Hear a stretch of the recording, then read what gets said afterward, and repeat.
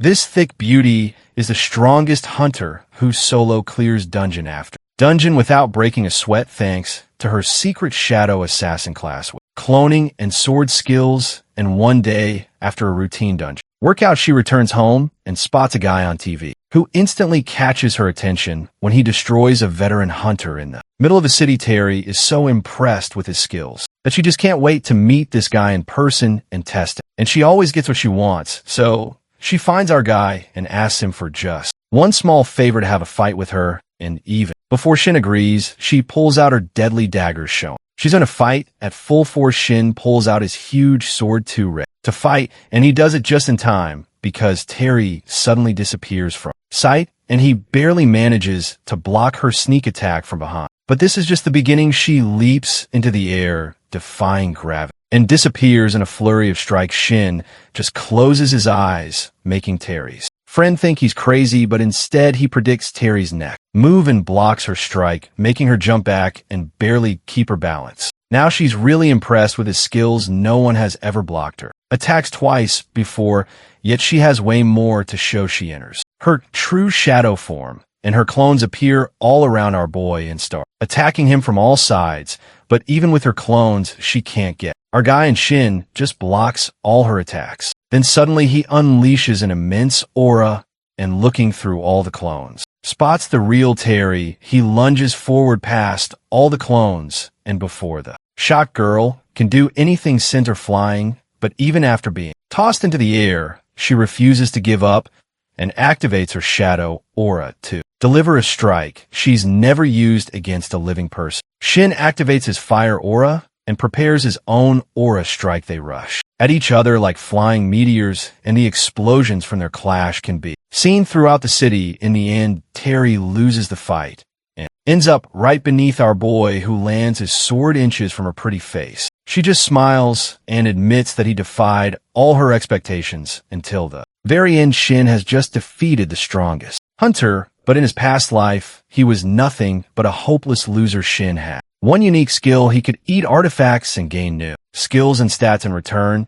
but he was still a loser because he didn't know how to actually eat an artifact. He tried everything but frying artifacts in a pan and trying to straight up eat them didn't work, so he lived as nothing more than a mediocre awakener, clearing low-level dungeons for years. By the time he finally figured out how to eat an artifact, he was already 40 years old and hopelessly behind his peers. Then one day, after clearing a dungeon, he finds a mysterious book that, after consuming it, allows him to regress back in time. The next moment, he wakes up in the apartment where he used to live when he was young, and as soon as he realizes what happened, he grabs the only artifact he has at home, a low-rank venomous dagger, and starts the devouring process. His system informs him that he is entering the gap of consciousness. The gap of consciousness is basically the space that helps him devour an artifact. As usual, Shin feels quite nervous coming here because it's like a surprise menu waiting for him. The next moment, he sees a whole chicken cooking in a pan. Finally, the pan is placed in front of him, while his system informs him that the preparation to absorb the dagger has been completed. He looks at the rotisserie barbecue chicken drizzled with olive oil. He's glad to see a normal dish in front of him instead of something weird to represent the dagger. With that, he starts eating the chicken, thinking that he could always devour artifacts if they're served like this. With that, the absorption begins. He permanently acquires 2 points of agility. Not only that, he also acquires the skill Demon's Bash. Then his system informs him that after the absorption of the artifact, it will disappear permanently. With that, he's back at his home. He regrets a little about the dagger being gone, but consoles himself that he wasn't going to use it anyway. The important thing is that he got the skill he wanted. Now he should go. Meanwhile, at Dungeon 85 in Team Yoon's squad, someone approaches the team leader. Yoon asks the reason for the Porter Group leader's visit. The Porter leader explains that one of his team members has left the job. He was a newcomer named Shin, our hero. At that, Yoon consoles him while saying that he shouldn't worry about Shin because he's going to join the players. The Porter team leader is quite baffled to hear the news. Yoon himself has approved this and even asks whether the Porter leader has any problem with it. The Porter leader explains that Shin has just recently awakened and hasn't even completed the player academy. It has never happened before that Yoon added someone like Shin to his team. Besides, there's a risk of imbalance in his own team due to issues in work distribution, so Yoon firmly calls the team leader and asks whether he hasn't taken care of everything, including his team and the contribution system. His response shocks the porter. Leader, who apologizes when he walks away, Yoon's subordinate, praises him for shutting down the porter leader, but also expresses curiosity as it's unusual for Yoon to accept someone like Shin into his team. Yoon laughs at that and explains that he can use Shin as a sacrifice. If anyone needs to die, Shin will die. That'll also shut the porter's mouth. Besides, he believes that as a level 1 player, Shin won't be able to continue anyway. His subordinate understands him. At that moment, Shin greets them and introduces himself. The porters glare at him with hateful eyes. Shin is very nervous under everyone's stares, but he thinks that they could at least bother to hide their expressions. Then Yoon greets him back with a quip saying that he thought Shin is going to be late on his very first day as a player. He then notices that Shin has a great sword as his weapon. Shin sheepishly answers that he studied a lot of videos on longsword techniques. Yoon reminds him that the longsword is the hardest kind of sword to wield. Shin replies that he's confident he can at least protect himself, so Yoon should trust him. Then Yoon enthusiastically puts his arm around Shin's shoulder, expressing that Shin has spirit just like him. He then exclaims and orders his team to start the dungeon raid. With that, they enter the dungeon while Yoon instructs Shin to stand by at the entrance once he enters. Everyone discusses how many monsters they're going to kill. However, Yoon keeps his eyes on Shin with a thoughtful expression. He scorns the fact that Shin studied sword fighting through YouTube. He thinks Shin has become arrogant just because of his awakening and get player rank. He assumes Shin has a death wish, but either way it still fits into his plan because this orc dungeon is famous for being the wailing wall for newbies. Yoon grins, evilly thinking Shin is going to realize his place very soon. But later his grin twists into a grimace of shock the moment he finds the corpses of numerous orcs killed by Shin, forcing him to question Shin's real identity. Orcs are fictional creatures often seen in fantasy universes. Most of the time people assume them to be weak compared to mighty beings like dragons. In this regard, orcs are seen as chaotic, stupid, and inferior. This is precisely why new players often underestimate them and rush in, thinking they can easily defeat them. One such player now charges at an orc, casually assuming that an orc's fighting style is simple, but in the next instant, the orc grabs the player, standing an average of 250 centimeters tall and weighing 180 kilos. This physical disparity is their main advantage, giving them the upper hand over humans. It's for this reason that orcs have earned the nickname the Wall of Lament. Now Yoon is seen leading his team inside the dungeon. One of the senior players reminds Shin that he won't receive any special treatment just because he's new. The porter leader, meanwhile, holds a grudge against Shin for becoming a player immediately after awakening. Shin simply smiles and assures them that he'll do his best, earning only a scoff from the senior. Then Shin pauses for a moment and asks whether he can fight on the front lines if he's on his own, which momentarily baffles the senior. Before he can answer, he spots an orc behind them. Shin is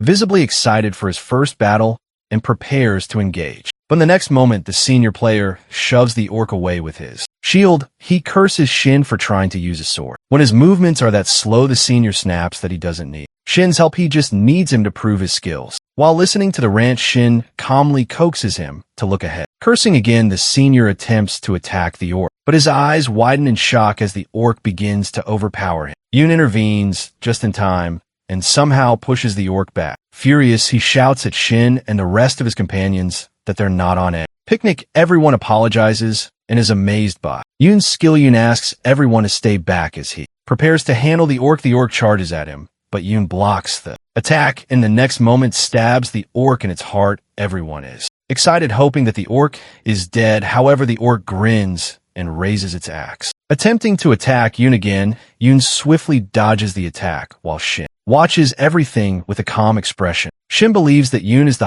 highest level player in the team, but in reality, Yoon is only level 50 and struggles to hit the orc. Yoon tries, this time successfully stabbing the orc. The orc falls, leading everyone to believe it might be dead. The team is amazed to see Yoon kill an orc on his own. Yoon instructs everyone to move ahead, but his command is interrupted when they witness a mass of orcs charging toward them. Panic sets in as they see the incoming orcs, and they turn to Yoon for guidance. Yoon suggests retreating for the safety of the team, knowing that he's struggling to defeat even one orc and an entire army is approaching. Shin, however, surprises everyone when he offers his services to fight the orcs. The others think he's gone crazy. Yoon tries to reason with Shin, telling him that while he's excited about his awakening, but he should be more cautious. But Shin ignores Yoon's words and dashes toward the orcs. The others warn him that he's going to get himself killed. However, with a swift, decisive swing of his blade, Shin kills one of the orcs. Splitting it in two, everyone is shocked to see that a newbie managed to kill a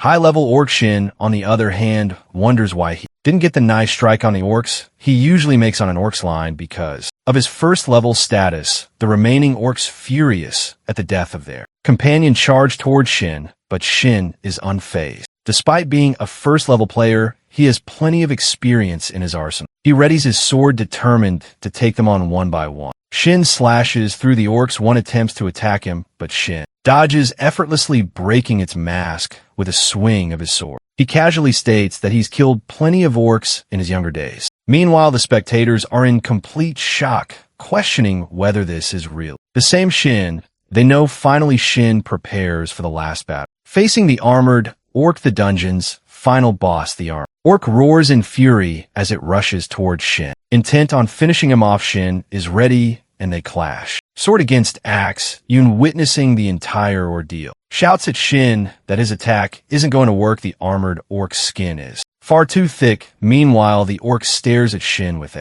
glint in its eyes. Shin thinks it's just being dramatic. It's time for Shin to use his newly acquired skill, Demon Bash. When the orc places its weapon on Shin's shoulder, he tells it to stay. Still with a smile, the orc yells, but Demon Bash stuns him. For a moment, therefore, in the very next moment, it's flat on the ground, knocked down by Shin. Yoon and his minions are left stunned. Unable to believe what they're seeing, the corpses of the orcs in front of them are taken down by a player who awakened just 3 days ago, which seem almost unreal. Yoon thinks about Shin's hindered skill. Referring to Shin's Demon Bash skill, he remembers that even top-ranked players only manage to activate the skill for 1.5 seconds. And yet here's Shin, already amazing with a great sword, claiming he learned how to wield it just by watching YouTube videos. He makes a mental note to ask which videos he watched. He's completely flabbergasted to realize that Shin actually used hindrance against a full armored orc. Meanwhile, Shin levels up. Not only that, he also receives an F-rank title tagged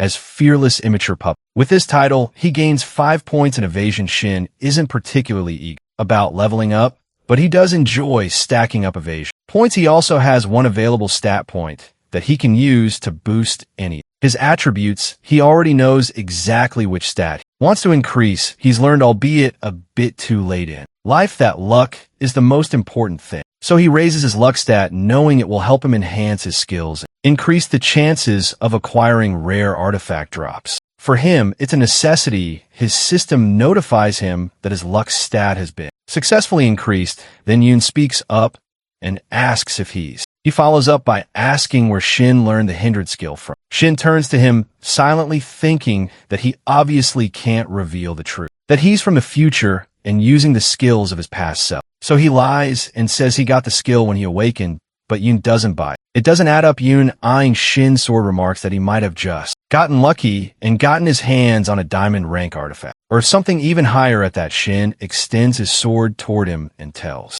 Yoon to check for himself. Yoon agrees and takes the sword. He inspects it closely. It's a faded great sword, which is a completely ordinary weapon.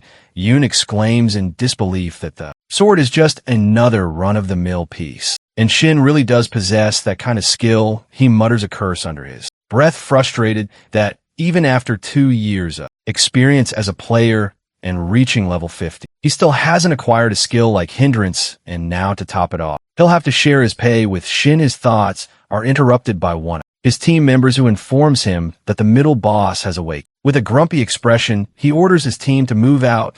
Then he turns to Shin, thanks him begrudgingly for taking care of the minions, but warns him not to overstep again because he won't be able to win against the demon orc they're about to face. At that, Shin smirks, suddenly remember the real reason he joined this party after returning back in time. He then addresses Yoon and challenges him, asking if he's scared that Shin might actually have the skill to kill the demon orc on his own and claim the artifact. He chuckles, adding that it would only be fair since rewards are distributed based on each member's contribution. The artifact Shin is referring to is the Crimson Stone, which can only be obtained by defeating the demon orc. The catch, however, is that no one really knows whether the Crimson Stone will appear or not. Not until after the fight, because it rarely appears, but Shin knows with certainty that this particular demon orc will drop the Crimson Stone. In his past life, his team had failed to defeat the demon orc. Another team managed to kill it instead and walked away with the Crimson Stone. Back then, Shin sat with a defeated expression watching the other team cheer and congratulate their leader for acquiring the Crimson Stone, an artifact capable of fetching an enormous price. But what caught Shin's attention even more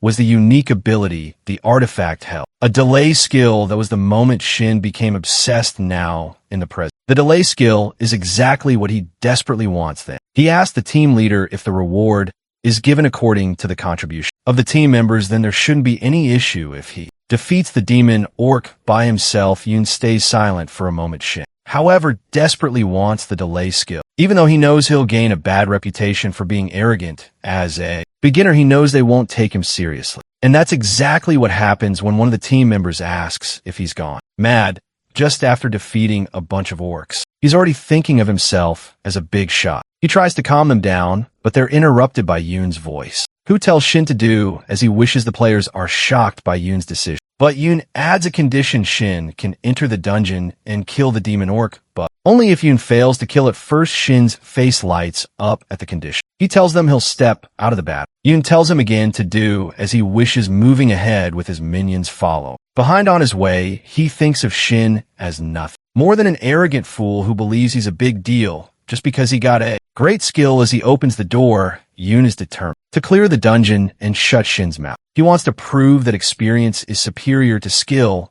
He opens the door, and his system notifies him that he has entered the room of the middle boss. There stands a formidable middle boss named the Bloodthirsty Demon Orc. Yoon orders everyone to prepare for battle while looking at the boss. He recalls the information he received claiming that this boss is easier to defeat. He instructs his team to form a circle around the boss and attack from the rear. He scoffs at Shin's wish to defeat the demon orc solo, determined not to give Shin any chance. He rushes toward the boss, exclaiming that he's taking the lead. Moments later, he's thrown to the ground, his head injured and bleeding. Yoon gets up dazed, wondering what exactly just happened. Shin, watching from a distance, thinks he had assumed they'd retreat, but instead, they foolishly charged at the demon orc head-on. He remembers that the defeat last time happened for the exact same reason. Yoon's team members look at him, asking what they should do next. One of them reminds him they'll die if they continue like this. While looking at the orc, Yoon recalls the previous one, which had also been unexpectedly strong. He regrets relying on false information from a market. He then turns to his team and orders them to retreat for now. When they see the smiling face of our boy,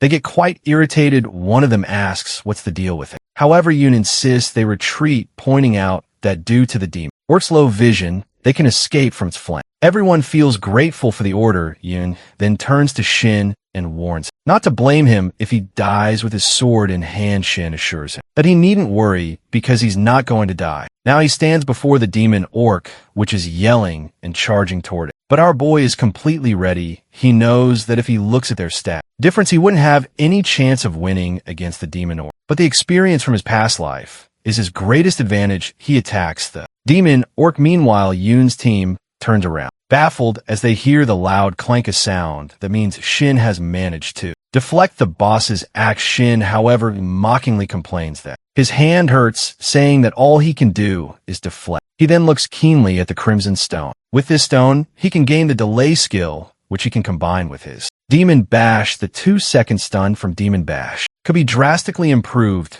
with the delay skill. Not only that, he's sure his main skill, Devour Artifact, can help him combine different skills. This is why he gets the idea to combine his Demon Bash with a skill that can increase the stun effect, potentially allowing him to achieve an infinite stun while fighting. He realizes that the delay skill is key to making this possible. He then challenges the demon orc to come at him.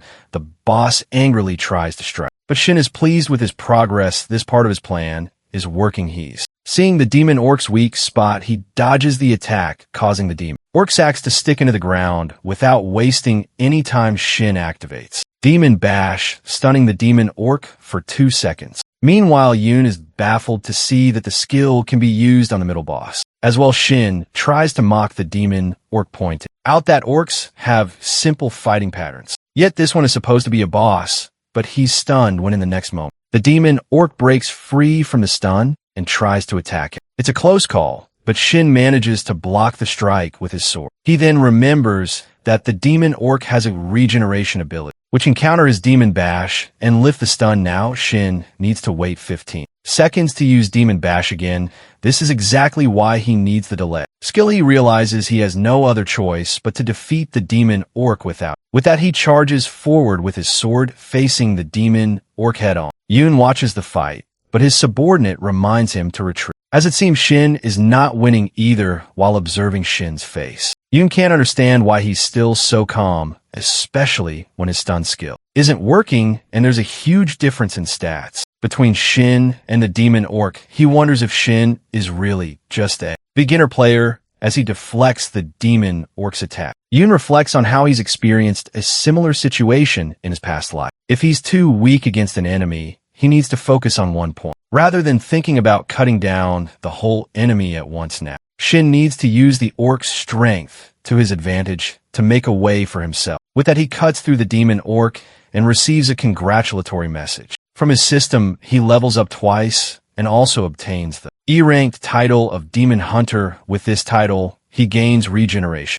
abilities 5 times faster. Looking at his system, he feels relieved to get the 2 titles of benefit of being a solo player. Then he looks at Yoon and his team, who are completely speechless for a while. Seeing their reactions, Shin knows what he needs to do to avoid an awkward situation. He dramatically shouts that he almost died. He credits the leader for inflicting enough damage on the demon orc. The blonde one asks the leader when he was able to damage the demon orc. At first, Yoon doesn't understand what's happening. Shin knows that Yoon isn't stupid enough not to grab the chance to preserve his honor in front of his team while looking at the Crimson Stone. Yoon understands that he needs to keep his promise. He turns to his team and exclaims that now they've defeated the middle boss, they need to prepare for the final boss. Everyone complies. After a while, they ascend the stairs, commenting that there's no way a newbie like Shin can defeat the boss on his own. One member wishes they had a stun skill as well, but another reminds them that it won't work on bosses. Once they're gone, Shin grins as he looks at the Crimson Stone. It's time to activate it. He examines the stats of the Crimson Stone,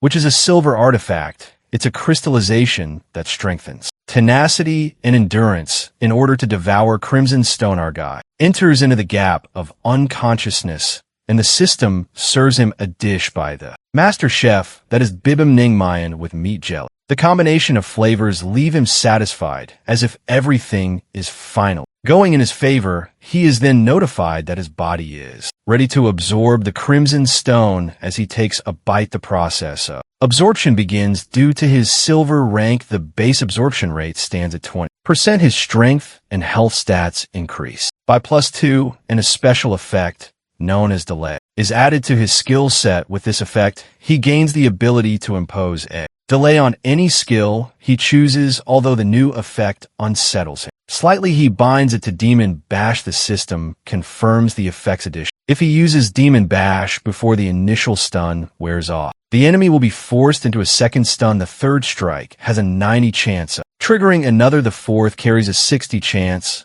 and by the fifth, the probability drops to 30%. When Shin gets back to consciousness, he's filled with satisfaction. He once believed a guaranteed 4-second stun to be only theoretical, but now it's proven real. Just then, Yoon approaches him, initiating a conversation. He informs him that the boss room lies just ahead, where the orc berserker awaits. When our guy offers to join, he surprisingly declines. He explains that as a leader, it would be irresponsible not to utilize someone with Shin's capabilities. With a firm handshake, he invites him to cooperate. Our guy agrees, but keeps his conditions unchanged. Yoon accepts. Just then, a player reports that the group is ready to proceed. Yoon nods and tells everyone to stay. Sharp, our guy, notices the blonde player's scowl and finds it puzzling. To raise morale, Yoon reminds the team that they're nearly done and suggests they go out for drinks afterward. At Dungeon 85, the final boss room, the orc berserker appears, terrifying in stature with massive fangs. and wild hair obscuring its face, Yun offers to enter first, but Ardu steps forward, insisting they go in together. The boldness in his tone stuns the others instead of listening his leader. He charges while thinking that, unlike demon orcs or berserkers have, lower resistance to skills with calm, controlled attack stun should be achievable. The orc berserker lunges. At that moment, Shin questions if he was truly the one who spoke so confidently. As a child, fear ruled him. In adulthood, survival consumed him. But now he refuses to live the same way. He must change and prove it. Here and now, with everyone watching, our guy unleashes a single devastating slash, nearly cleaving the boss in half. Yun watches in awe, calling him a monster. Shin announces the enemy is stunned for 4 seconds. He activates the demon bash. Skilly tells the others to charge in and unleash everything they have. The orc berserker writhes in agony as blows rain down on it. Finally, the orc berserker is defeated, and Dungeon 85 is cleared. A player with a shield remarks on how easy the dungeon felt. Another credits the victory to the stun effect. In the back, the porters gossip among themselves, wondering if Shin already has a personal porter. One of them plans to ask, but another, hoping to do the same, protests the system, then informs him that he has leveled up and earned the title. Overwhelming power, rank D. This title extends all his status effects by 10. He reflects on how many titles he's collecting, something he never achieved in his past life, yet even now it pales compared to one man. Doug Young-soo, the Ghost Blade, the complete sword, Korea's strongest swordsman, just 2 years into the era of players. Doug Young-soo surpassed level 500 in Shin's previous life. Doug Young-soo was untouchable, but this time he intends to catch up, if not surpass him. Fueled by determination, our guy stretches. Yun approaches and praises his efforts, handing him a reward item. Surprised, he accepts it and asks what prompted the gift. Yun explains that our guy carried the team and that the item, a bronze rank artifact, wasn't valuable enough to hoard. Blunt, as always, he jokes he wouldn't have given it away if it were worth much. But inwardly, Yun is aware that Shin is now on a different level and likely won't be part of their team for long. The realization stings. From a distance, the blonde player watches the exchange, seething with jealousy. After years of loyalty, he feels discarded to him. Shin is just a newcomer who got lucky. His rage bubbling over, he takes out his phone and mutters that the two should die together. He makes a call the next morning back in Shin's apartment in Sampa District. Jam Seldom. He feels content, while most porters earn only $200 per day. His bank account holds 6 million. Clearly, Yun had paid him more than double, with a bonus item as well. That item, the Berserker Ring, is a bronze artifact with the effects lighten and strength plus 10 normal. Dropped by orc berserkers, the ring amplifies blood rage. To use it properly, one must spend 1 mana per second, reducing the combined weight of all equipped artifacts to 1 kilos. Our guy now understands why it's only bronze tier. Most players would deplete their mana before even swinging their sword. But he isn't most players, though. It took him 50 years in his past life to realize his strength. He now uses every lesson to his advantage. He knows that artifacts needing mana usually carry penalties, but once devoured, those penalties are overwritten, their effects stay, but the mana costs vanish. Excited by this realization, he prepares for another one of his signature mukbang challenges. The mana synchronization with the Berserker Ring has already begun, and he doesn't care about the risks. To him, every new skill is a step forward. Meanwhile, in a private club in Gangnam District, Seoul, the yellow-haired player furiously claims he wasn't lying about the 4-second stun. A man sitting across from him asks it. He's raising his voice. Instantly, the player falls silent. The man asks why he should care. When pressed, the player denies seeking revenge, claiming it's only business, but the man sees through him. His companion, a woman, whispers something in his ear. With a cold smirk, the scarred man turns back and slashes the player's ear. He reminds the trembling player that they are not his servants. As he pours liquor over the wound, he declares the man will pay. His voice, his loyalty, everything by the worth of that ear. And then with cruel calm, he asks again about our guy. The next day at the Jamshil 4-3 training grounds, Shin finds himself sitting on a staircase while thinking about the foul taste of cold cucumber soup. The taste does not appeal to him, although he continues eating because it is the only thing available after his return from the Berserker Ring. His stomach rumbles from the flavor, yet he remains optimistic since he believes that there is always light waiting at the end of a dark tunnel. but now he twirls his great sword with ease, feeling how much lighter it has become. That is due to the lightweight effect from the Devour artifact skill. The skill no longer consumes mana, and although the penalty has halved its overall effect, every artifact he carries now weighs only 100 grams. This passive advantage convinces him to stick with the great sword for now. When he checks his player information, he sees that he is at level 7 and currently holds 3 titles. He has no constellation yet, but he does have an exclusive skill known as Devour Artifact, and he has already consumed 3 artifacts. His stats show that he has 324 horsepower and 32 MP, and his experience points stand at 307. He knows that gaining the attention of a constellation is essential for his growth. Yet a player can only have one, therefore he must be cautious in choosing. Ideally, he wants one that aligns well with his best attribute, which is luck. However, he also understands that his current stats may not be enough to attract a constellation's interest. So for now, all he can do is train. Then he stands in front of 100 train dummies and prepares to continue building his strength. Later, a car speeds through a road, and our guy steps out, barely able to stand straight. 3 days of constant training followed by a long-distance drive has taken its toll. He thinks the exhaustion might kill him, but there is one reward that he has gained: a new passive skill called ambidextrous sword training. It increases his adaptability with all swords except for daggers and one-handed long swords,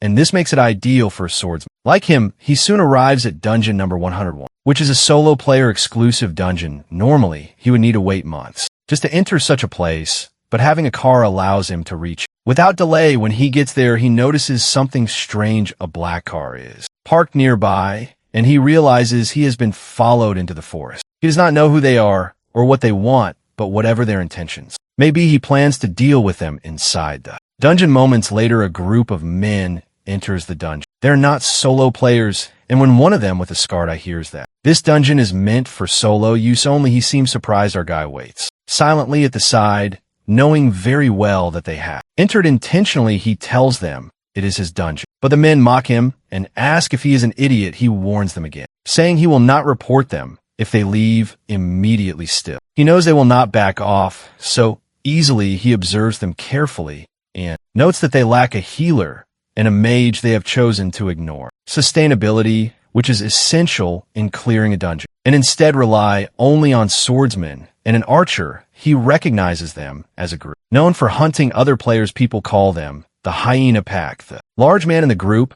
mocks his confidence, and the archer remains cold and alert. Shin remembers that they are eradicated by the Players Association's constant surveillance. He looks at the archer and remembers that he is the most difficult to deal with. Our guy remarks that they should hurry up and start fighting. He tells them that if he needs to get rid of bodies, there is no better place than a dungeon. This provokes the group. The man with the scarred eye suggests taking him out the easy way, and the large man says that tearing his mouth off would be easy enough. Our guy stays calm and urges them not to waste his time. He wants them to attack all at once. When they do, he reacts immediately to him. Dungeons are places where the rule of survival of the fittest truly applies. Monsters constantly try to kill him, and players seek artifacts with the same desperation. There are no rules inside a dungeon, and death comes easily. His past life taught him this lesson, and while unleashing his sword, he understands that killing here means surviving. With that in his mind, he charges at the group,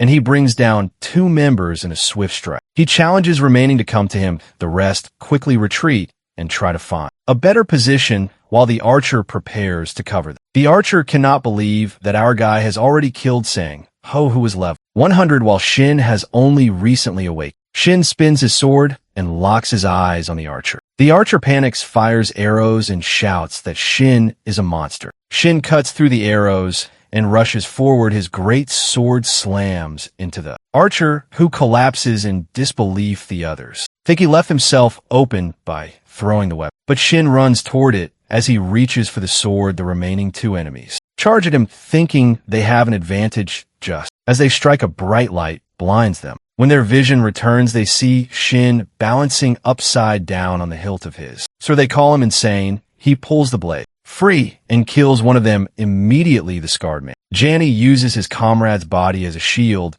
but it makes no difference. Shin cuts them down without hesitation as he watches the scene unfold. He concludes that these people are likely organ traffickers who are chased the power of mana stones through forced transplants. He realizes they do not operate on trust, but on greed. They are not here as a party, they are here for profit, Janny tells him. That knowledge will not save him, yet Shin remains composed and calm. Replies that he was only curious. He activates a skill called Demon Bash, and Janny is stunned for 4.4 seconds. He cannot believe that the light wounds he received earlier now matter, and the skill punishes him through them. Shin tells him it is already over. Janny becomes increasingly confused. He has always been the predator, luring new players, earning their trust. And in killing them now, he feels fear, and he realizes what it means to be hunted. Shin asks him if this is the first time he has ever felt fear. Blood soon soaks the ground after the fight. Shin wipes the blade clean and tells himself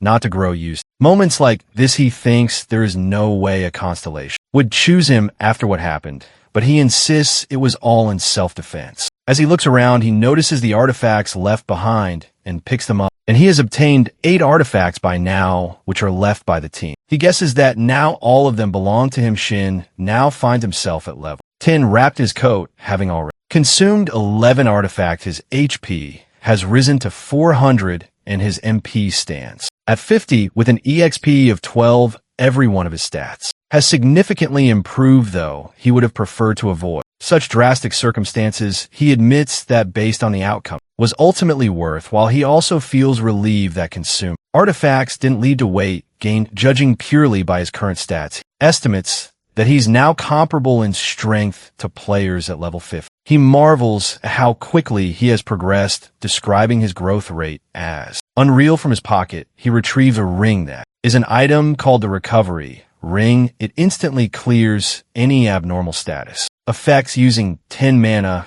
though reusing it within a minute doubles the mana cost. He recalls that the large opponent who charged at him earlier had worn this exact ring. That encounter had caught him off guard, and he realizes now that relying solely on his stun attack back then could have ended badly. It's a mistake he vows not to repeat. The mana synchronization process linked to the ring initiates within Dungeon No. 101, specifically on the internal access road. Goblins begin to emerge along that path. One of them suddenly senses movement, and it's Shin approaching quietly to earn the coveted Lucky Day title. The condition is brutal. Eliminate 500 monsters with his eyes closed. The goblins seem puzzled by his behavior, but one suddenly notices his gleaming sword and begins to drool with anticipation. Shin, now more alert than ever, is surprised by how clearly he can sense his surroundings. He's tuned into the faint airflow and every subtle noise around him. Staying completely focused, he reminds himself that he's got this. Looking more composed and alert, can even hear the water droplets echoing around him. More sounds follow, and he prepares for combat. A goblin charges, but with a single precise slash, our guy cuts it down effortlessly. Blood splashes across the area. Though shocked at first, he admits the thrill of battle feels satisfying. Another strike is incoming, and he senses it just in time and deflects it. He even manages to catch an arrow midair, leaving the archer goblin stunned. Shin reflects briefly on how recently he was in a dire situation. Yet that experience helped sharpen his senses. Now, those very memories guide his instincts. With newfound confidence, he taunts the goblins to attack. A mob swarms him, but he moves like a whirlwind, slicing through them with ease. Heads roll, blood coats his sword soon. Only one goblin remains, trembling in fear, already accepting its fate. Shin's blade drips crimson as he stands in a pool of blood. He's leveled up.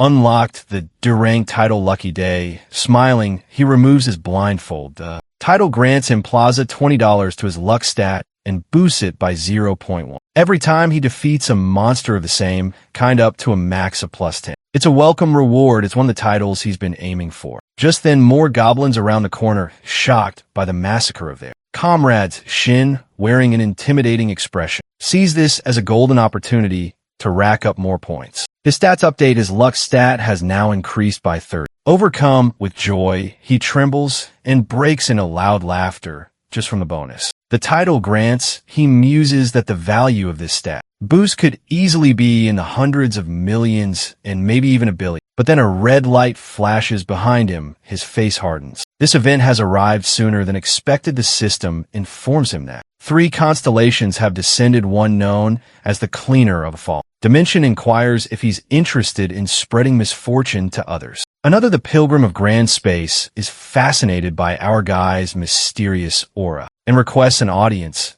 And finally, the Goddess of Luck smiles warmly as she extends her hand toward him. Shin mentally notes how sudden their appearance was with a grin. He wonders aloud what the constellations thought of the little show he just performed. Unexpectedly, the Goddess of Luck begins to step toward him. Our dude, looking at 3 constellations, begins to question whether he's grown too confident, though he hasn't encountered such circumstances in his previous life. He thinks that perhaps he should trust himself more. Something about the situation suggests that he's no longer the same uncertain man he once was. The Goddess of Luck appears, intrigued by him. She tells him that she has never before witnessed a swordsman so favored by fortune. When Shin responds that people often call him lucky, he secretly feels relieved. The attention from the constellations comforts him. It suggests he's on the right path. Among them, the Cleaner of a Fallen Dimension praises his hidden cruelty, a trait admired among slayers. Our guy suspects that this interest might be due to how quickly he eliminated the goblins. At the same time,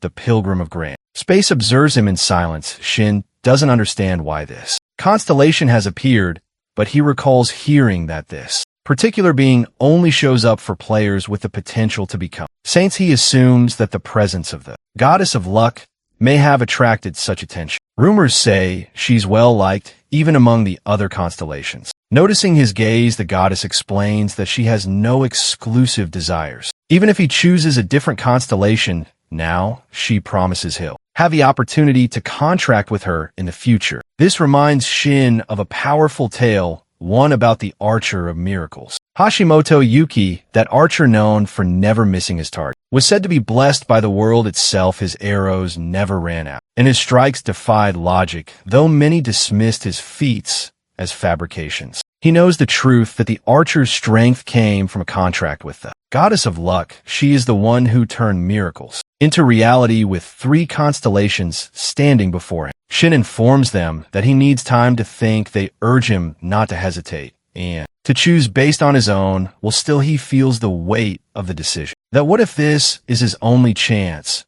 And what if no others ever come? He reflects on his past life, where during his first 10 years, only one constellation reached out to him. The late bloomer student. That appearance had felt like salvation after years of suffering. Though it sparked hope, nothing changed until he turned 55, when the contract finally allowed him to regress. For that he is grateful. But it also means he may never get another second chance. He reminds himself that this time he must choose wisely. Faced with 3 paths that are holy powers, destruction or luck, he takes a deep breath and makes his decision. He presses the accept button. The contract with the Goddess of Luck is sealed. She seems pleasantly surprised by his choice. The system informs him that even in death, the contract remains valid for 30 years. As the contract is completed, a being from another dimension silently watches. 15 friendly constellations appear to offer their congratulations and wish, while at the same time, 3 hostile ones, each of whom hope to form a contract with him, issue threats declaring their intention to hinder his progress. Shin feels confused by the sudden attention but chooses to let it go. He extends his hand toward the Goddess of Luck, and she accepts the gesture with grace. Praising his decision, another constellation, the Mana Dealer, echoes her sentiments, calling it a wise move. Soon after, the goddess asks him to make a wish. He's presented with 4 options. The first guarantees a critical hit with every attack. The second ensures that any artifact ranked unique or higher will immediately activate its abilities. The third grants a 100 chance of obtaining artifacts from mid-bosses and final bosses. And the fourth allows each level-up point to increase his stats by 2, instead of 1 additionally, if he's invested in luck. This effect will apply retroactively to all previous points. Our guy is stunned. Every option is absurdly powerful. The goddess looks proud, clearly pleased by his astonishment. The critical hits, the guarantee drops,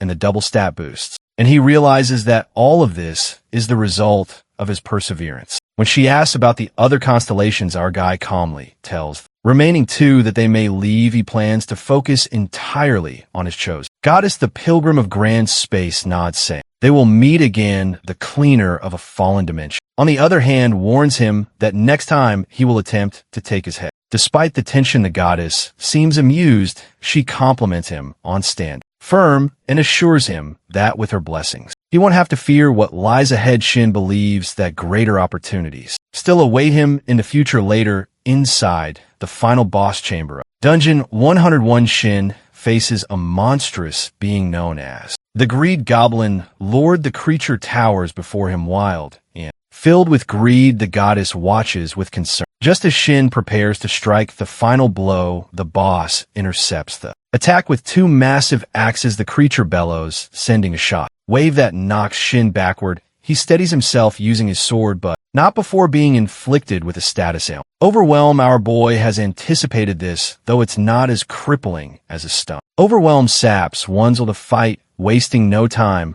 He activates recovery. Removing the debuff, the boss attacks again, cracking the ground, but is left confused by Shin's quick response. Though his defense skill doesn't fully immobilize enemies, it proves effective enough for a comeback, and it's time to test his luck with Overwhelmed. Deactivated. Shin seizes the moment. He slashes the Goblin Lord's shoulder and activates Demon Bash, stunning it for 2 seconds. He keeps track of the timer and adds another hit, refreshing the stun as the delay effect kicks and the stun duration increases. Again, blood splatters as Shin continues his assault. The system notifies him that delays the secondary effect has a 9 chance of activation and effects of stun is extended. Our guy is amazed that it worked for the second time too. Shin is in the middle of taking down the choking goblin swamp, and with one clean swing of his blade, he finishes it off. Right after that, he clears the dungeon completely, and his level goes up. He feels worn out, but he also earns a D-rank title. He's honestly really happy it's final. Over at that point, he starts thinking to himself about how first there were those thugs chasing him, and now this dungeon. He wonders if he's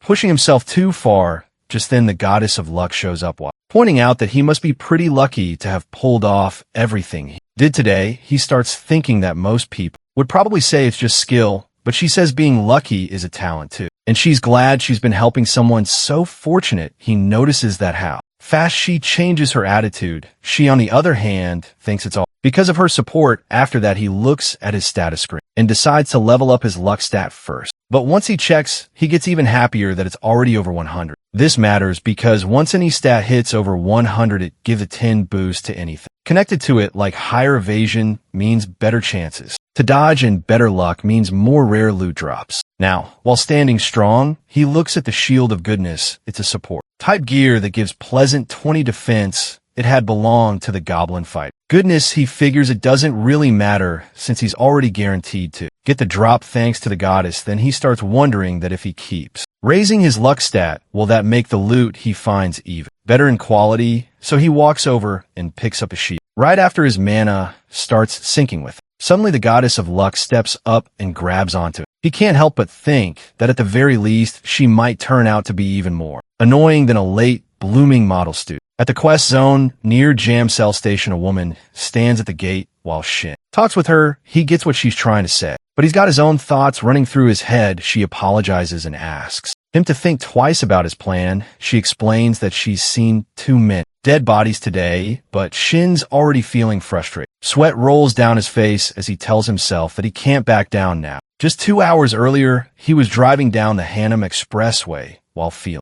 uneasy because of the shield he had picked up, one that belonged to a goblin. He's just glad he only ate some rice and kimchi in order to absorb the shield before heading out. As he drives, he notices the warning lights on the dashboard start flashing. He's caught off guard and starts wondering if he needs to buy a new car. Then his thoughts drift to more than just the car. He knows he also needs to move soon. Sitting at an awkward level in the rankings makes him more likely to run into crime. Living in fear isn't something he wants anymore. It'd be way better for him to stay in a player-only city where there's always watchful eyes and easy access to any artifact he might need. He figures it's time to look into second-hand gear too, something that won't drain his wallet and will help him out for now. Right now, what he needs most is money, and a lot of it he knows that there's only one place where he can earn that kind of money. The system that came with the player era brought quests along with it, and those quests are handled by a group that is the player association. As long as it's under their system, he knows he can make it work. So he rushes to the quest arena ready to go, but as he's speaking to the woman at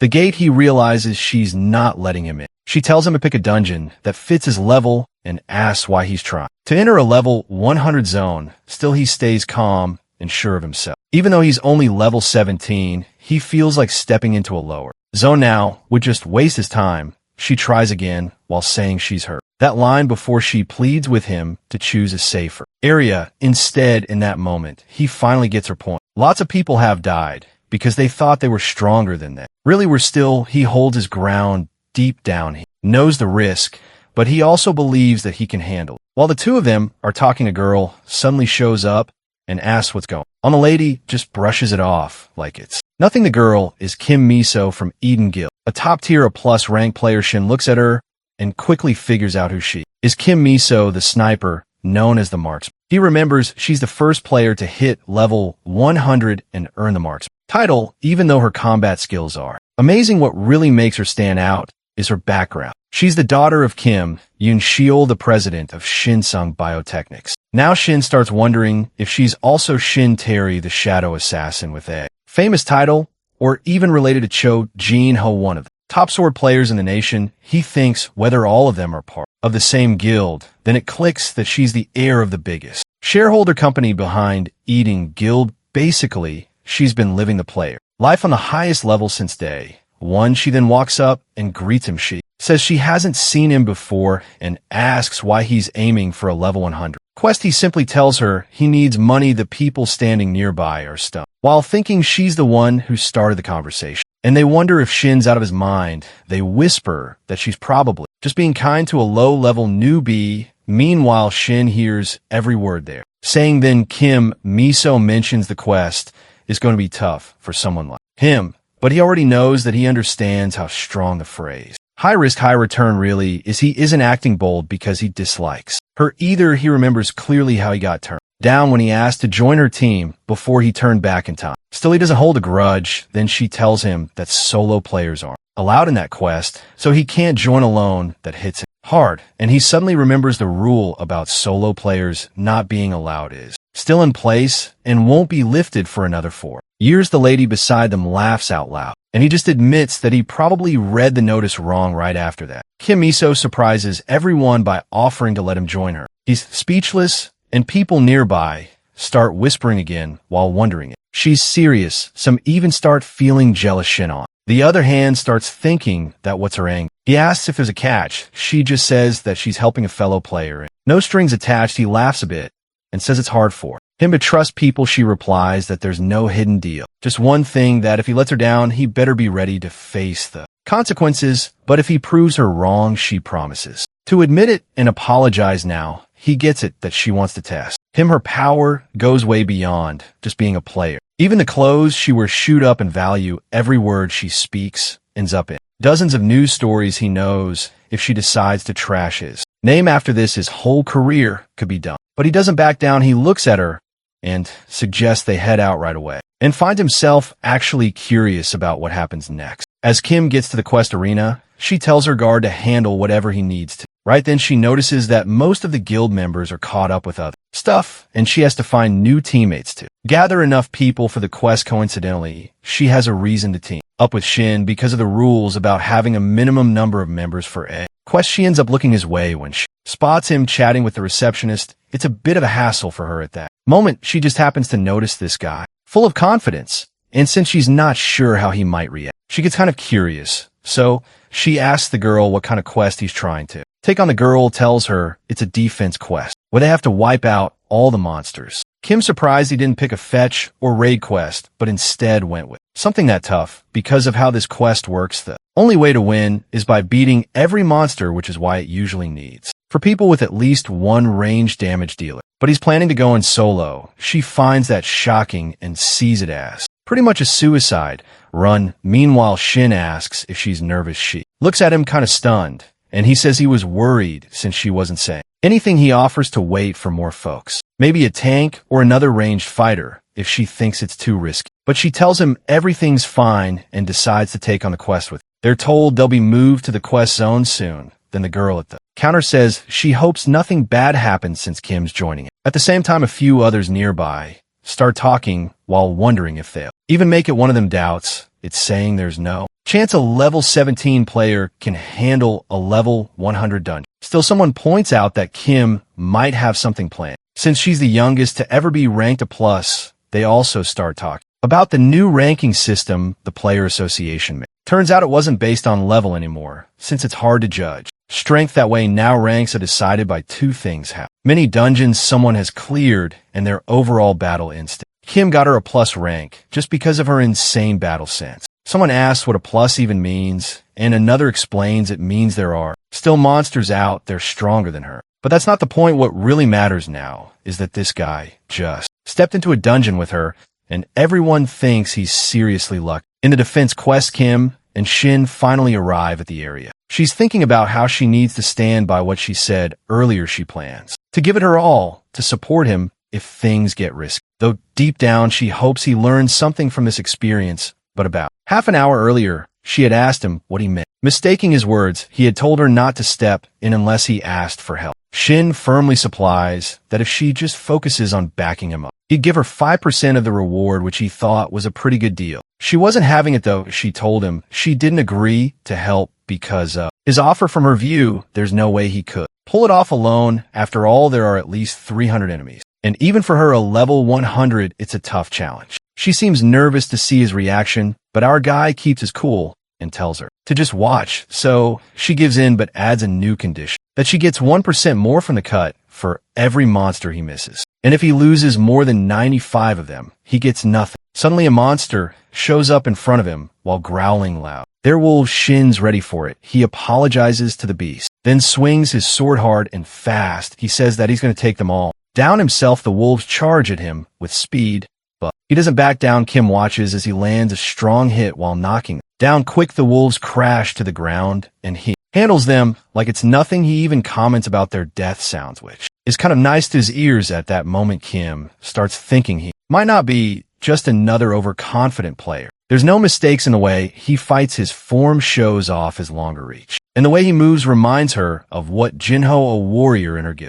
always talked about: a perfect mix of offense and defense. What impresses her more is how clean and efficient he is. He doesn't waste energy and drops several enemies with one swing. Still, she knows he's got a long way to go. There's just too many of them. And then all of a sudden, a big wave of wolves rushes in his direction. Even Shin starts thinking these aren't monsters someone at level 17 should be able to deal with. Then all of a sudden, Kim realizes something feels off. She starts thinking that why aren't any of the monsters moving? She's shocked and wonders if they're all stunned, and if Shin is the one who used some kind of stun skill, actually referring to his demon bash skill. As she watches him slicing through the wolves, it hits her that it is definitely a stun technique. Anyone paying attention could tell. Even though he's playing it safe, the stun seems to last around 4 seconds. If that's true, he's got more than enough time and power to wipe out every last monster. She stares at him while trying to figure it out that who even is this guy. Meanwhile, Shin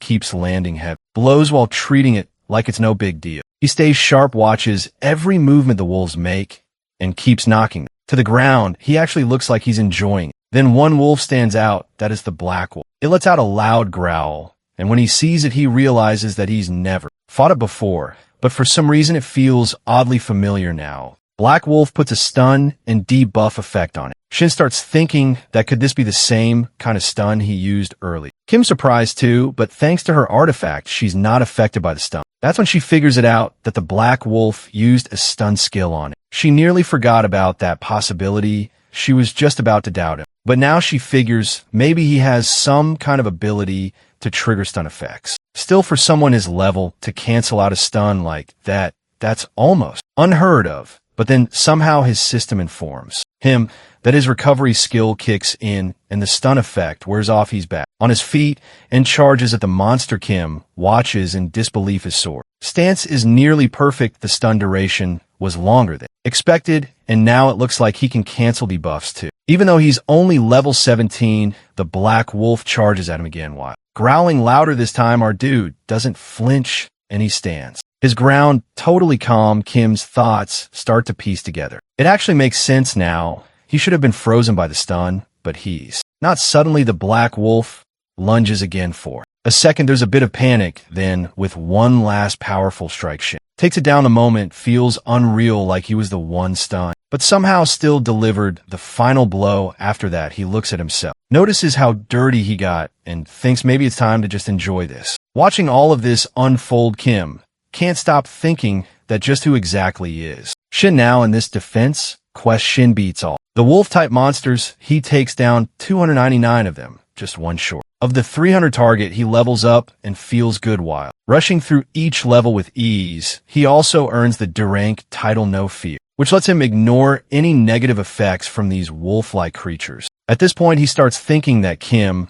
might finally trust his skills. She watches him, clearly impressed, but still a bit cold. He knows that he has to keep putting on a show, so he gets ready for the final round. Then a huge wolf appears in front of him. It's the final boss, the full moon wolf. Lordy steps forward with a strong attack. While remembering that random strikes seem to work best against this boss, the wolf growls again, but he stays focused. He knows that after 30 years of his past life, he knows every move the boss makes. Still, he feels sorry for having to hit it. He lands a heavy blow with his sword and tries to use his demon bash skill. But unfortunately, the boss resists it. His demon bash doesn't go through. That's when he realizes that the wolf strength comes from being a level 100. Boss, meanwhile, Kim watches him closely. She notes that he has a way to avoid the stun effect, and she's surprised at how easily he swings that huge sword like it weighs nothing back in the fight. He keeps attacking the boss with full energy. The wolf dodges many of his strikes. Then suddenly the wolf lets out a loud growl. Without missing a beat, he goes in for one last powerful hit with his sword. The wolf manages to dodge the strike, but Shin is already familiar with the wolf lord's unpredictable move pattern. He realizes that he knows all its tactics. Meanwhile, Kim starts to understand something deeper, that the most annoying thing about Shin is his constant need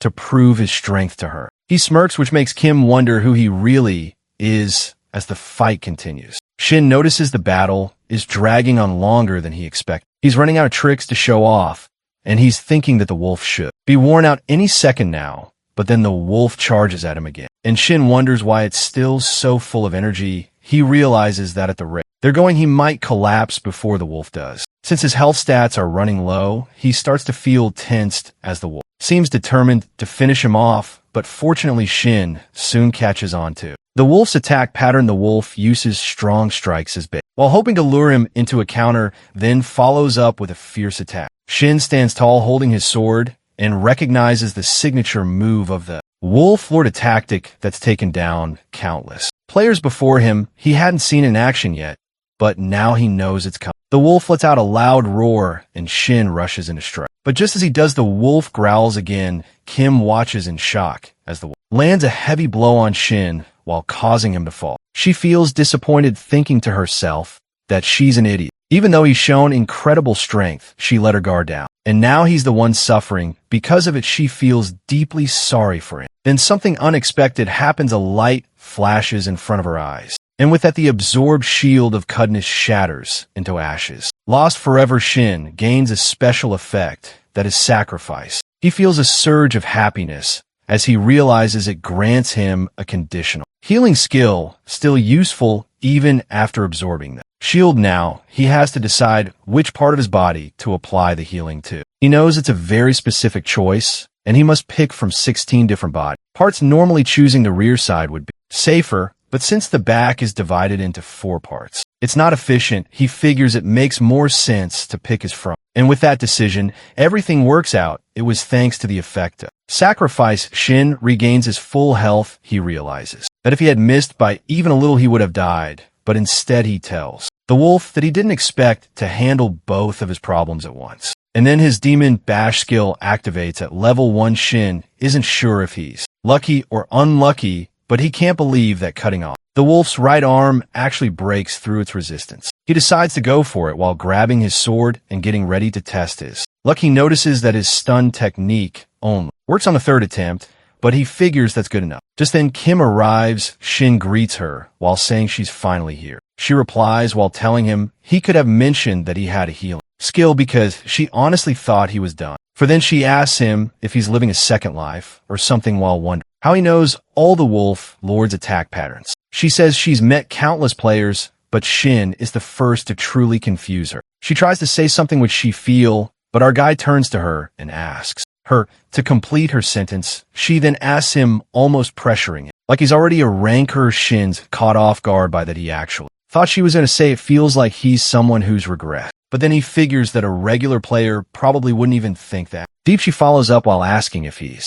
planning to finish the boss. So he steps up in front of the Wolf Lord, and with that hesitation takes him down. After the kill, he earns a C rank title and unlocks a new skill called Face Off. The skill kicks in when the target is completely alone, no backup within 5 meters, and it boosts all of his stats by 20. Now Shin wonders if his first C rank title is actually meant for solo fights. He's pretty pleased with it. Kim notices and points out that it looks like he got his title. He's surprised and asks if she's cleared this stage alone before. She admits she has, but also confesses that it was only possible because of her artifact. Shin responds while saying that get the right artifact still takes skill. She thanks him for the compliment though. She adds that her item cost over 200 billion won, and it's not really fair to compare herself to someone using a regular sword. But then while brushing that aside, she suggests he test out his new title. Our boy doesn't get it at first, but then Face Off activates Kim's standing alone, now within the 5-meter range, and no one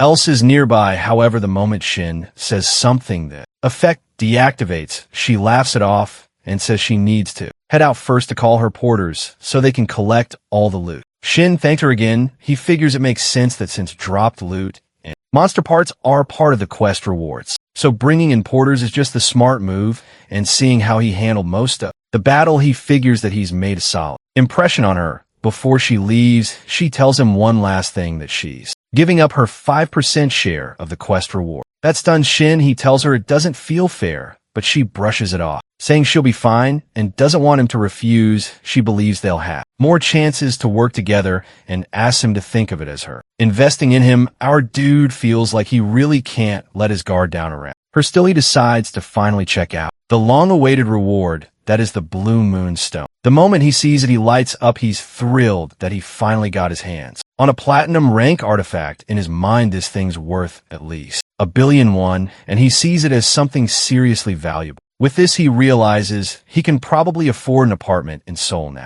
Then the Goddess of Luck tries to get some credit while asking if he believes in her now after tasting success like this. But he doesn't give, and he thinks it's his own luck that brought him here, not hers. Just then the one with the torn lips complains about how unfair is luck. Soon after, Shin finds out that the player system has actually suggested kicking the Goddess of Luck out. She puts in a request to the constellations linked to the system, while asking them to vote. While the voting is going on, there's also a decision made that the one with ripped lips can no longer act as a constellation. Meanwhile, Shin turns his attention back to the artifact. Since it's platinum rank, he figures he'll be able to absorb about 40 of its stats. While he's staring at the Blue Moon Stone, he notices its special effect, something called the Lingering Effect, which boosts health recovery and regeneration 5 times over. In short, under full moon, he's basically untouchable when it comes to fighting dogs. Then the mana sinking between him and the artifact kicks off. In the quest lobby, he now stands at full power.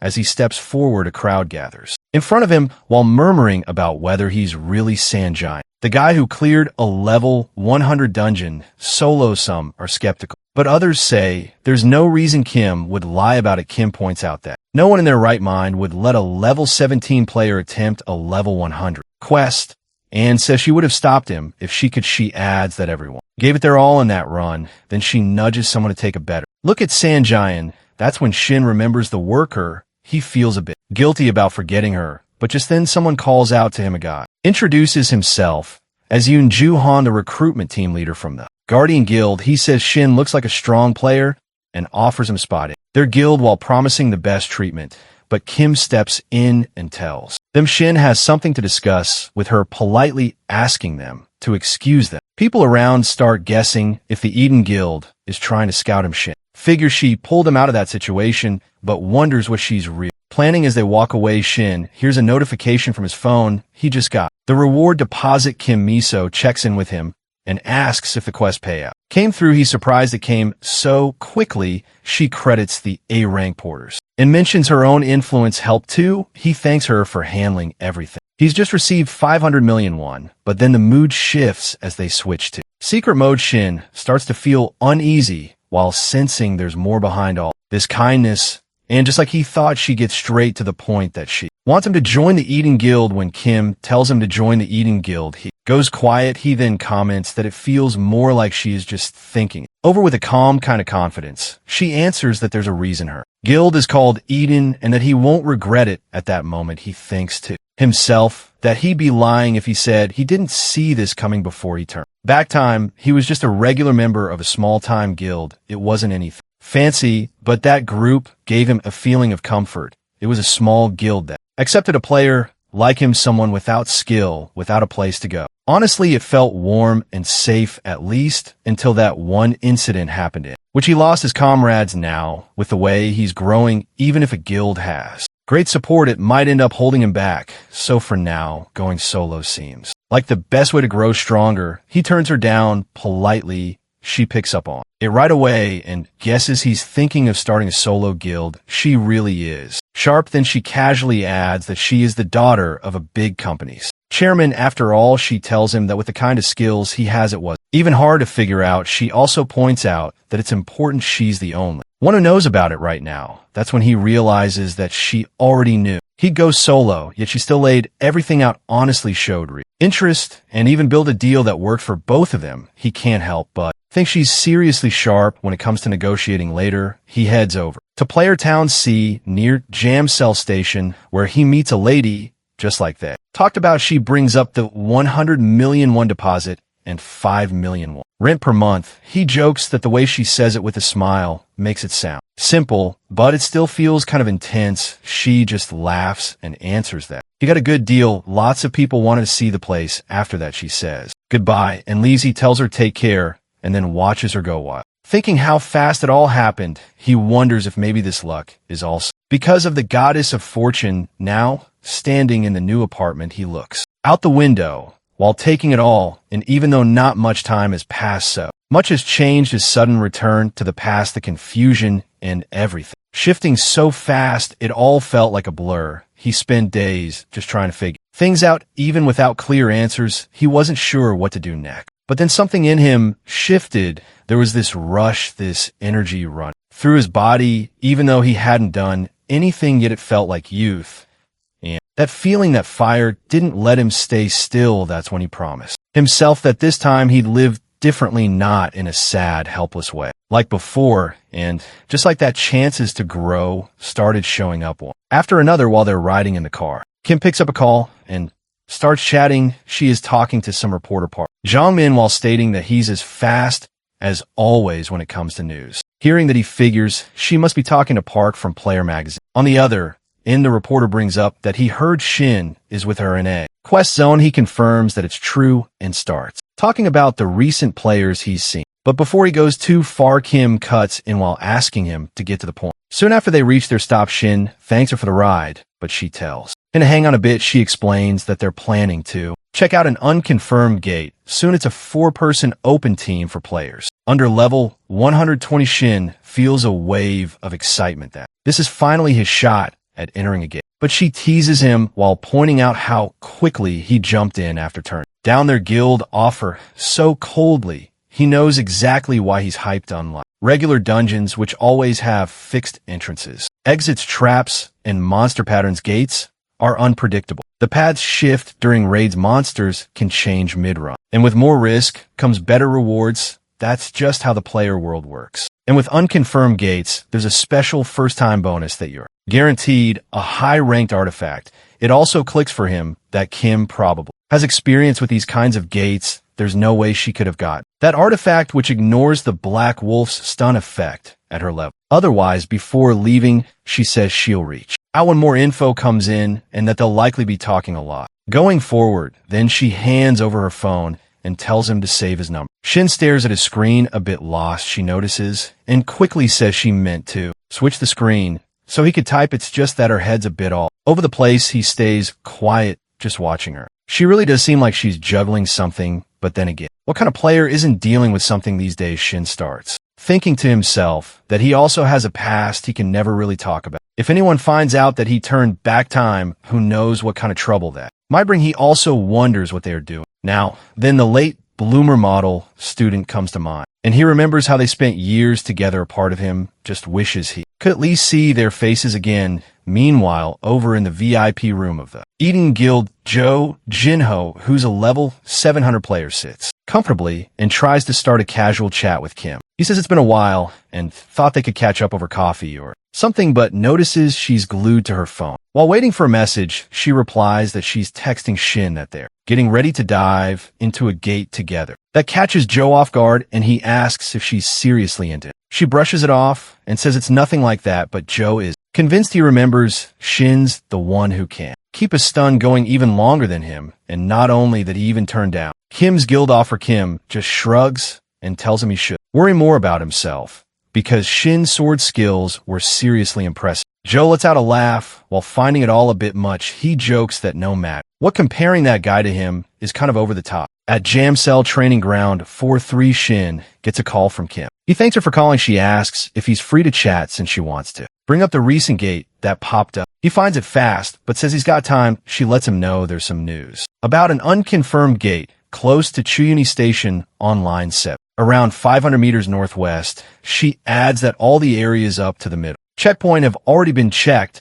and she's just sending the info about the deeper zones. He tells her to hold on while he checks it out. She tells him to take his time while going over the details. He sees the gate info and thinks to himself how crazy it is that he's already getting a chance to use his new skill this soon. He tells her he saw everything and thanks her for the heads up. She says she just heard about it and will ring him again soon. Meanwhile, Yoon stands nearby and seems annoyed. He can't believe Shin dragged him all the way out there just while he himself attends the calls. Shin apologizes while calling him captain. Yoon asks him to not to call him anymore and jokes that maybe he's famous now. But our guy tries to brush it off while saying he's far from being a celebrity. Yoon guesses from Shin's reaction that he hasn't checked his phone yet. When Shin asks what he's talking about, Yoon tells him to see it for himself. He's on the front page of Player magazine. Shocked, Shin pulls out his phone he didn't expect to end up in the spotlight and wonders why they didn't tell him beforehand. Yoon teases him while asking if everyone's already blowing up his phone. Shin says it's not that serious yet and decides to focus on what's in front of him. He'll handle the magazine thing later. Then Yoon hands over a bag while saying it's what Shin asked for. Shin thanks him, but Yoon makes it clear that it's not a gift, it's not free. He supplies that those are just his old artifacts and wonders why Shin wants them instead of buying new ones. Our guy replies with a smile that he's just into the history of things, or maybe he's trying to carry on Yoon's legacy. Yoon calls him out while asking if that's really his excuse. Still grin. Shin says it's just some superstition he believes in, but deep down, he's actually thinking about how old and used artifacts usually absorb energy way better. Suddenly a girl shows up while saying she's late because of parking trouble. She's there for the appraisal. Our boy doesn't recognize her, but Yoon steps in and explains that she's the appraiser he brought in to make sure their trade goes fairly for both sides. He laughs as he states that the girl finishes the artifact check, clearly tired from it. Then she tells them the appraisal's done. It looks like the trade is fair for both of them now, but just before closing the deal, Yoon asks Shin to check out his sword skill. Shin nervously replies that he can't really help because he's not good enough to give advice yet, but Yoon cuts him off while telling him to stop being so humble after all they've been through together. Yoon knows Shin's way ahead of him now. He also responds that he's not too proud to take advice when it's needed. That makes Shin a bit uneasy as he really didn't want to get pulled into something like this. Fear creeps in for a moment. Still, he thinks it would be rude to ignore someone who's just trying to improve, so he tells Yoon to forget he's even there and just go all out. Yoon likes that. Then our boy looks over at the appraiser and tells her she might want to step back. She agrees and moves behind him. Right after that, Yoon swings his sword with a powerful strike. Shin is surprised because Yoon's improved a lot since their last dungeon run. It's clear that he's been putting in the work as Yoon keeps showing his sword skills. Our guy is impressed. His form is sharp and there's real power behind each move. Yoon explains that he's still got more to show. That's when Shin notices something and asks if there's a problem with Yoon's left arm. Yoon is clearly taken aback and asks how Shin figured that out. Our boy explains that whenever Yoon strikes with his right hand, he opens up his left shoulder too fast. It feels like he's protecting it too much. If it's not that, then what is it? Yoon admits Shin is right and explains that he got trauma when it comes to his left side. Most of his injuries during training and dungeon fights are from that side. Even though he knows it's a weak point, he just can't fix it. Shin tells him that it can be fixed while leaving Yoon stunned. He explains that trauma like that is easier to beat than people think. Instead of hiding your flaws, one has got to find strength in them from your grip to your breathing. He admits that making changes will be tough at first, but it'll help in the long run. He suggests adding more pressure with one finger on the blade. Yoon tries, but response is that it's not that easy because it even hurts. Shin tells him to hang on a bit longer. Yoon grits his teeth, says it still hurts, but he can feel something improving. Our guy promises it'll only get better from here. While all this is going on, the appraiser just stands there thinking these two are seriously something else. Then, Shin keeps adjusting Yoon's grip while showing him different ways to hold the sword. Yoon struggles with it, and the appraiser is left totally puzzled while wondering what kind of training session she's even watching. After teaching Captain Yoon, our dude is on his way. He's happy to have made a deal with Yoon, even if it costs him 400 million won. He is sure that the benefit he's going to gain from these artifacts will be worth the money. Not only that, Yoon seems quite satisfied with his sword skills lesson, but his expression turns nervous when he remembers the strange look on the appraiser's face during their training. He assumes she must just be tired. He's excited to absorb those artifacts to find out what kind of skill he'll gain from them. On top of that, he can't wait for the next gate to appear so he can use his skill as well. To kill time, he decides to call Kim. Suddenly, his eyes widen, and he slams the brake pedal as he sees a person in front of his car. He immediately apologizes, clearly concerned about the person's well-being. The person was in his blind spot, so he didn't notice it. However,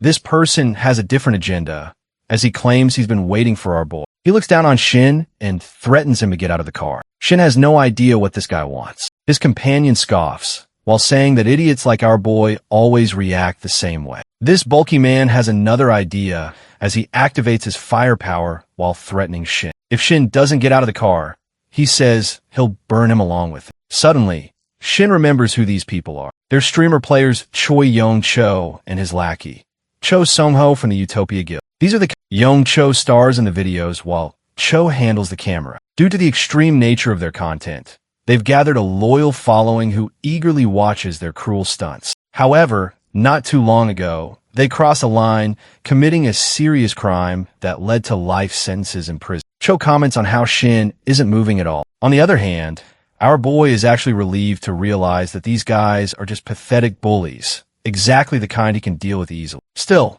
both Young-cho and Cho are confident in their victory. After all, Young-cho is a level 100 B rank player, and Cho is level 75 C rank, both clearly above Shin in terms of level. With a tired sigh, Shin pulls out his sword, while thinking about his initial plan, which is to test out his power. But that doesn't mean he wants to waste it on someone as pathetic as these two. He doesn't even consider them worthy opponents. Still, people like them always have a way of finding him, so he doesn't have much of a Young-cho check. He'll just deal with them quickly. Finally, Shin steps out of his car and asks what their problem is. Young-cho lies, while claiming that he's part of the security force in Player Town. He says that he's received complaints and is here to handle them. He tells Shin to calm down and cooperate. Narrowing his eyes, Young-cho accuses Shin of pissing people off just by owning this car. Then, without warning, he kicks the car with full force, breaking its door. Shin is momentarily stunned. Young-cho threatens him, either take his stuff and leave,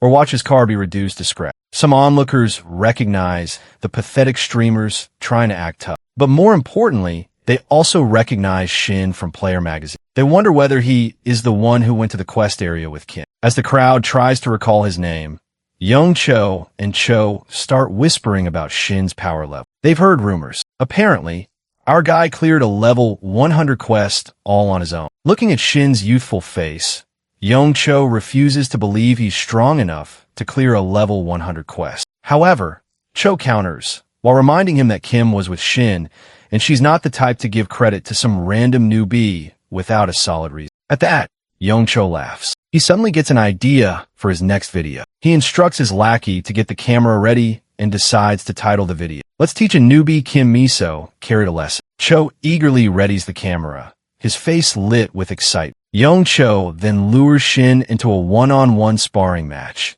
pretending to show him mercy. He offers a deal. If Shin loses, he must leave Player Town. But if he wins, Young Cho and Cho will stay far away from him. On the other side, Shin's face darkens as his eyes remain fixed on his damaged car. He responds calmly at first, saying he agrees to the deal, which makes Young Cho grin and call him a real man. But in the next moment, Shin's expression shifts, his fury bubbling to the surface. He warns them to add 500 million won to the deal and stakes his own wrist on it. Then he adds coldly that if Young Cho is scared, he's free to back out. Young Cho grows visibly irritated at Shin's bold demand. Before he can respond, Cho interrupts with a tense expression, turning to his lackey with annoyance. When Young Cho asks what's going on, Cho hesitantly informs him that the live chat is exploding. Viewers are cheering for him to accept Shin's wager and add the 500 million won to the deal. Shin calmly asks if Young Cho is going to do it or if he's just scared. The stakes are high. This could get his video demonetized due to violence and mature content. But on the other hand, it's also a tempting chance to vent his frustration and rake in massive viewership. Soon, they find themselves standing in front of a growing crowd at Player Town's building's C Plaza. Onlookers gather, confused about what's happened. Some recognize Young Cho and his lackey and mutter that they're at it again, targeting newbies. One boy tries to impress a girl, but she firmly reminds him that she has a boyfriend. Meanwhile, Shin and Young Cho enter training mode. The system activates the barrier effect to prevent real-world damage. Young Cho smirks, while reminding Shin about the terms of their deal. The winner takes 500 million won and breaks the loser's wrist. He assures Shin that he'll keep his word. Then, with a mocking grin, warns him that it's still not too late to back out, so he won't have to beg for mercy later. Cho confirms that the training mode is active, and both participants are free to begin. Young Cho arrogantly warns that he doesn't play around,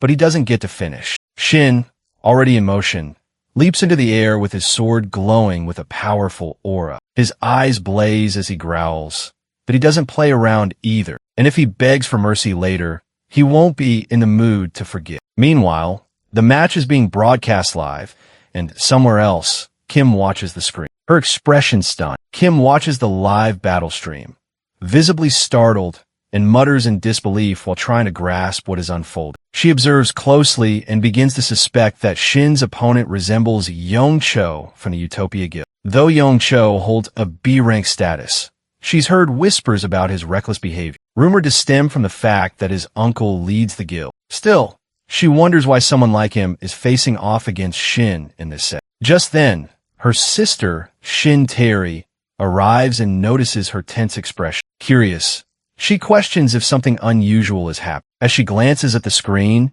her attention shifts, and she recognizes the player being shown. She recalls that Shin is the one her sister constantly tries to recruit. Kim confirms his identity as Shin Sang-hyun and admits that she's puzzled about why he's appearing on such a low-grade livestream. Her sister, however, comments on the impressive precision in Shin's movements. Meanwhile, the ongoing match between Young Cho and Shin intensifies. Young Cho hurls insults while accusing Shin of dishonesty and mocking him with crude language. In response, our boy, while clutching his blade, launches a powerful strike at Young Cho. He charges toward his opponent with fierce intent, while Young Cho maintains a solid stance and refusing to retreat. Shin delivers another forceful attack while drawing the attention and admiration of the audience watching the broadcast. At last, Shin lands a decisive blow. He silently reflects that, for the first time since he turned back time, his body finally responds exactly as he wishes. His technique flows naturally while showing his growth. Earlier,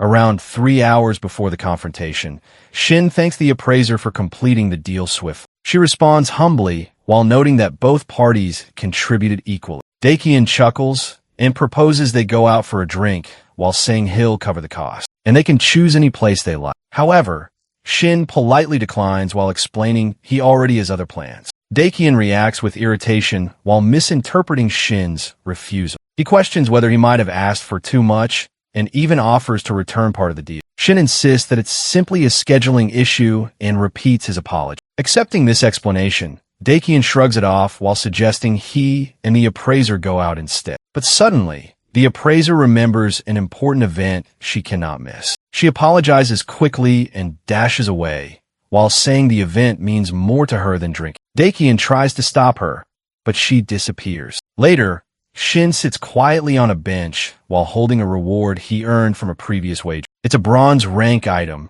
and he carefully observes. The initial absorption rate is measured at 10%, but he recalls that extended time invested in using the item boosts the rate. With that in mind, the final absorption has now risen to 90%. Shin is genuinely astonished by this result. Soon after, the goddess of luck approaches Shin and remarks that it's due to her favor that he's able to enjoy such extraordinary advantages. Our dude reflects that, under normal conditions, he would only be able to extract a fraction, around 1/10 of the item's original attributes. He realizes that how much of a difference it makes when one truly utilizes their equipment. Shifting the subject, he brings up a question that has been on his mind. Since she holds fame similar to a constellation, he wonders if she has ever encountered one known as the late bloomer model student. However, the goddess begins to complain while feeling neglected and insists he should be paying attention to her instead of other celestial beings. Though she rebukes him, Shin calmly clarifies that it's not about ignoring her. That particular constellation holds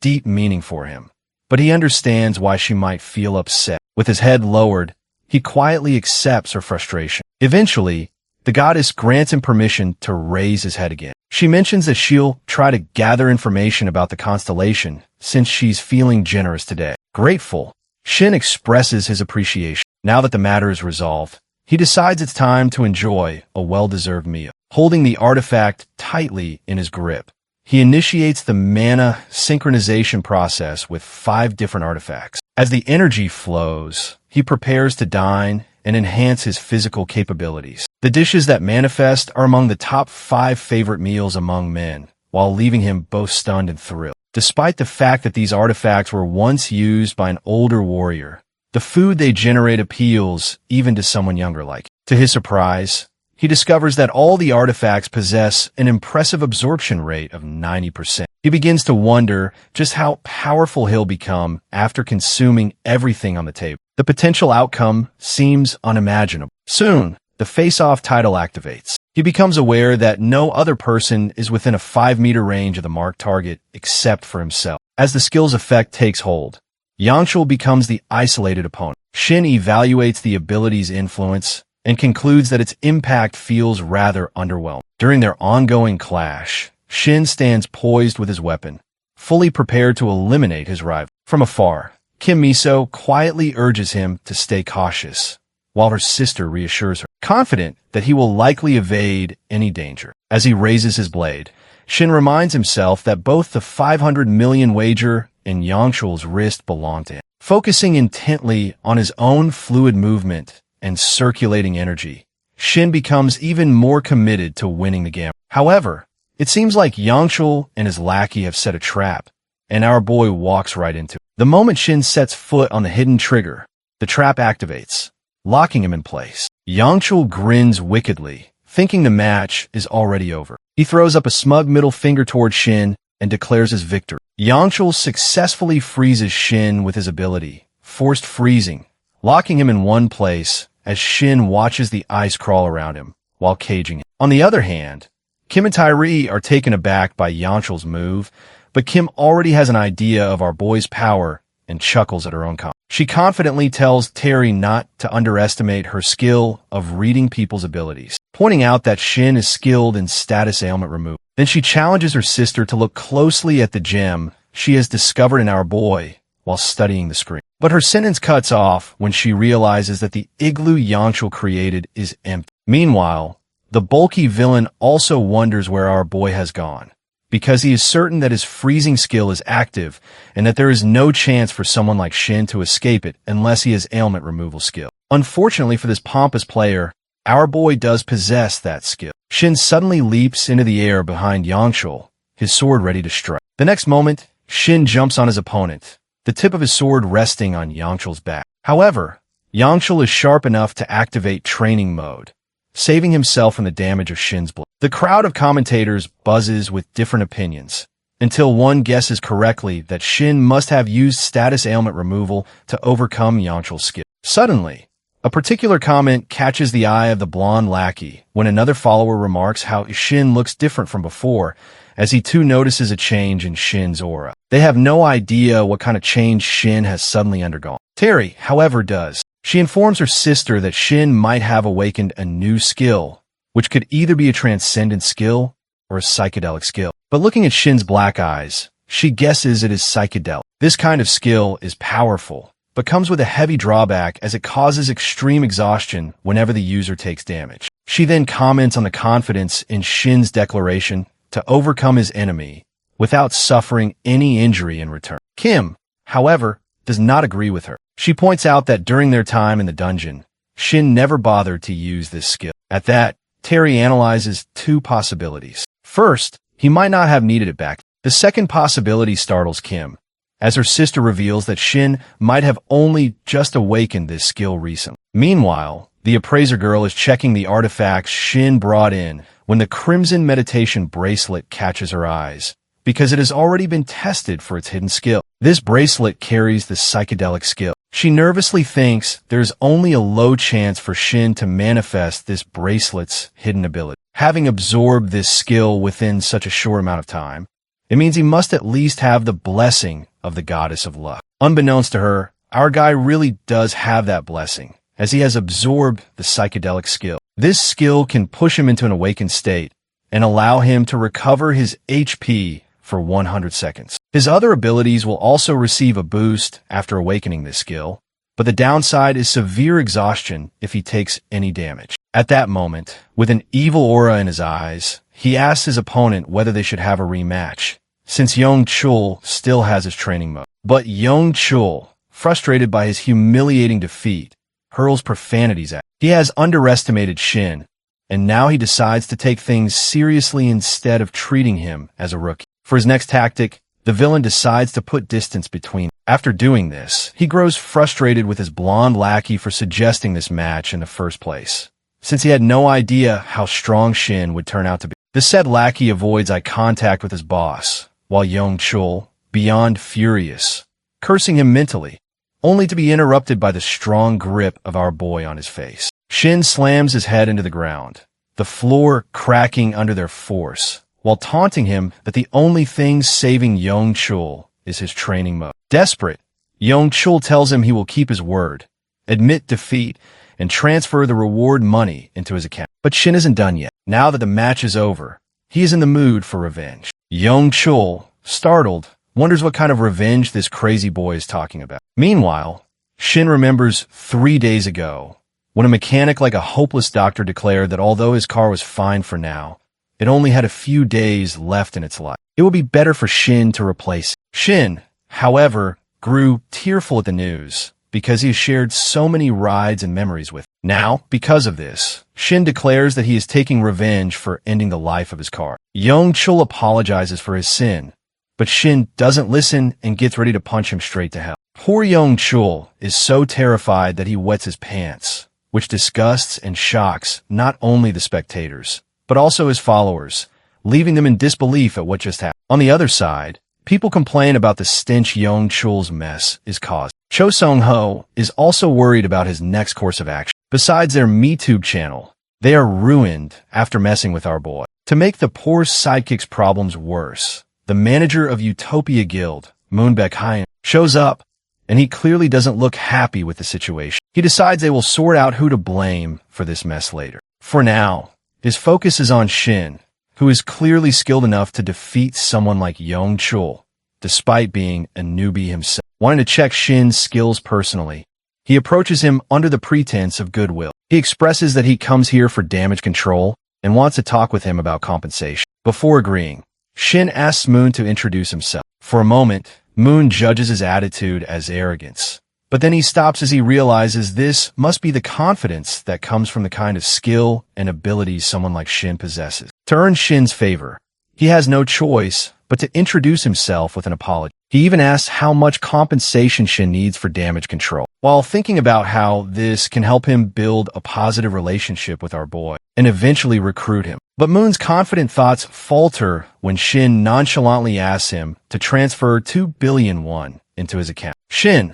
while initially planning to ask for 500 million won, increases the amount since Young Chul has also caused him considerable mental trauma. Now realizing the sum is huge, but still willing to pay, Moon offers to settle it in installments. After that incident, our boy seems to become quite famous. A number of reporters gather in front of his house, most of them wanting to know about his relationship with Kim or the Eden Guild. Frustrated, he throws them out, but they remain persistent. With a sigh, he shuts them out of his apartment, wondering why they are so interested in his dating life. He already has enough on his plate and has no interest in dating right now. Looking at his new clothes, he is far more eager to get ready for his next adventure. He is also notified by Kim that the gate raid she suggested days ago is finally happening today. For this gate, Shin has been preparing specifically for a week. Now that the appraiser has brought him more artifacts, he has made quite a lot of progress in the meantime. Checking his screen, he is more than satisfied with the results. His skills like Demon Bash and dual wielding have also leveled up. Now, he has a better chance at victory, especially since he has earned the title of Overwhelming Power, which allows his skill to hold for 2.6 seconds. On top of that, his delay skill can now last up to 5 seconds. Not only this, he has awakened several new skills as well, such as Warrior Level Blade, Wielding Training, and Full Charging, that later will help him with energy release. He feels satisfied to have obtained all of these, which are more than enough to guarantee his success for this gate raid. His thoughts then wander back to his last battles, when he didn't have this level of skills, which held him back, especially in his fight against the Wolf Lord. Even with Young Chul, when he had used the freezing skill against him, Shin knew he would have been done for if his opponents had been even slightly stronger than they already were. Now he understands that he needs to lock in as soon as possible in order to avoid history repeating itself, no matter how much progress he has made. He remembers the time when the year 2040 will come, when the great server breakdown happens and he loses everyone he holds dear. He is determined not to let history repeat itself. Now he needs to follow the path of his hero and grow stronger like him in order to achieve his goal. His thoughts are interrupted by the ring of his phone. He receives the call and is startled to know that it's Park Young-min, who is reminding him about the interview they had decided to hold today. It seems our guy has already forgotten about it. He immediately answers, and a reporter asks whether he is free. He agrees and confirms that they're going to meet at a cafe for this interview. Now he realizes he is screwed, as he has only 15 minutes to reach his destination for the interview, not to mention the gate raid waiting for him in the evening. The other problem is the horde of reporters waiting for him like vultures. To tackle this, Shin activates his psychedelic skill to get rid of them and threatens them to stay away. Meanwhile, Park is waiting for him and spots Shin arriving on time. Noticing him, he welcomes him while informing that he has already ordered coffee for both. Finally, up close, he nervously compliments Shin on his condition, assuming he must be coming straight from a dungeon. Poor Shin can't even tell reporter Park that getting here was more dangerous than clearing a dungeon. Anyway, he apologizes for his tardiness and settles down. Park brushes off his concern and gets straight to the point, saying he wants to know about Shin's recent events within the quest area. He also notes that Shin seems to be going through a lot lately. Shin tries to brush it off, saying it's just a small matter. Insistently, Park points out Shin's recent and sudden popularity among players. Nowadays, people are changing their perspective, while saying that experience and level have nothing to do with the new system. But they can't deny the fact that Shin has earned the title of Super Newbie thanks to his talent despite his low level. Shin still tries to downplay the situation, but Park points out that this is exactly why so many guilds are trying to recruit. Shin agrees, admitting that he has received plenty of cold calls. Park chuckles and asks whether he wants to know about Eden Guild or the other guilds to weigh his options. Not to mention that he isn't even including foreign guilds in this list. This catches our boy off guard.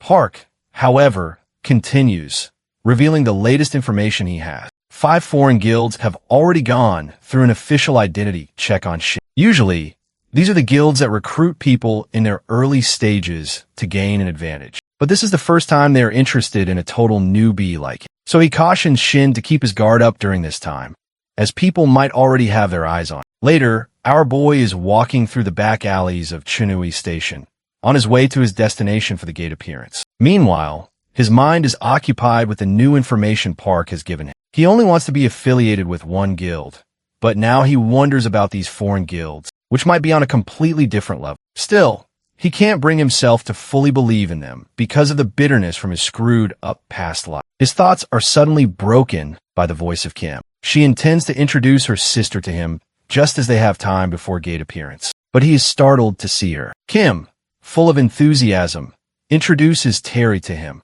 who also happens to be her guildmate. She suggests they settle down in a nearby cafe in the meantime, but Terry beats her to it by offering Shin her hand and introducing herself. He introduces himself in return with a nervous smile. Terry is not someone he could possibly not know. She carries the title of Shadow Assassin, thanks to her deadly abilities, and as one of the top players in Korea, she's also a major reason her guild, Eden, has soared so high in the rankings. Shin apologizes to his past self, because this time, he has been lucky enough to meet such high-ranking players in his life. Then suddenly Terry asks a favor from him. Shin is taken aback that someone like her would want something from him. He hesitantly answers that he will do it if it is within his power. Then she asks him to have a fight with her. Kim, however, is not happy with her demand and asks her to take it back. But Terry, unfazed, reminds her that she already told her on their way here that she would personally test Shin to see whether he is worthy of being part of their guild or not. It is clear that a fight is her way of testing it. Simply chuckling, Kim apologizes for Terry's request, but to their surprise, Shin accepts the challenge. He wants to start right away, his hand already reaching for his sword. He adds that he cannot back off from a chance to fight with a top-level player like Terry, which is an honor for him as well. Terry is quite impressed by his words and understands that Kim must have seen something in it. She then apologizes for her unprofessional behavior and offers to exchange 5 moves with him in the fight, lightning already charging in her fist. She asks him to tell her when he is ready. Looking at her, he knows he does not stand a chance against someone like her for now, but he still wants to fight this battle in order to analyze his own strength and see how much he has improved. At the same time, he admits to himself that her aura has completely changed, even though she has done nothing except manifest her weapon. Without any delay, he asks her to start the match as his eyes change color because he has activated his psychedelic skill, ready to give his all from the very beginning. On the other side, poor Kim feels dizzy watching the events unfold. Terry claims the first move, and in the next moment, she vanishes from his sight. Seeing this, he curses himself, realizing he cannot rely solely on his reaction time to anticipate her attack. In the very next instant, she appears behind him, but luckily he manages to block her strike with his sword. With desperation, he understands that he needs to predict her every move. On the other side, Terry looks as if she is merely playing with him. She compliments his skill and tells him she's going to give him a hard time in her next 4 moves. Then she increases her speed to the point that Shin gulps nervously, deciding to rely on his other senses. He closes his eyes again, trying to feel her movements through instinct alone, but it is clear this match is far more difficult than his last one. Kim immediately notices his stunt of closing his eyes. She knows there's a massive power difference between him and her sister, and looking at his shut eyes and focused aura,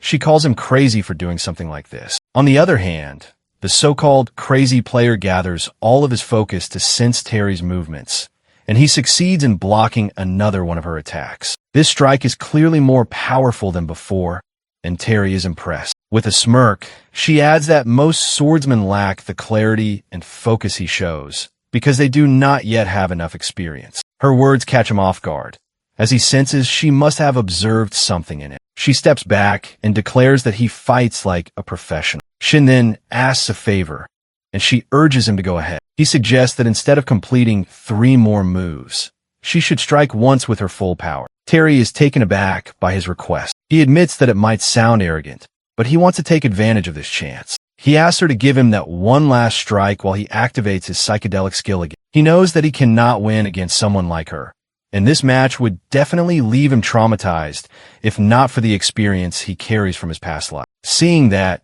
Kim protests, begging her sister not to listen to him, but Terry agrees anyway. However, she adds that she will not use her full set of skills against him, since training mode is off and it would cause too much damage. All she can do is unleash her full speed, as her higher skills are too dangerous to use here. Shin immediately agrees, saying that is enough for him to analyze his improvement if she comes at him with everything she has in speed. She prepares herself, and our boy knows that if he fails this time, the result could be his death. So he changes his tact. Instead of waiting for her to reach him, he grips his sword tightly and rushes to the spot where he predicts she will attack, ready to counter with his own strike. Terry is startled to see him charging toward her. At that moment, her shadow illusion skill activates. As a result, she misses him, and a hilt of her sword smashes against his face. Concerned, she asks about his well-being, but Shin is more interested in knowing why she used her skill after saying earlier that she would not. She then offers her hand to him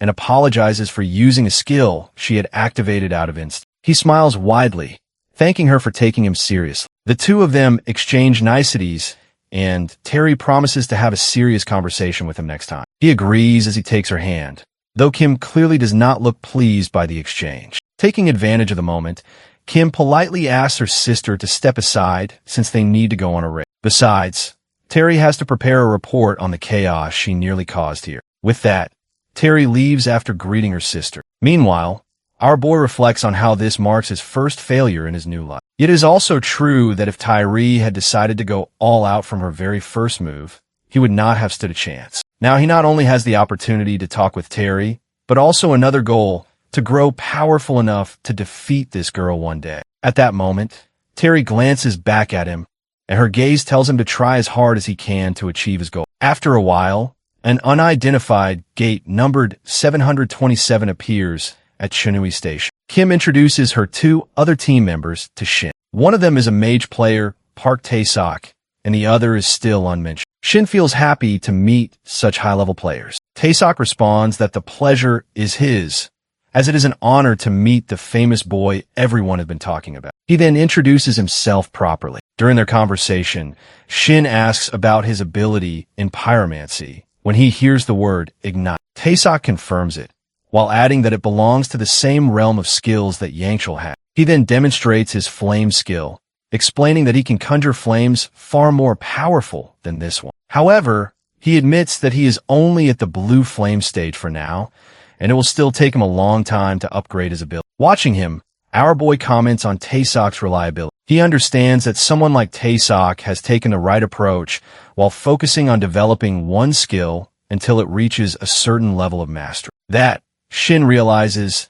is the reason he managed to defeat someone like Yangchul, who had spread himself thin by conjuring different skills but mastering none of them. Then they turn to the girl beside him, Kong Jui, who is a space wielder. She is also a mage, specializing in space connection skills. Shyly, she decides to display her ability as well. Her companion tries to stop her, but the damage is already done. Watching closely, Shin notices that the wind she conjures is different from what a normal space wielder would produce. It feels as if they're inside a bubble of wind, looking down at the city below. She shyly explains that this is her ability and greets him once again. Shin immediately feels he can trust her. With her, their team now feels complete. He close-range fighter and Kim as long-range fighter. Tae-sok with his powerful fire attacks, and Ju-hee as the one who can back them up whenever they need to escape. He can already see how perfect the team is, even though they lack a healer. Their coordination is remarkable as they plan the raid and prepare backup strategies, each of them fully aware of their roles. It is clear to him that they have been working together for a long time, and such teamwork is essential for survival inside the gates. Seeing this, Shin remembers his own team from his past life, and a sad expression crosses his face. Noticing it, Kim approaches and asks if he was injured during his fight with her sister. He answers vaguely, while saying only that his mind is occupied with some thoughts. Then he urges her to continue, reminding himself that he needs to focus on the present instead of indulging in nostalgia. The realm they face under the gate is the Frost Hell, a land of frozen hills. Moving ahead, Kim thanks Tae-sok for his help in keeping them warm, as the unbearable cold here could easily freeze them. With Tae-sok's flame blessing skill, they are able to resist the biting chill of their surroundings. The other teammates also express their gratitude, noting how the last raid was nothing like this. Then Kim notices that besides his longsword, Shin also carries another weapon, one he never used in the previous raid. He explains that he purchased it only recently, meant for battles that demand more mobility. She is amazed to realize that he can wield multiple weapons. Shin brushes it off with an excuse, unwilling to reveal too much about his rare class. Just then, Kim turns to Ju-hee as they both sense the monster closing in behind them and know it's time to use Plan C. Kim gives Ju-hee the signal. In the next moment, Juhi opens a space before the monster's fist can crush them, transporting the team far away from danger. Now with her bow in hand, Kim steadies herself, waiting for his next order. He, on the other hand, is ready to tackle this challenge as he rushes toward the monster with his sword. With both of them ready to attack, Kim also signals Taesok, who is prepared with his firepower. Kim shoots her arrow, now laced with the blue flame of Taesok. The arrow strikes the monster's face, setting it ablaze, and the creature howls in agony. Without wasting time, Shin slashes at the monster with his sword and signals Juhi, who immediately changes his position before the monster can strike. When the monster assumes it has crushed him, a haughty expression spreads across its face. But our boy is already behind it, ready to finish the fight. He calls to Juhi once more, asking her to prepare her attack. At the same time, Shin activates his Demon Bash skill. In the next moment, he swiftly slices off the monster's head, to the shock of everyone present. When he gets down after this exhausting battle, he is confused to see their baffled expressions. Then they explain that they didn't expect him to take down the monster in one swift strike. Kim also joins in, saying she had the same reaction as them, and hopes that Shin has more surprises hidden. She is eager to see his hidden skills as well. Feeling the pressure, Shin feels like showing off all of his moves to her. The good thing is that they are coordinating well as a team. Maybe it's because their differences in skill balance each other nicely. Now they are ready to face another horde of monsters coming out from Mount. After a while, they defeat all of them. Taesok is quite impressed with our boy's swordsmanship, while showering him with compliments. At that, Kim chimes in, explaining that Taesok is so happy because he usually doesn't get the chance to show off his pyromancy skills. But now, thanks to Shin, he has the opportunity to use them fully. Now he understands that most magicians are usually support members of the team, especially if the team doesn't have a reliable swordsman. But now, with Shin and the team, Taesok can unleash his full potential. It's another thing, though, that Shin can't tolerate the gooey eyes of Taesok anymore. Kim changes the conversation by bringing up the new skill Shin has used, which truly surprises her. A little while ago, when they are fighting with a monster army, Kim notices the armored demon ogre rushing toward them and notifies everyone. Taesok asks her for the next course of action. She forms a plan to first throw firepower at him. But for this purpose, they need to create some distance between themselves and the monster. For this, she asks Juhi to open her space, but before she can do it, Shin interjects, wanting her to open it directly in front of the armored demon ogre. Kim protests that the ogre's armor is its greatest defense, but noticing his posture, she immediately understands that he already has something planned.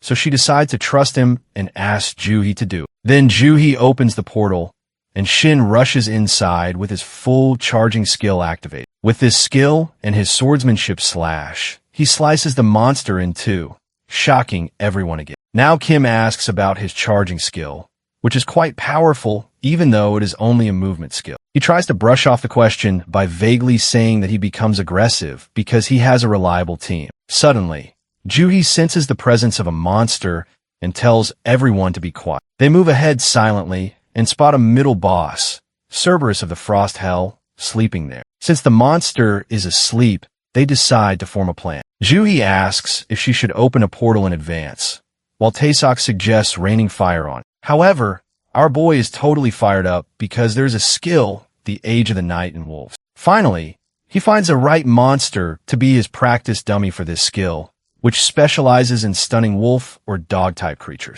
Meanwhile, while everyone is deciding which plan to use to defeat the middle boss, our boy gets up with fire in his eyes. Noticing his face, they all startle and realize that he is making a same face, which clearly shows he has some badass plan. He confirms that he has a plan and tells them to stay away while he fights. They want a little explanation from him, but looking at the moon, Shin knows that he doesn't have much time to use his skill against the middle boss. This skill requires the full moon to be fully visible in the sky. Even if tiny parts are covered with clouds, its power decreases. So without giving any explanation, he rushes toward the monster, who opens its eyes the moment Shin lands in front of him. Sensing him, the Cerberus growls. His teammates also get ready to back Shin up. But before Kim gives any order, Juhi stops them, while noticing that the monster isn't reacting at all. Now that she mentions it, Kim also notices the same thing. She wonders if it's just on guard, but quickly rejects the thought since the monster was ready to attack them early. Then it moves forward, and everyone stays alert, ready to fight. But then Kim notices something else they missed before, because it seems like the monster is going to obey Shin. And true to her assumption, Shin gets the notification that the Cerberus is now considering him mightier than itself. So it will enter complete obedience mode. However, Shin doesn't seem happy to end things this quickly. With no choice left, he finally finishes the middle boss off. Shin doesn't feel good about killing his new loyal pet, but they have no choice since they can't proceed without defeating. With that, he also gains a rare title called Reduction. With this, he can choose any skill during battle, and the cooldown duration of that skill will be half. He then decides to apply it to the recovery skill. Later, when he tries to take the gem from the Cerberus, Kim stops him. Shin feels uneasy, as he has never shared his loot before, being a solo player until now. He grows nervous, worried that she might ask for ownership. But to his surprise, Kim asks him to keep the gem since he is the one who solely defeats the monster. He nervously thanks her while asking whether the others are okay with it. They all agree,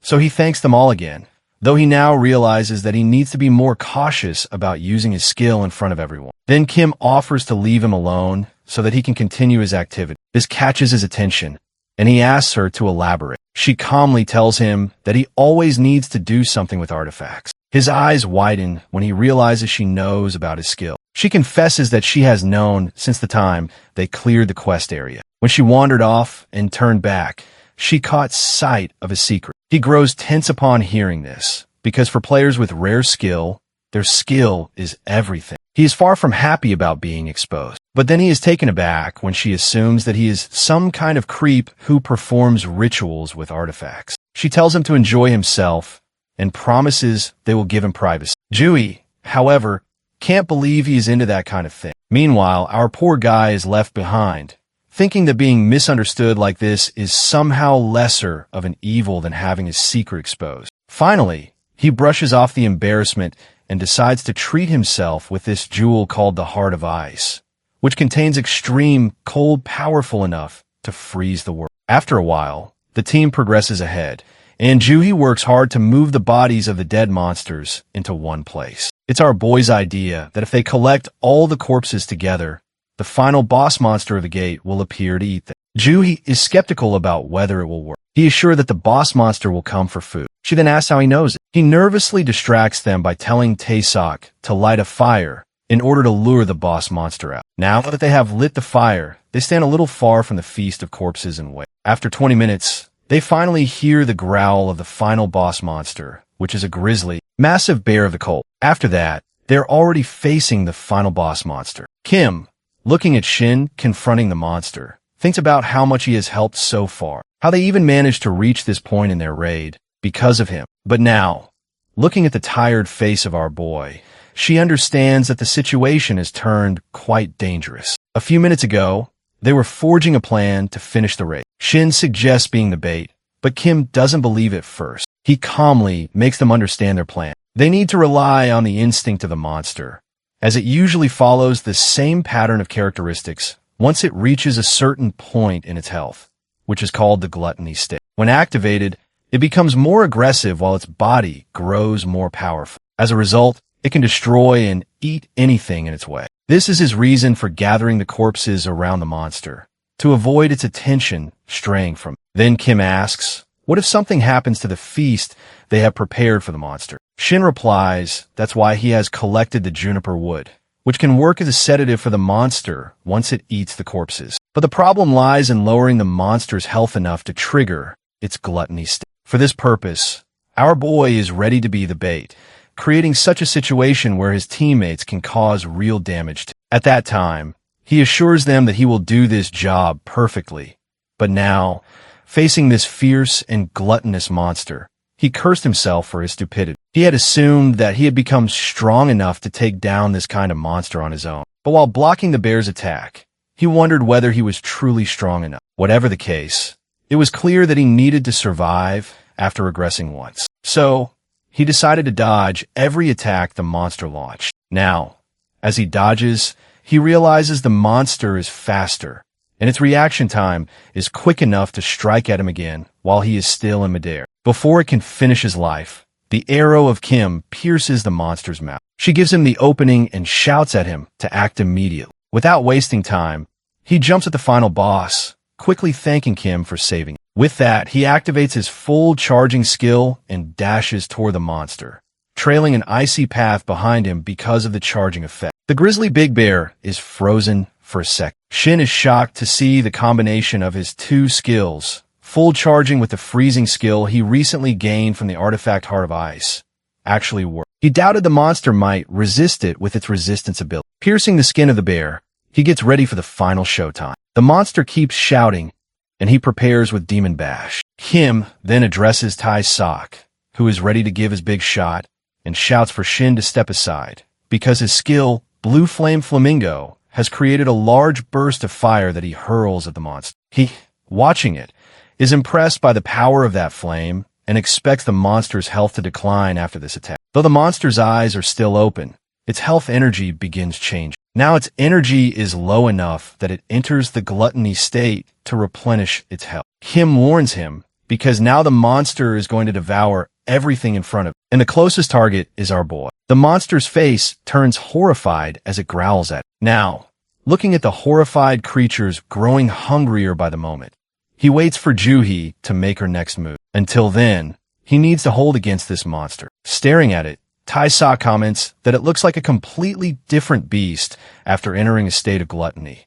Then Kim asks whether Juhi is ready or not. Looking at her, he answers that she is still preparing. Kim shows her concern, wondering if she will be ready in time. But Tai Sok is more worried about our boy, unsure if he can hold out against this ravenous monster. Meanwhile, said boy is running from the bear while wondering about when Juhi's will be ready. He is now certain he might die here, let alone conquer the gate. Left with no choice, he activates his psychedelic state to see the incoming attack. There is no chance to dodge it, so he decides to block it head-on. At the same time, fortunately Juhi is preparing her space. Overwhelmed while charging her full power, she is still determined to start the war. She finally transfers all of the beast's corpses in front of the boss monster.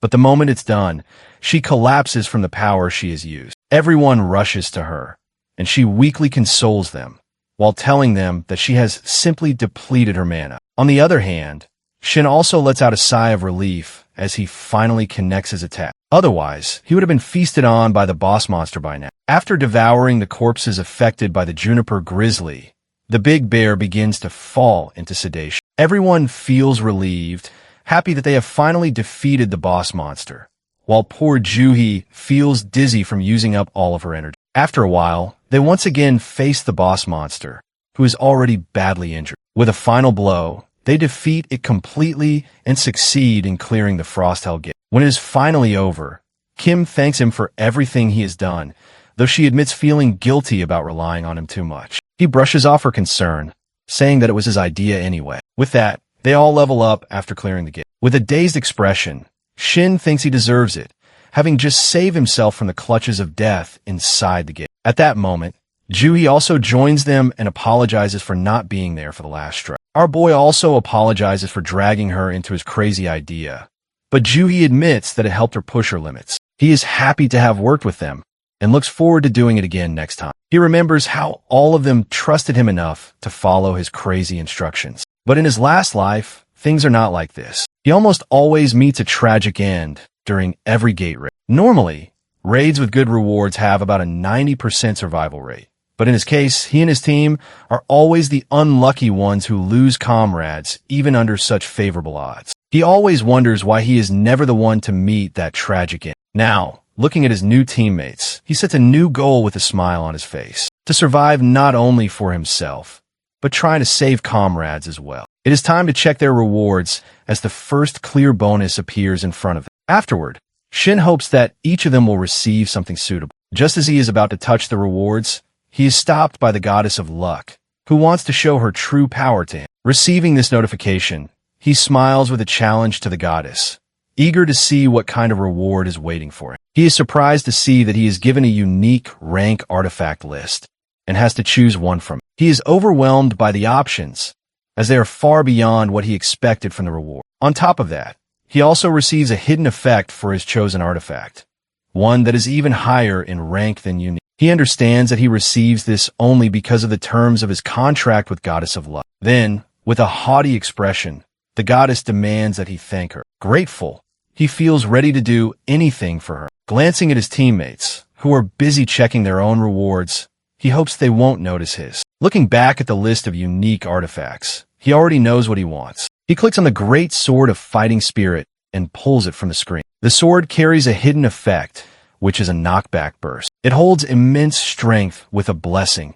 and can even boost his recovery rate by 10%. Looking at his screen, and then at his sword, Shin concludes that this weapon is insanely powerful even for a unique artifact. Now he is ready to test it as he grabs the hilt. But as soon as he does, he can't handle the sword's weight. He complains about it being too heavy since the lightning effect is not working on it. His system informs him that because of the penalty from the Devour skill, the effect of the lightning ability is half. That's why it feels as if he is holding equipment that weighs 100 kilograms. He grows grumpy at the realization, feeling as though his own skill has scammed him. Seeing him struggle, Kim asks whether everything is okay. He answers her, then looks around at everyone else, who are happily receiving rewards suited to their skills. They are all thankful to him, but he timidly brushes off their compliments. Kim insists that they all agree he has put in the most effort, so they have decided to let him take the carcass of the final boss, as well as the magic stones. Shin hesitates to accept such rewards, but Juhi insists that they came to this conclusion only after carefully calculating everything. Seeing their concerned faces, he never expected this kind of consideration from them. His greedy mind immediately calculates that he might earn around 150 million, including the worth of the boss carcass. He can't suppress his happiness, though he tries to control it in front of his teammates. Finally, after settling everything, they step outside in the evening. Kim suggests they grab a meal together, but our greedy boy is more interested in calculating the money he is about to receive from his loot and insists that he will join them next time. They all exchange goodbyes, and Shin prepares to head his own way. But Kim's voice suddenly stops him. She asks if she can call him anytime. He is taken aback by the sudden request. He wants to dismiss her from having any place in his life, but he knows he can't, so he vaguely agrees. With a happy smile, she bids him goodbye. Her smile brightens his face as well, and he asks them to go home safely. To see their expressions, Juhi and Taesuk feel like they are intruding on something. The reason behind our boy's smile is that it has been a long time since someone spoke to him with such a bright smile. Now he can't wait to get home, so he stops by the back alley of Chinui Station Gate to eat the artifact. He successfully devours the fated greatsword. After consuming it, he also activates the lightning effect. The sword even has an additional bonus effect, just as he expected. Now it is time to check how much he has improved. He opens his screen to see the boost to his stats. In addition, the hidden skill knockback burst allows him to push opponents backward. He is now ranked C. Seeing this, he grins like a madman, realizing how much his greatsword has boosted his power. He immediately invests his stats again, raising his luck to 200. With that, his critical hit range increases from 120 to 600%. He is completely overwhelmed at how much he has improved in just 15 days, while someone like Yoon struggles for years just to reach level 50. He feels satisfied that, at this rate, he will be strong enough to surpass his opponents in the next match. Suddenly, dark energy crackles behind him as his system alerts him to an eerie presence. Looking back, he realizes that the constellations have come to make a contract with him. Numerous constellations want to form contracts, including the Lion King, drawn by his swordsmanship. Alongside them are the owner of the beautiful beard and the Dark Hunter. The goddess of luck encourages him, explaining that they have come because his worth has soared. He didn't expect the constellations to appear this early, but he knows he has improved at a rapid pace. Besides, he suspects that the goddess of luck had a hand in bringing them here. So now it's time to decide whom to choose. The two prominent ones are the Lion King and the owner of the beautiful beard, who are true real-life heroes who later turned into constellations. But he can't reach them despite their popularity, because the moment he even glances at them, they become furious at what they see as his insolence. He knows they'll give him a hard time if he makes a contract with either of these heroic constellations. However, the problem is that his third option isn't reliable either. The Dark Hunter is a real bounty hunter who monitors Dimensional Core for real-time updates in order to eliminate players. her targets are usually those who exploit the system or gain benefits through illegal means. In his past life, he has seen horrifying cases where this constellation mercilessly killed such players, leaving others in shock and terror. A chill runs down his spine as he realizes that all of them are useless to him despite their potential benefits. Contracting with a constellation isn't a small matter. It can affect a player's entire career. But for now, he decides it's better to stick with only the goddess of luck. On the other hand, Shin also dreams big, wanting to make a contract with a mythical creature because of the rarity of players who manage to bond with them. So, he simply dismisses the others, informing them that he isn't going to hire them. The answer makes them quite grumpy, as they are all confident in their skills, but they leave anyway. Before stepping outside, the Dark Hunter throws him an eerie smile and a chilling warning that she will hunt him down once she uncovers his secret. Overwhelmed, he decides to be more cautious around such constellations in the future. Next, he checks the time, hoping he can still reach his destination on time. He needs to head to the rift, already aware that this one is swarming with kobold monsters, thanks to his past life knowledge. Luckily for him, these monsters fall into the dog and wolf category, just like the Cerberus he faced earlier. His skills are going to be handy against them, and he feels confident about taking down this treasure trove. With that, he prepares himself to take on 3 runs in a single day. He knows he needs to become much stronger if he wants any mythical constellation to take an interest in him. Meanwhile, inside the quest area of the Player Association, in the office of the Rift Management Bureau, a worker receives a call. The moment she hears the voice on the other end, her expression shifts to panic because a gate has appeared at Exit 1 of Bupyeong Station. She shouts for the combatants to get ready to tackle the problem, but the next words shake her even more. The caller informs her that a player is already there, who is fighting the monsters. When she learns he's fighting alone, she panics further and urges the girl on the line to evacuate the area immediately. The girl agrees, but hesitates, unable to look away from the scene in front of her. Our boy is there, battling the monsters with an almost casual confidence, even enjoying himself. Hesitantly, the girl informs the worker that our boy doesn't look like he's in any danger at all. The rift is different from a dungeon or a gate in our hero's world. It's like breaking the invisible line between the human world and the demon world. When a rift appears, monsters can pour through it into the human world and prey on innocents. The first incident happened 11 years ago. The good thing now is that, unlike before, our boy has knowledge of this rift, and he's determined to stop it at any cost. That's why he arrives 10 minutes early, ready for when the rift manifests. Right on cue, as soon as he steps out of the exit, he sees the rift form. For a moment, he's overwhelmed, stunned by how vividly he remembers this incident even after so long. It's because the tragedy it brought last time, the countless innocent lives it claimed, burns in his memory. He's determined that no one will face that danger again. It's personal too. He lost precious people when a rift opened during his childhood. Being an orphan, he had never known the sadness of losing parents. But when he lost the people of his orphanage to that tragedy, he finally understood the true weight of loss. Back then, he had been saved by his hero. Now, as he grows stronger, he knows his purpose clearly. Saving lives is far more important than simply becoming strong. Now he can see numerous kobold monsters pouring out of the rift. He immediately activates his time of dogs and wolves skill,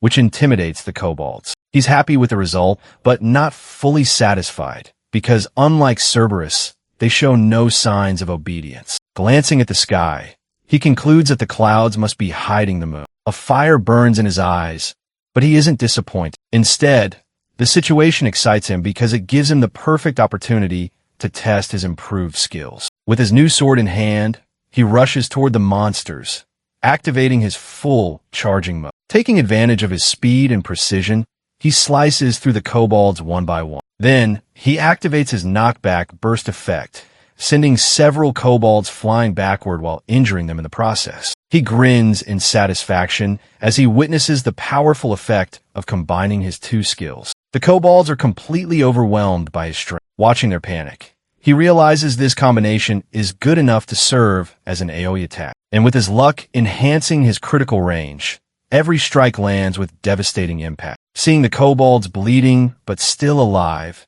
his determination hardens. He will finish them in the next strike. Raising his sword, A menacing expression flashes in his eyes, one so terrifying that even the poor creatures seem to shiver in fear. At the same time, a car speeds toward the rift's location. It screeches to a stop, and some players step out, introducing themselves as members of the Player Association. Lee Hyen immediately asks for the caller who reported the rift. The caller steps forward and points toward the area where the rift is open. Lee Hyen is ready to rush in, but his brother, Lee Jiang, stops him with a sharp voice telling him to look ahead first. There they see our boy, fighting like a total badass, already clashing with the kobold. His sword collides with the monster's shield, the impact ringing through the air. Both Lee brothers brace themselves, ready to jump into the fight against the kobolds, but they freeze when Xin calls out to them, warning them not to come any closer. With unwavering confidence, he tells them he'll handle the monster on his own. Ignoring their protests, Xin immediately activates his face-off title. With this title, he isolates the kobold from its companions, and his abilities are instantly boosted by 20%. Next, he activates his psychedelic skill. In reality, he intends to test just how much power he can channel into his knockback burst skill while activating his other abilities simultaneously. With a swift swing of his sword and a powerful push, the kobold is hurled backward, its body cleanly sliced in two from the devastating blow. Meanwhile, his system warns him not to approach the rift itself, cautioning that it could cause severe damage. Both players from the association are left dumbfounded by the sheer force of his attack. Then, one of them suddenly recognizes Xin. Lee Hyen steps forward, showering him with gratitude, especially since there are no casualties, which is a rare outcome, particularly when dealing with a rift. Xin, however, feigns obliviousness, casually explaining that he was just passing by the spot. But Lee Hyen is sharp, as he quickly catches on that Xin intends to go inside the rift, just like high-class players usually do. Hyen immediately insists on accompanying him. His brother tries to warn him, urging caution, but Hyen doesn't listen. He reassures Xin that they don't intend to get in his way. They just want to witness his skills inside the rift. Xin finally agrees to let them come along, though in the back of his mind, he can't help but think how these newbies already make him feel like an old man. After a short trip, the three of them reach the midpoint of the Bupyeong Station Fissure. Our boy slices through the kobolds with clean, effortless swings of his sword, a confident grin etched across his face. Young, meanwhile, is in disbelief. How could Xin be a low-level player and still fight like this? Before he can voice more doubt, his brother reprimands him, while reminding him to stay focused on their goal instead of wasting energy on mundane details like levels. Hyun, on the other hand, is determined to learn from Xin, convinced that the guy must be naturally gifted with incredible battle instincts. Young, still skeptical, mutters his suspicions about their mysterious companion, especially since Xion's health bar remains steady, completely untouched, despite the intensity of the battle. At that, Hyun is speechless. During battle,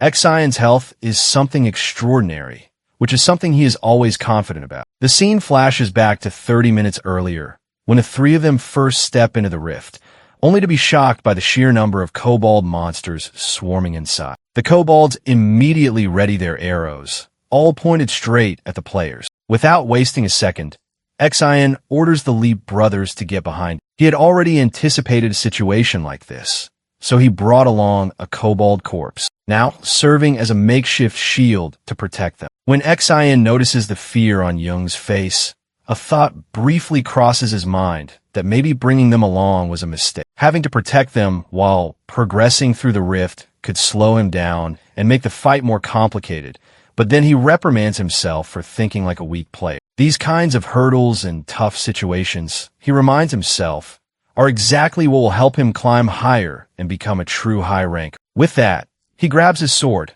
already ready to start killing the distracted kobolds. The next monster falls within a heartbeat. Without slowing down, he moves to the second floor, cutting through the monsters as if they are nothing. But then he suddenly stops when he comes face to face with a certain monster, the infamous kobold champion. It's completely unexpected for him to encounter a boss monster this early, right on the second floor. The next moment, tension grips him as he sees the boss charging at him. He wonders if his knockback burst can counter the attack, but quickly rejects the idea. Taking it now could put his own body at risk. All he can do is try to minimize the damage while somehow blocking the kobold's assault before it reaches him. However, when he swings his sword at the kobold's shield, he's stunned by the result because not only does the shield shatter, but the boss monster itself is heavily damaged. He knows he doesn't have enough stats yet to deal such devastating power. The only explanation, he realizes, is that it must be the power of his great sword fighting spear. On the other side, the minion kobolds freeze in fear after witnessing the downfall of their boss. Now, with cold determination, he's ready to finish them all. After a while, he finishes off most of the kobolds, earning an artifact, which is a pair of shoes of rapid movement that can double his speed. Without wasting a second, he immediately puts them on. He knows the nature of kobolds to carry rare artifacts, but it's his luck that not only does he get one, it also fits him perfectly. With this boost, he anticipates completing the raid even faster. Looking down, he notices his companions holding their ground well. The corpses of the kobolds they've defeated are scattered around, proof that they're not entirely useless in a fight. With incredible luck on his side, Shin finds the raid surprisingly easy, and the rewards don't disappoint. 5 silver-ranked items, 4 gold-ranked ones, and 1 platinum item that alone will bring him 150 million. On top of that, after slaughtering the hordes of kobolds, he earns the Clever Hunter title, restoring his stamina to its fullest. But then he stops abruptly. An eerie vibe seeps from the gate,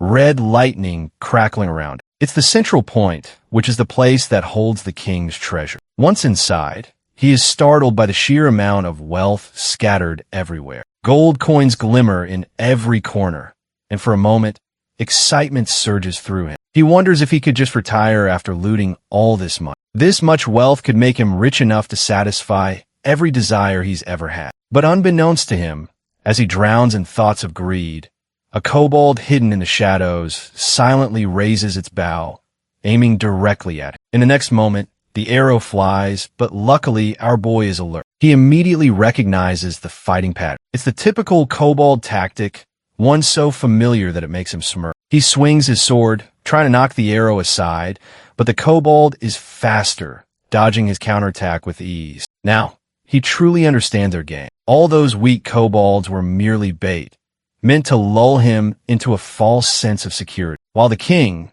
the final boss of the rift, waited patiently for him to walk right into its trap. This boss monster is on a completely different level from the other kobolds. Without wasting a second, it fires an arrow at him, a shot Shin barely dodges with a full charge. Had he been even a moment slower, he would have been dead. Landing on the ground in front of his opponent, Shin sees the boss already pulling another arrow from its staff. Meanwhile, the Lee brothers finally notice the boss monster's chamber. Judging by the sound of the fierce battle, they realize Shin has already engaged. They rush inside with quick apologies, but the moment the boss monster spots them, it activates the king's gaze skill. Instantly, the status ailment overwhelm takes hold. They are petrified, unable to move their bodies even an inch. On the other side, our boy stands tall, immune to the gaze. He had already activated his recovery skill, curing himself of the status ailment before it could affect him. Now, with his sword raised high, he glares at the boss, daring the monster to look anywhere else. With his next slash, his blade finally lands a solid hit on the Kobold King, drawing blood at last. But his excitement dims quickly. His Demon Bash skill is neutralized by the boss's resistance ability. Shin can't help but feel a flicker of disappointment. He can't stun the Kobold King despite having recovered from the overwhelmed effect. However, he understands, judging by the state of his companions, who are all level 100 players, that this Kobold is truly superior. Determined to take it down, he rushes toward it. But then he's shocked to see multiple arrows rushing toward him as the Kobold King activates its indiscriminate barrage skill. Shin has no choice but to use his sword to dodge and block the deadly rain of arrows. Now, as he studies the Kobold, he truly understands that this creature is on another level entirely. It has a strategic mind, keeping a calculated distance between them. What frustrates him even more is the seemingly unlimited stock of arrows in its arsenal. Worse still,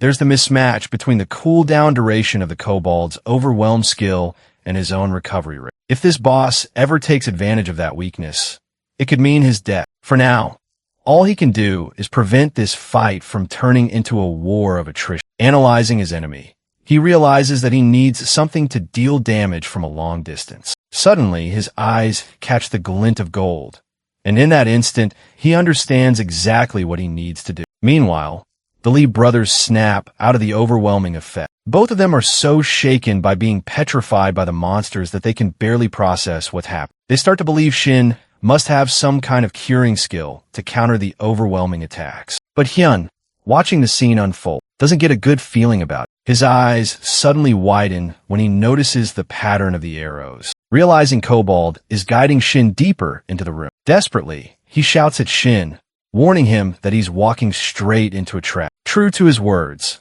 while Shin is busy taunting the Kobold King, oblivious to the setup. He's just about to step on a particular spot. The Kobold smirks triumphantly and releases an arrow, hitting its target perfectly. The king starts grinning, until its grin fades when it hears Shin's voice taunting that it's checkmate. Thanks to his ridiculous luck, Shin has activated his sacrifice skill at the perfect moment. Not only does it save him, but it also restores his HP to full. A complete win-win for him, and he doesn't waste the chance to mock the Kobold King, calling it a dumbass for not realizing that he was intentionally taking the attacks without fighting back. Then, with finality, he activates his psychedelic skill and combines it with knockback burst. With the effect of the knockback burst, the gold coins act like bullets, shooting straight into the Kobold. Both brothers tense up at the sight before them. Hyun admits that it's his first time seeing a player like Shin with such an intense presence in combat. Unfortunately, the Kobold King is still standing despite its injuries.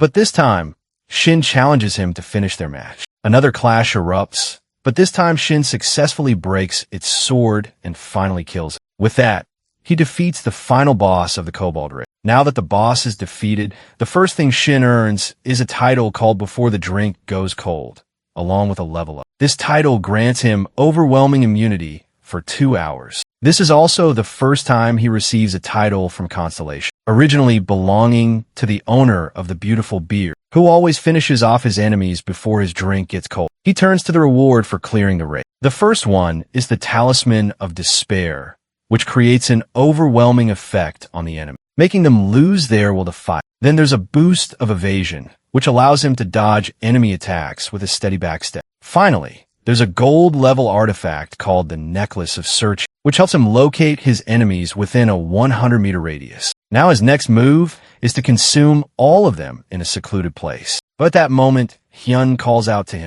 informing him that they need to get out of there as the rift is about to close. He already knows this fact, but doesn't understand the reason for such urgency. Then his eyes catch the treasure, and dread settles in as he realizes he can't take them away. Despite his protests, both brothers drag him out of the rift. Outside the rift, people notice it closing and 3 figures emerge. Among the crowd are quite a few fans of our hero, but their smiles fade when they see the despair on his face. Hyun tries to console him, but he doesn't listen. Then, a reporter from the Player magazine approaches, asking for his opinion about being the hero of the Bupyeong station. The title catches him off guard, and he grows nervous hearing. Meanwhile, Terry is in the basement rank 1 training room of the Player Town building. She faces 3 Birang golems summoned by Cho Lee Hyun, a member of the Player Association. Without hesitation, she starts her training, slicing through the golems with swift,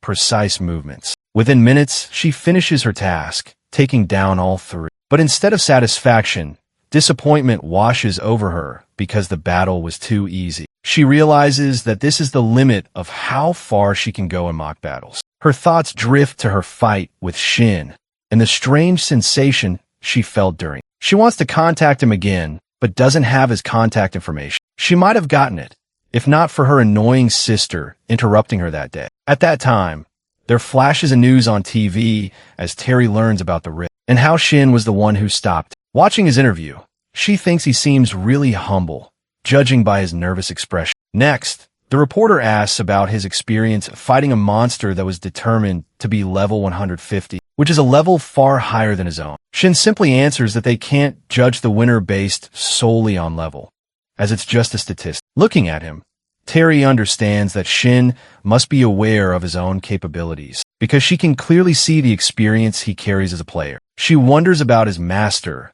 while wondering he might have connections with some combat constellation. but with a darker aura around her. She also wonders if, instead of a constellation, he might have a contract with Divine Being, just like she has one. The next day, Shin spreads out his latest rewards on the mat, ready to consume them. Then he enters into a gap of unconsciousness for this purpose. With this new gourmet, he now has overwhelm, search, and backstep skills. He feels quite happy to gain these skills, thanks to his luck stat, and hopes to become stronger before the true age of players begins. He remembers the early days of the times of warrior. Back then, most warriors held the stereotype that strength was the only thing they needed as players. But when stronger monsters started appearing, those who relied solely on strength met their end. As time passed, despair grew, until the appearance of Gogyong-su, known as the Sword Demon. He was the one who proved everyone wrong by overcoming his shortcomings through dexterity and enhanced evasive skills. Instead of chasing pure strength, Gogyong-su focused on skills that could be used in every situation. That adaptability became the reason he could handle any scenario. Unfortunately, our boy had been too blind in his previous life to follow the same path. But now, he decides to focus on skills, which will finally bring him results. Now, his system absorbs the artifact and gives him two delicious dishes: mushroom soup from the fresh cobalt forest and black pepper steak from the intense cobalt plains. He feels quite happy to see these dishes, assuming the Kobold King must have had good taste in food. But the next dish ruins his mood, which is a serving of larvae seasoned fresh from the Kobold Swamp. He instantly regrets his earlier words of gratitude. After a while, at his front gate, some reporters try to take his picture, only to be stopped by his guards. Seeing the ruckus from his window, he grows frustrated. He only came out to get some fresh air after forcing down that disgusting larva dish, and now this sight greets him. With no other choice,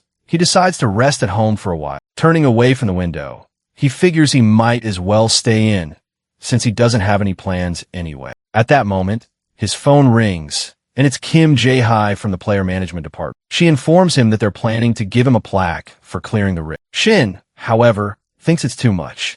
First the hero title, and now a plaque. To him, these titles feel meaningless compared to the disaster the world is about to face. Clearing a single rift is nowhere near enough, so he decides to pass on the offer. But not anticipating his refusal, Jae-hi quickly asks him to at least accept the dungeon priority card from him. When she mentions the Silent Ground dungeon, a chill runs down his spine, and he immediately asks about the dungeon's approval. She confirms it, while explaining that it's been granted due to his recent success with the rift. Basically, Silent Dungeon is a dangerous place where players face the threat of silence debuffed from his monsters. Still, Shin sees this as another chance to save someone. He remembers his companion, who was deeply fond of his younger sister, but she was lost when she went to clear the Silent Dungeon. His friend has lived with the regret of not accompanying her that day. Now, in the present, Shin is ready to enter that dungeon. Finally, our boy forgets about his old car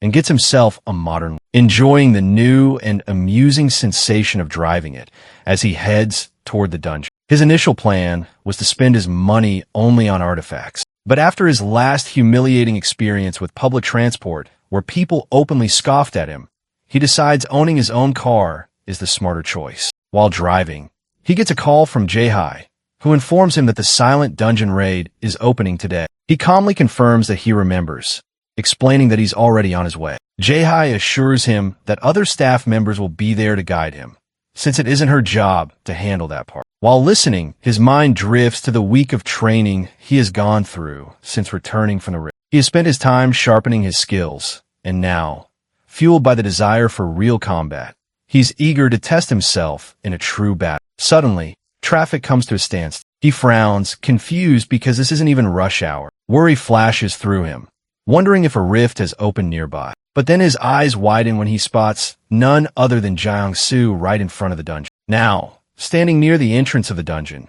there's a crowd of female fans swarming around Jiang-su. A reporter approaches him, asking his opinion about having such overwhelming popularity. Jiang-su coolly responds that it's his honor. The reporter, clearly not satisfied with such a cold answer, tries to keep the interview going by asking about his strategy for the dungeon. His next response is just as cryptic as he calmly says that, as usual, he's going to cut monsters. That simple yet confident reply leaves the reporter completely charmed. Then her cameraman nudges her and points towards Shin, who is looking outside to assess the situation. Shin instantly regrets showing his face. Meanwhile, reporters are already crafting flashy headlines. Jiang-soo also catches sight of him, and his assistant informs him about Shin's accomplishments, especially noting how Shin's fighting style and swordsmanship are strikingly similar to his. Hearing this, Jiang-soo simply states that he already knows him, leaving his subordinates baffled. Shin steps out of his car, immediately surrounded by a swarm of reporters. They bombard him with questions like some asking if he's here to challenge Jiang-soo, others throwing out ridiculous ones like how much his car costs. Shin, trying to avoid Jiang-soo's gaze, has no idea how to handle the chaos. But when he finally glances at Jiang-soo, he can't help but wonder if the man is challenging him, or if that grin means something else entirely. Whatever the meaning behind it, Shin, while meeting Jiang-soo's eyes, quietly acknowledges his own limits and sharpens his resolve to grow stronger. On the other hand, Jiang-soo is ready to enter the dungeon with his subordinate. While glancing at Shin, he realizes this person isn't ordinary. Instead of looking at him with admiration like everyone else, Shin views him as a goal to surpass. Jiang-soo quietly repeats Shin's name to himself, knowing that their paths are destined to cross again. Meanwhile, at the Silent Ground dungeon, Shin steps out of his car, his thoughts still lingering on Jiang-soo. How someone could be on such an entirely different level. But rather than feeling discouraged, he feels fired up. The idea of having such a high goal excites him. It makes everything far more interesting. No matter what, he's determined to reach Jiang-soo's level of power and to do it as quickly as possible. Suddenly, his focus is broken by the sound of players complaining nearby. They're upset about not being allowed inside the dungeon, even though it's their turn, claiming Shin is being given special treatment because of his growing popularity. One girl complains particularly loudly about his lack of decency. But when Shin gets a good look at her, relief washes over him because she's the very sister of his companion, the one he's been hoping to save, even though he can't quite remember the exact moment she disappeared. Though he's a little taken aback by the stark difference in personality between the two siblings, he finally deems her necessary to respond. Calmly but firmly, he declares that she has no right to talk to him like that because, regardless of the situation, he only came when the association permitted him to. Dismissing her, he walks ahead, which riles her up even more. She throws a series of tantrums and empty threats in his direction, making him briefly wonder if he should have just stayed home instead. As soon as he steps into the dungeon, a foul stench hits his nose, instantly annoying him. But he knows he can't help it after all. The dungeon is filled with undead monsters. At that moment, the corpse of some monster suddenly lunges and tries to grab it. Caught off guard by the ambush, he finds himself unable to use any of his skills for 0.5 seconds, which is because of silence debuffed by the monster's attack. He can't believe the silence effect triggered with just a mere touch. Without wasting another moment, he recovers quickly and cuts down the ghoul in one swift strike. Now, looking at the horde of undead monsters, he realizes he needs to evade every possible hit to keep his skills active. However, what these monsters don't know is that our boy is an expert at maintaining this evasive, fishing-style combat, and he has complete confidence. Meanwhile, in the strategy meeting room for Scout Team 4 of the Player Association, Shin becomes the main topic of discussion. His picture is displayed on the big screen as the presenter informs everyone that they're going to discuss him as their next major project. The old man in charge is particularly pleased with the impression Shin made, especially standing out even in front of someone like Jiang-soo. On the other hand, the team leader of Scout Team 4, and Lee Kyun, has already heard plenty of praise for Shin from the Lee brothers, knowing that Shin only awakened not too long ago. His deputy, Shin Min-jae, adds that our hero has indeed become quite famous recently, and agrees, acknowledging that his growth is truly unparalleled. Still, he doubts whether Shin can yet be compared to high-class, naturally gifted players like Terry and Jiang-soo. Min-jae agrees at first, but while checking Shin's profile, he adds that, indeed, the data shows great potential, especially considering the Kobold Rift. However, he argues that without fully understanding the real danger Shin faced during that rift, they can't properly evaluate his accomplishments. He even voices his suspicion that Shin might have manipulated the media to exaggerate his feats. His point is immediately objected to by Lee Gahi, the team's strategist, who is well known for opposing almost everything Min-jae says. Standing up from her seat, she politely apologizes for interrupting the deputy leader, but explains that she has personally been keeping an eye on Shin for some time. She begins presenting her findings from her quiet surveillance of him, recommending that everyone review the data she has collected so far. Turning on the projector, she first displays the normal growth rate of an average player. Then, she switches the slide to show Shin's growth curve. The comparison is staggering, and her analysis concludes that Shin is anything but an average player. The room falls silent for a moment as everyone stares at the data, shocked by the undeniable evidence of his extraordinary growth. However, Min-jae thinks she is not in her right mind to present this data, or that she is failing to look at things objectively. He points out that, judging by Shin's skills and the number of titles he's gained, his power is already on par with someone like Jiang-soo,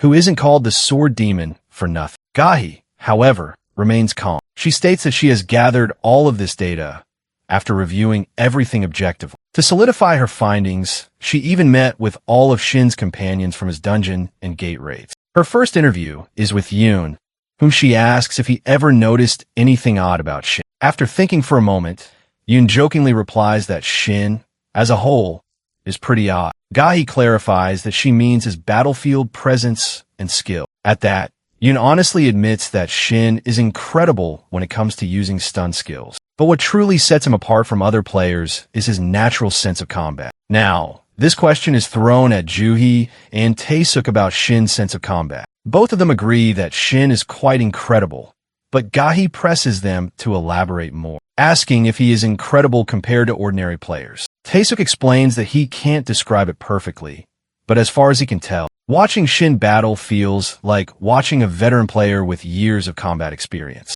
Gahi urges him to explain further. Taesuk clarifies that it feels as if Shin already knows what move his enemy will make and counters it effortlessly. Unlike other players, he never exposes any weakness. Gahi agrees, noting that this kind of skill usually only comes with years of experience, as otherwise openings are inevitable. Taesuk adds that Shin's case is different. His body is so well trained that it moves on reflex before his mind can even process the situation. Gahi considers this and concludes that Shin must have an exceptionally delicate sense for combat. Taesuk agrees, noting that this ability allows Shin to always find a way to counter enemy attacks, no matter how difficult the situation is. Now, in the present, Gahi concludes in front of her team that Shin is different because he possesses an instinct that rivals foresight. Not to mention, his combat skills are on par with A-rank play. With this analysis, she states that Shin has the potential to become S-rank player in the future. Meanwhile, while Gahi presents her analysis about him,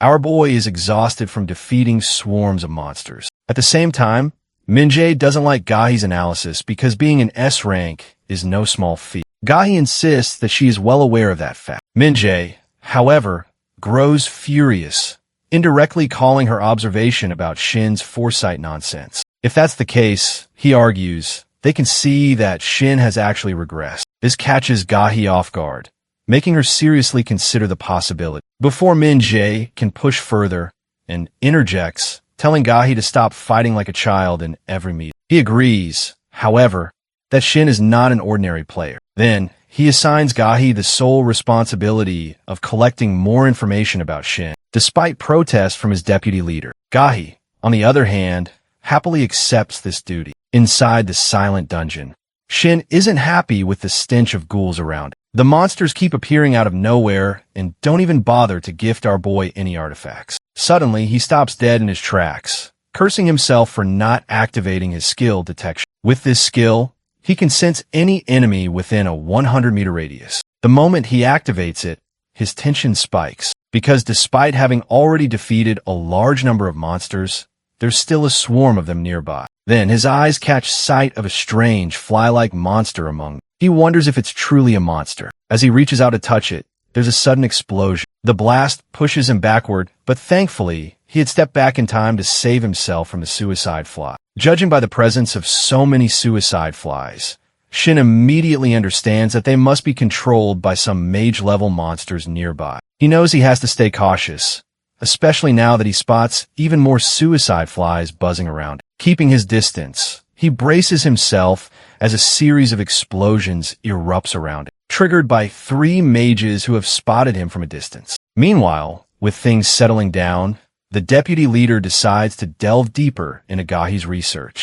He asks if she has discovered anything significant besides Shin's sharp combat sense. Perhaps something about his mysterious titles. He doubts that Shin's method of acquiring such tiles is also unique. To his surprise, Gahi agrees with him, revealing that she has a theory of her own. Back in the dungeon, Shin's defensive sword activates just in time, forming a shield that protects him from the chain of suicide fly explosions. Now shielded and more focused than ever, he is ready to take down the mages. Gahi, on the other hand, grows more certain of one thing, that Shin is someone far too complex a player to be easily understood. A few days ago, our boy is training in the underground training room. He keeps dodging all the arrows from automatic bows with the swings of his sword, a skill honed during his fight with the Kobold King. It has been 3 days since he starts this relentless train. He knows that besides having a rare skill, the only other way to gain skills is to train furiously. But there is a downside, because this kind of training only earns a player passive skills through sheer repetition. For active skills, he needs a structured training routine. It's not common knowledge, and the few players who know this secret don't share. He knows it only because of his years of experience. Now, in the present, he has earned the support skilled defensive sword through his rigorous training, and it helps him protect himself in critical moments. On the other side, the mage monsters are far from happy to see him still alive, and they summon a swarm of flies rushing toward him. Looking at them, he knows that the defensive sword is a great skill, but it has one flaw. He can't move his defensive shield. It means he has to stay rooted in one place to protect himself. However, our hero isn't called our hero for no reason. He has finally found a way to bend this rule. When the explosion occurs, he uses his sword to channel the defensive shield over his head. In doing so, he creates an umbrella-like protection that he can move along with his sword. Seeing him rushing toward them, the mages immediately cast the spell of Inferno, creating a hellfire and hurling fireballs in his direction. With a grin on his face, he taunts them, saying they're already too late. With that, he activates Knockback Burst on his sword, rattling and breaking the skeleton mages. At the same time, the middle boss monster, a Death Knight, fixes its gaze on him. Meanwhile, our boy obtains a rare purple magic stone after defeating the mages. He's thrilled to secure a reward worth 100 million after overcoming the dungeon's challenges. He decides to take the stone with him on his way back after clearing the raid. Now, his purpose shifts to reaching the center of the dungeon while activating his detection skill. Immediately, he senses a monster nearby, which must be the Death Knight. Shin is shocked to realize that the presence of multiple monsters he had detected earlier has vanished within moments. Besides that, he can only sense this one monster. At the same time, the monster appears behind him. Our guy immediately senses its presence, but can't pinpoint its exact location, as there's no reaction time for him. Unable to locate it precisely,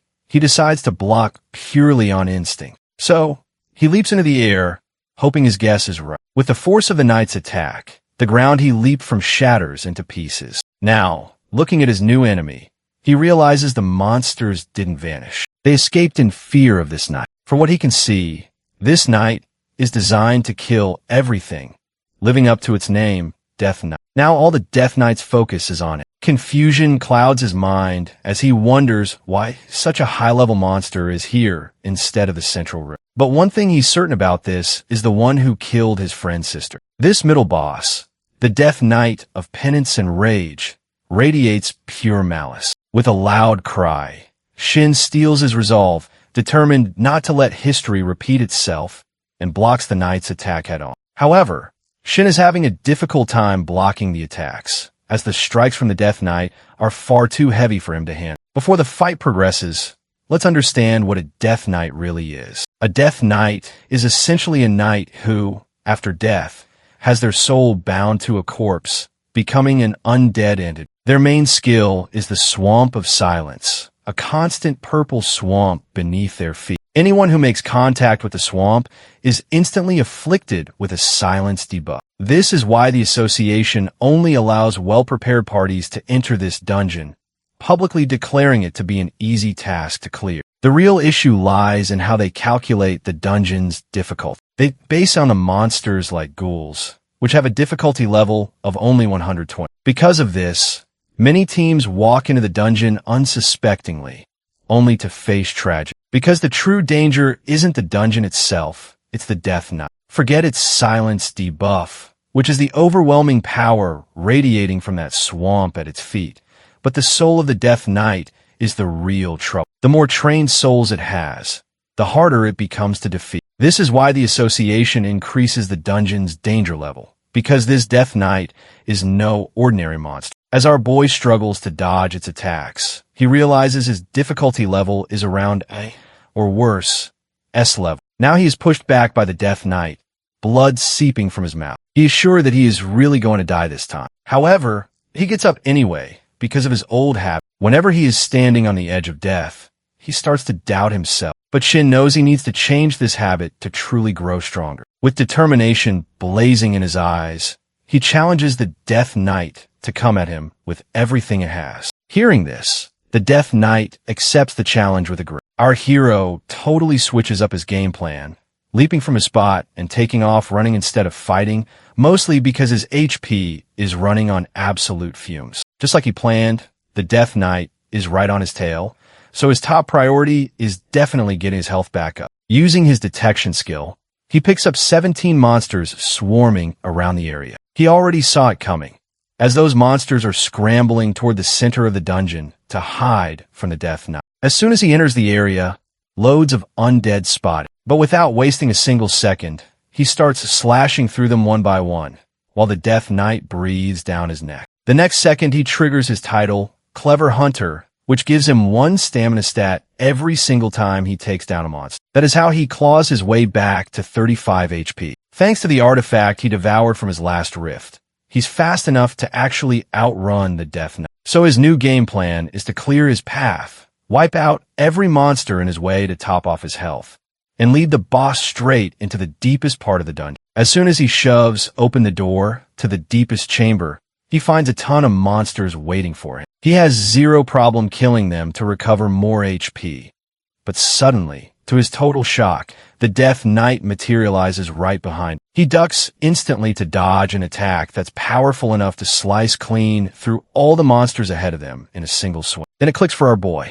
That attack wasn't even meant for him. It was aimed at the undead just to stop him from farming HP. Left with no choice as he tries to recover his HP, he starts prepping a knocking burst, the second he spots an opening in the Death Knight's defense. But right in the middle of the attack, he gets shut down because the Death Knight drops its swamp of silence, which means all his active skills are totally nullified. Now he's trapped in the swamp, and the Death Knight is attacking him relentlessly, making him bleed. Next moment, his HP plummets into the danger zone. He somehow manages to block the blow with his greatsword.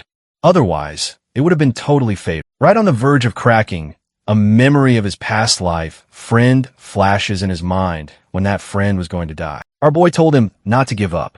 His dying friend comes back to haunt his thoughts, begging him to be buried right beside his little sister's grave, even though our boy tried to comfort him by saying a rescue team was on the way. His friend died anyway, leaving our hero completely devastated. Back in the present, he realizes his huge mistake, trying to save all of his trump cards until the final boss arrives. But right now, this battle is a literal life or death situation.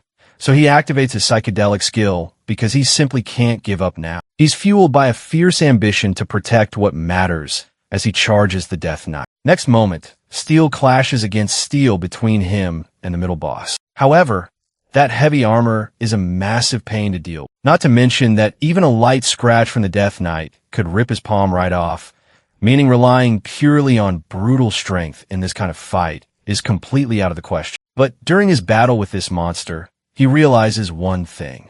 He actually has the upper hand against his enemy. The next time the Death Knight swings at him, he immediately dodges and blinks right behind the monster. The Death Knight whips around to attack again, but he vanishes just as fast, reappearing on the other side. He taunts the boss, pointing out how useless its attacks are if it can't even land a hit. So the next moment, he slashes his sword at the monster, buffing the strike with his critical hit skill and supercharging his critical range by using his player luck state, which rockets his critical range from 120% up to a massive 600%. The Death Knight backs away, but with that 600% critical range bearing down, the impact knocks the Death Knight onto the defensive. He darkly tells his enemy to get up, knowing damn well this battle isn't ending this easily. On the other side, the Death Knight's faceplate shatters, and its glowing skeleton can be seen underneath. The middle boss also unleashes its ultimate skill, Life Flames, as a sacrifice that will max out all of its attack stats. Our boy already saw this coming because basically all Death Knights have different skills, but one thing is universally same. As soon as their HP hits bottom line, they all resort to self-destruction. As the deadly game of tag begins, now in 10 seconds it will start. The final attack charges up, and our guy knows a single hit will finish him off. Trying to fight the monster head-on is completely out of the question, turning him into a sitting duck right in front of the middle boss. But he is determined. Even as prey, he has a job to do because every single second counts. He just needs to run as much as he can for these 10 seconds while the Death Knight's strength is completely maxed out, knowing that right after, it will self-destruct. When the boss lunges at him, he dodges. Seizing the chance, he bolts. With 9 seconds remaining, the Death Knight is right on his trail, and he looks back to see the monster readying another strike. With 8 seconds remaining, he is right as the Death Knight hurls its sword at him, which he deflects away with his own blade. 7 seconds remain when the Death Knight raises its sword to strike again. At 6 seconds, his body goes into overdrive, and it feels like his lungs are being crushed, but he reminds himself to hold on just a little longer. With 5 seconds left, the Death Knight attacks again, and this time the blow crashes into him, throwing him completely off balance. 4 seconds remain, and right at that moment, the area gets locked down by the Swamp of Silence, shutting down his ability to use skills. His survival instincts scream at him to find a way out as the Death Knight's claws close in. In that flash, he remembers his past life when he fought ghouls that used the same silence debuff, completely frustrating him. He remembers a friend who dealt with those silence-heavy ghouls just fine, advising him to pop a status abnormality potion. Back then, our guy thought it was useless because the potion had a 2-hour cooldown, meaning the ghouls would just reapply silence anyway. But his friend told him the most important secret. Despite the cooldown, the potion buys you just enough of a window to perfectly clear a raid in situations like this. At the time, he thought all that advice was total bullshit, figuring if it were that easy, he would already be a top-tier rank. But now he is desperate enough to use that exact same trick. As his recovery effect kicks in, the silence debuff gets undone. The second the attack is about to close in on him, he immediately triggers backstep with only 3 seconds left. The monster lets out a furious roar as 2 seconds remain, and the enemy rushes him. But our boy has 0 mana or skills left to fight it off. As the enemy closes in, he lets go of the handle and collapses backward. With finally 1 second left, he is so utterly exhausted he can't even twitch a finger, wondering how much time is actually left. The next moment, he sees his enemy looming over him, cursing that this might be the absolute last thing he ever sees before death. Facing the end, he deeply regrets underestimating his opponent from the beginning, despite putting up a good fight, and he kicks himself for not handling his regression more wisely. Just as the enemy's claws are centimeters away, the time runs out, and the Death Knight finally starts to fade away. Watching it dissolve, he lets out a weak chuckle, thinking he was actually done for, a sensation that gives him a heavy wave of nostalgia for when he regressed the first time. With that, he gets credit for defeating the Death Knight, hauling in a massive mountain of experience. His skill levels jump up several times, and his recovered HP is the only thing that keeps him from dying in this dire situation. Yet looking down at his trembling fingers, he realizes a harsh truth. His health is back, but his stamina is completely gone. On top of that, the penalty from psychedelic is crashing down on him hard. He faces a choice: keep stacking the penalties to push through and clear the rest of the dungeon, or stop. But tackling the final boss in his current state won't be easy. All he can do right now is undo psychedelic. His plan is simple: recover his stamina and take the penalty hit. He hopes that since he wasn't hit while the skill was active, he will be fine. He didn't know how terribly wrong he was. The second he cancels the skill, an agonizing wave of pain hits him so hard, he crashes straight to the ground, gasping in agony. Undoing the skill leaves him severely exhausted from the accumulated backlog of damage. Because that built-up damage crossed the permitted limit, the resulting exhaustion is infinitely worse. If he stays in this state for too long, he might actually die. The next second, consciousness slips away from him. Back at the entrance of the Silent Grounds, the dungeon's gatekeeper is sweating bullets, worried sick about our boy because, according to their tracking, he should have been out by now. Meanwhile, the younger sister of his companion tries to play it cool, brushing off her friend's worries about her hero. She mutters under her breath that he better take responsibility for his reckless actions, but deep down, she is burning up with frustration, wondering what on earth he is doing inside. She is completely unaware that our boy has already lost consciousness. While Shin is unconscious, many undead creep up, ready to hunt him down. One of them is about to reach him with its claw, but the goddess of luck suddenly intervenes, threatening anyone who dares to harm Shin. The next moment, the undead bolt in terror. She tries to wake him up, taunting and provoking him by asking if that is all he is amount to. When our boy still does not budge, she looks around and something instantly catches her eye. A while later, our boy finally opens his eyes. At first, he has no clue where he is, but the second he realizes his surroundings, he jerks upright, wondering just how long he was knocked out inside the dungeon. The next moment, however, he feels the severe after effects of psychedelic, making him vow to use it against heavy hitters like the Death Knight if absolutely necessary, but to be much more careful next time. He feels a wave of relief that the undead didn't chase him down while he was out. Turning around, he is surprised to find the goddess of luck fast asleep right beside him, immediately deducing that she must have saved his life. He figures he will ask her what happened later, but for now, it is time to loot. To his disappointment, though, he only finds one artifact, the Silent Ring. This ring helps its wielder achieve fourfold mana recovery, but that is only possible inside a dungeon when the moon is visible at night. Otherwise, it drains a user's mana if worn during the day. He feels frustrated that all his hard work only yields such a meager reward, and that he failed to secure silence, the dungeon's ultimate reward, likely because the Death Knight wasn't actually the final boss. Suddenly, he remembers that when he defeated the Death Knight, a status window flashed by showing that he had gained the largest amount of experience he had ever received. He didn't get a chance to check it back then, so he pulls it up now. At first, he glosses over the numbers, but suddenly his eyes widen as he sees he has shot up to level 83, leaping almost 20 levels from his previous level of 58 off a single one. He is exhilarated by just how many experience points were packed into that jump, which explains the lack of other artifact rewards. He is totally hyped up, realizing he can become a top-tier player in no time at this speed. His excited shout startles the goddess awake and causes him to cough up blood. After a moment, he sparks a fire while trying to calm down, knowing he still needs to recover his stamina. He notices the goddess is relaxing a bit too much, and she taunts him, saying he can never have true luck if he can't stop to enjoy the little things in life. His expression softens at her words because in his past life, he tried to live like that.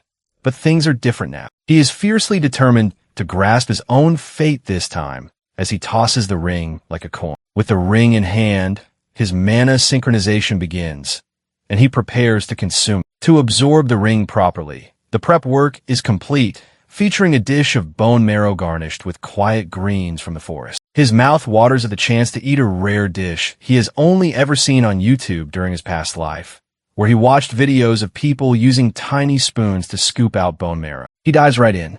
After he finishes absorbing the Silent Ring, he snaps out of his post-unconsciousness days, thoroughly satisfied to be eating real meat in front of campfire. When the goddess of luck sees his expression, she is initially annoyed, but her curiosity quickly takes over as she wonders how he managed to acquire an ability completely free from any growth restrictions, making it an exceptionally rare power. He replies that he got it just like any other player gets their innate ability. The goddess comments that he is simply absurdly lucky, and he nervously admits that he really is, considering he even managed to regress, a pretty massive stroke of luck. She expresses that she is just as lucky to meet someone with a growth-type ability, making her deeply satisfied with her choice to become his constellation. At that, he jokes that at this rate of growth, he will soon become famous throughout the entire country.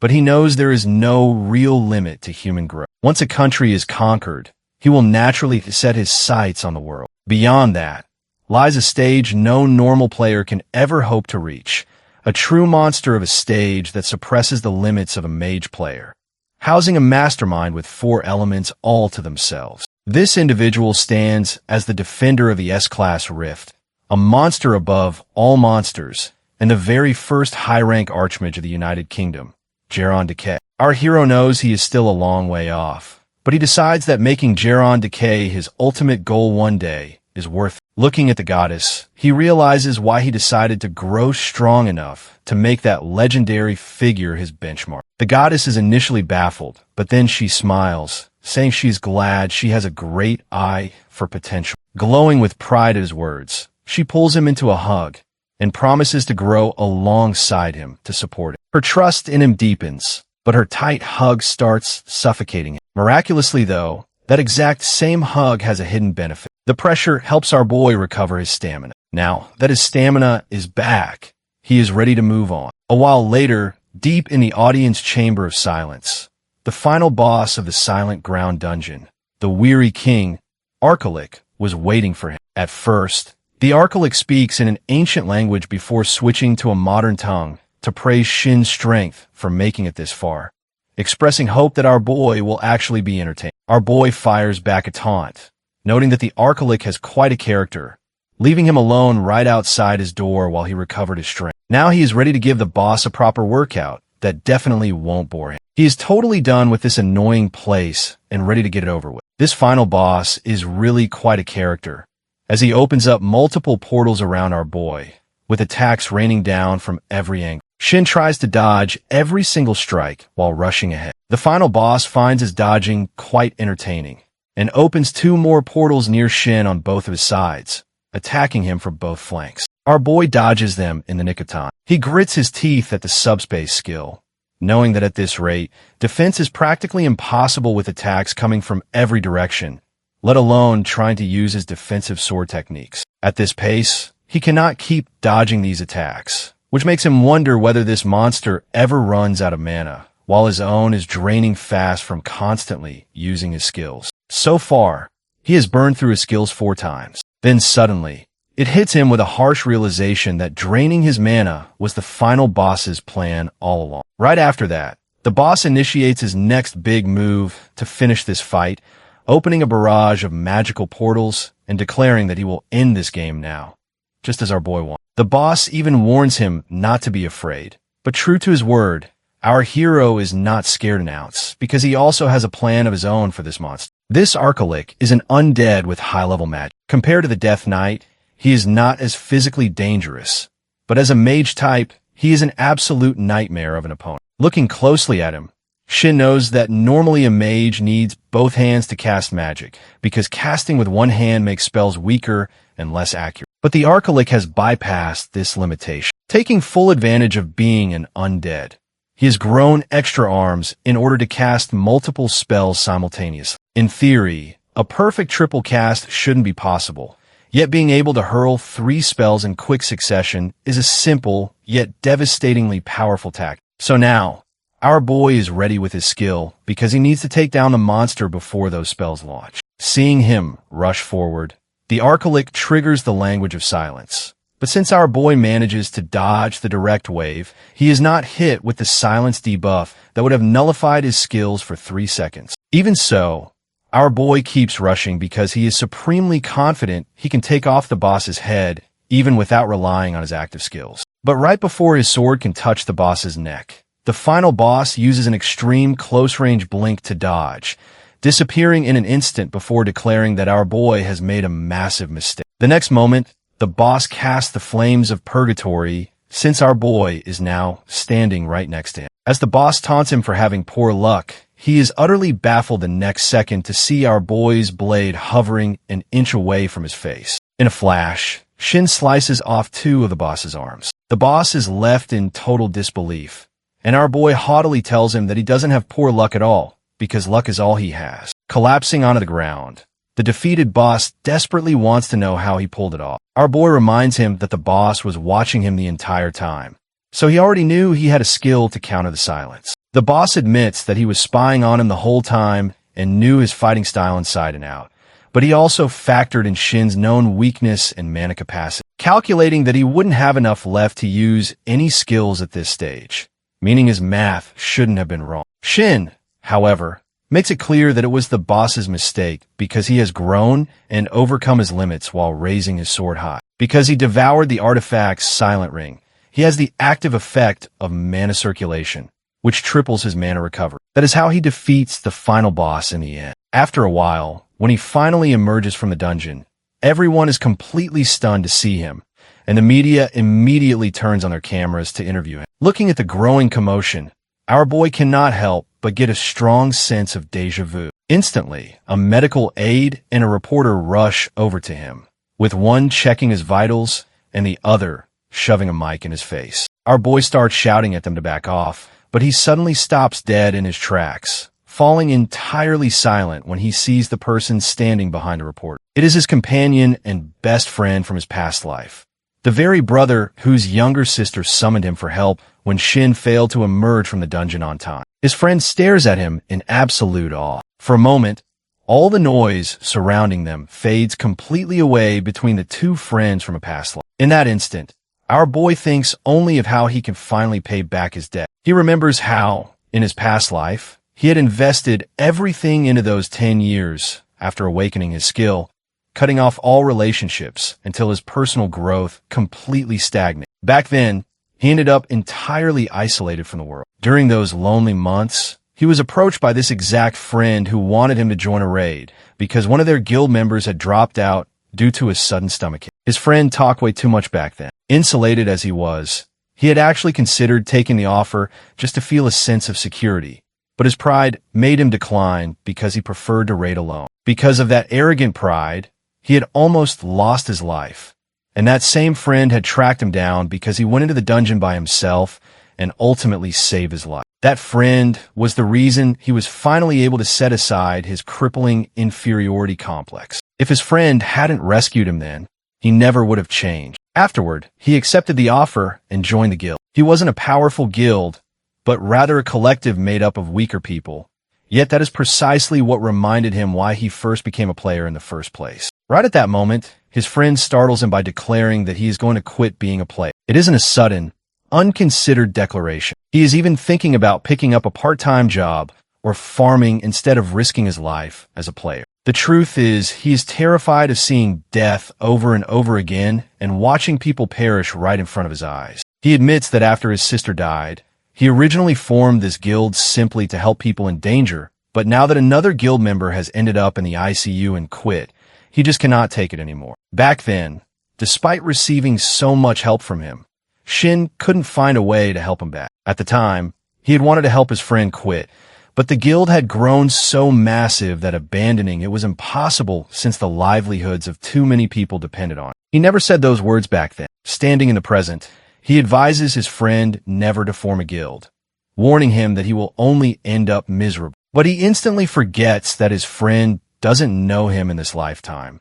leaving his friend looking totally confused and asking if they have ever even met before. Meanwhile, his sister marches up, furious with him for messing with her brother after supposedly stealing the dungeon right out from under them. Walking away with a bittersweet sense of closure, our boy quietly hopes his friend will actually go out and enjoy a real life this time around. Meanwhile, in the Dimension Core residential sector slums, the late bloomer model student hiding in a hoodie moves ahead through an area where monsters are lurking around. He murmurs that it is becoming dangerous, as it is late at night, so he needs to execute his plan immediately. Meanwhile, as our boy has already given the interview, now watching the news, a newscaster reports on the adjustment of the danger level for the Silent Grounds. Noting that up until now, the dungeon has caused many casualties. Because the Death Knight proved to be a far greater danger than they anticipated, they restrict access to the Silent Grounds while they recategorize its danger level. Watching the news at home,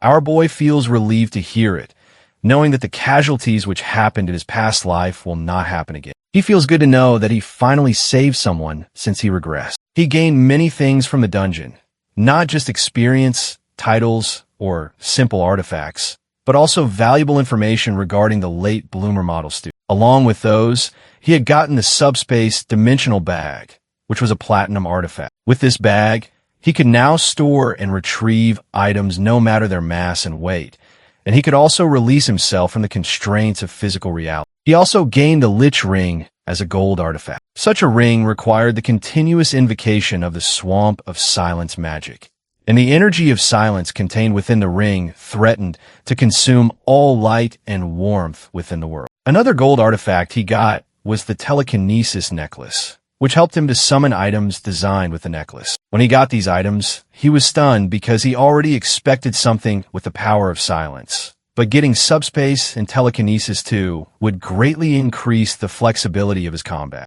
He could also level them up through use, depending on how he applied them. He was brimming with excitement, thinking that maybe he would even get a special title, since these things were never obtained by anyone in his past life. However, the goddess of luck was quite cross with him for not praising her, so he immediately thanked her. Right there in the dungeon, he started the mana synchronization of the 3 items in order to devour them. The first dish presented to him was a purple soul macaron.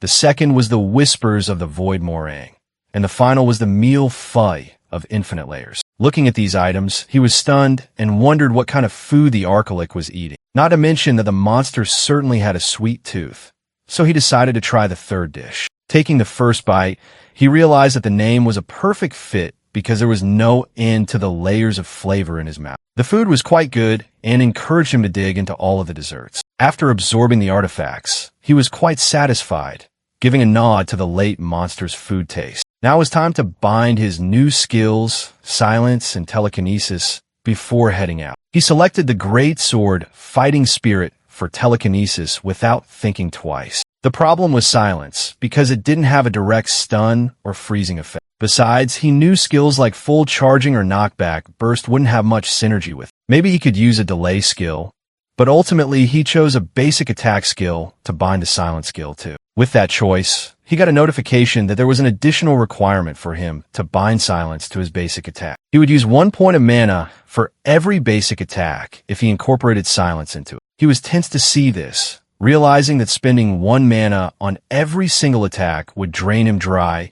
even if he got a mana-related title. Then he checked the details of a title he earned, and of a Twisted Desire, a B-rank title that granted him 150 plus mana. He calculated the situation. If he used mana circulation, he would have a constant stock of mana, though getting surrounded by a bunch of weak monsters could still put him in a dangerous situation. For a moment, he stayed thinking. Then he grinned as he decided to take a risk in order to grow strong. So he bound silence to his basic attack. Now, every time his basic attack activated, silence would apply according to the opponent's resistance. Suddenly, an aura around them turned bleak, which made him ask the goddess if she had summoned another constellation. The goddess denied having any hand in it, but 3 new constellations found him anyway. The first one, the Sun King, expressed his desire to support him. However, the goddess of luck cut him off angrily, calling out their audacity to try and lure her hero right when she was standing right there. At that moment, a new goddess appeared, saying it wouldn't be good for the goddess of luck to monopolize the player. They were shocked to see this new goddess between the Sun King and the great conqueror of Mongols. This new goddess was quite pompous as she barked at the conqueror to move aside. This new goddess was quite impressed by our hero, which was why she came here personally. She even expressed that a man like him should be standing beside her, indirectly taunting the goddess of luck about how he should have someone sophisticated by his side. Hearing this, the goddess of luck dared to challenge her authority. Right at that moment, the 2 women broke into a catfight, so our boy decided that there was only room for 1 goddess here. However, this new goddess caught his attention by mentioning that she had some information and that he should make contact with her. Finally, she revealed that the information was regarding the late bloomer models. This caught his attention immediately, as he demanded to know whether that constellation had formed a contract with another player, or what his current status was. She revealed that she found him in the slums of the Dimension Core and added that he was totally obsessed with the eschatology of the Dimension Core. If you want to know more about him, He needed to make a contract with her. Now, in the present, he thinks about her words. He didn't have any idea about the eschatology of the Dimension Core, as the constellations never brought up that topic in his past life. At that moment, the goddess of luck chimes in, confirming that she couldn't find the constellation in the slums either. But she is thankful that he rejected that new goddess's offer. Meanwhile, our boy is left wondering why a constellation is in the slums in the first place, since that is where those who fail as constellations go. He is frustrated, wondering why the student went there and what he is doing. Far away, the president of the Hyunjong Corporation looks at the participant list for the upcoming open market, in which the profile of our boy catches her eye. She smiles as she finds him quite an interesting participant. This woman is Han Hyunjong, level 900 in S+ rank. Meanwhile, Shin doesn't let go of his research about the late bloomer model student and the eschatology of the Dimension Core, but he finds nothing about it. However, forming a direct contact with a new goddess is out of the question as well, since she clearly has her eyes on the mythical constellation and wants to use him for it, because there are conditions where a constellation's position grows with the player's growth. However, he looks into it, realizing that even if he forms a contract with her, and if any accident happens, he will still be safe, and she won't ascend to a mythical constellation. Now their destination, the Hyunjong market, has arrived. He stops the car. This is an open marketplace where players buy and sell artifacts freely. Up until now, artifact trade mostly happens between players surfing privately, but the open market guarantees safety in exchange for expensive commission fees because of the risk factor. Now the market flourishes because it provides the safety of transactions, which is why major guilds operate heavily within. The top open market right now is the Hyunjong market. The market is associated with the Hyunjong Guild, but the guild itself is not powerful enough to secure such a massive market on its own. Instead, the leader, Han Hyunjong, is the sole reason the market thrives because she is the world's only S+ rank buff player. Because of this, high-ranking players from all over the world flock to the market, and they act as implicit guards to keep the peace. That is why he is here, so the first thing he needs to do is confirm his identity code. Since he just got permission and doesn't have an official code yet, he gives his name. He is then cleared to access the 8th basement floor, which makes him nervous because that is the VIP floor, making him wonder whether Han Hyunjong actually rates him. His thoughts are interrupted by some boys gossiping about how he should hook up with Kim Miso, assuming they are dating, and even gossiping that they know Kim Miso's ex-boyfriend is dead. They even discuss how they wouldn't normally date her, but if she were to ask herself, no one could say no, and they might just agree to toy with her a bit. Hearing this makes him realize that Kim Miso is facing these kinds of slanders. The right thing to do is ignore these people, but he just can't let it go. So he subtly tells the receptionist that the open market is quite liberal if people spew any kind of filth like that. Immediately after, a while later, the guards escort the boys out despite their protests that they had done nothing wrong, getting them blacklisted by the market. Our boy, looking at the commotion, is satisfied with how maturely he handled that situation. Then he takes the elevator to go to his designated floor. Meanwhile, his mind calculates his money, $3,900,000 after selling his loot from the dungeon. He knows he can't buy anything from the VIP lounge with just that amount, but he's going to enjoy the window shopping because it will let him see things on the VIP floor that he missed out on in his past life. The moment he reaches the VIP room on the 8th basement floor, his guide, Song Ayun, is ready to escort him through the VIP area. For a moment, he feels like a kid caught in a luxury goods store, but he accepts the guidance, thinking he might be coming back here regularly. She assures him she is ready to answer any of his queries. Looking around at the items on display, one book catches his eye, but the price almost gives him a heart attack, making him wonder if they just added too many zeros. The girl informs him that it is an epic-grade artifact called the Book of the Abyss. He nonchalantly tries to brush it off, saying he is a swordsman player and doesn't need a book artifact. She politely offers to show him swordmaster-related items instead, but he refuses while sweating on the inside, hoping she didn't notice him freeze at the crazy price. Then he hears a commotion. Some people are staring at the sacred stage, displaying a piece of merchandise, in absolute disbelief that something of this caliber can even be bought in their country. When she tries to explain, he decides to go look for himself, thinking it must be something truly special to shock people this much. However, His thoughts completely freeze when he sees the item right in front of him. It is the Mage Stone, which is an almighty great item, and its seller is none of people other than Jaren Decay. He is shocked to read the placard, realizing this means it is one of the highest grade artifacts in existence, with a starting price of 3 trillion credits. Looking at that, he guesses that Jaren must have even better almighty grade items in his possession if he is willing to sell this one. He gets nervous, realizing that while his original purpose for coming here was to motivate himself, he is actually feeling way more down now. After a while, he heads down to the 4th basement floor of the Hyunung Market, the Platinum Zone. He sees items that, while not cheap by normal standards, are at least better than those mind-bogglingly expensive VIP pieces. At that moment, a boy named Young Jun-hyuk spots him, greets him, and offers to help him out. Hearing the name, he remembers this boy from his past life, who goes by the alias Perfect Storm. He replies honestly that he isn't here to buy anything, just to look around. Hearing this, the boy wants him to look at an artifact he recently acquired that happens to be a poor match for his own class. He pulls it from his pocket along with its information window,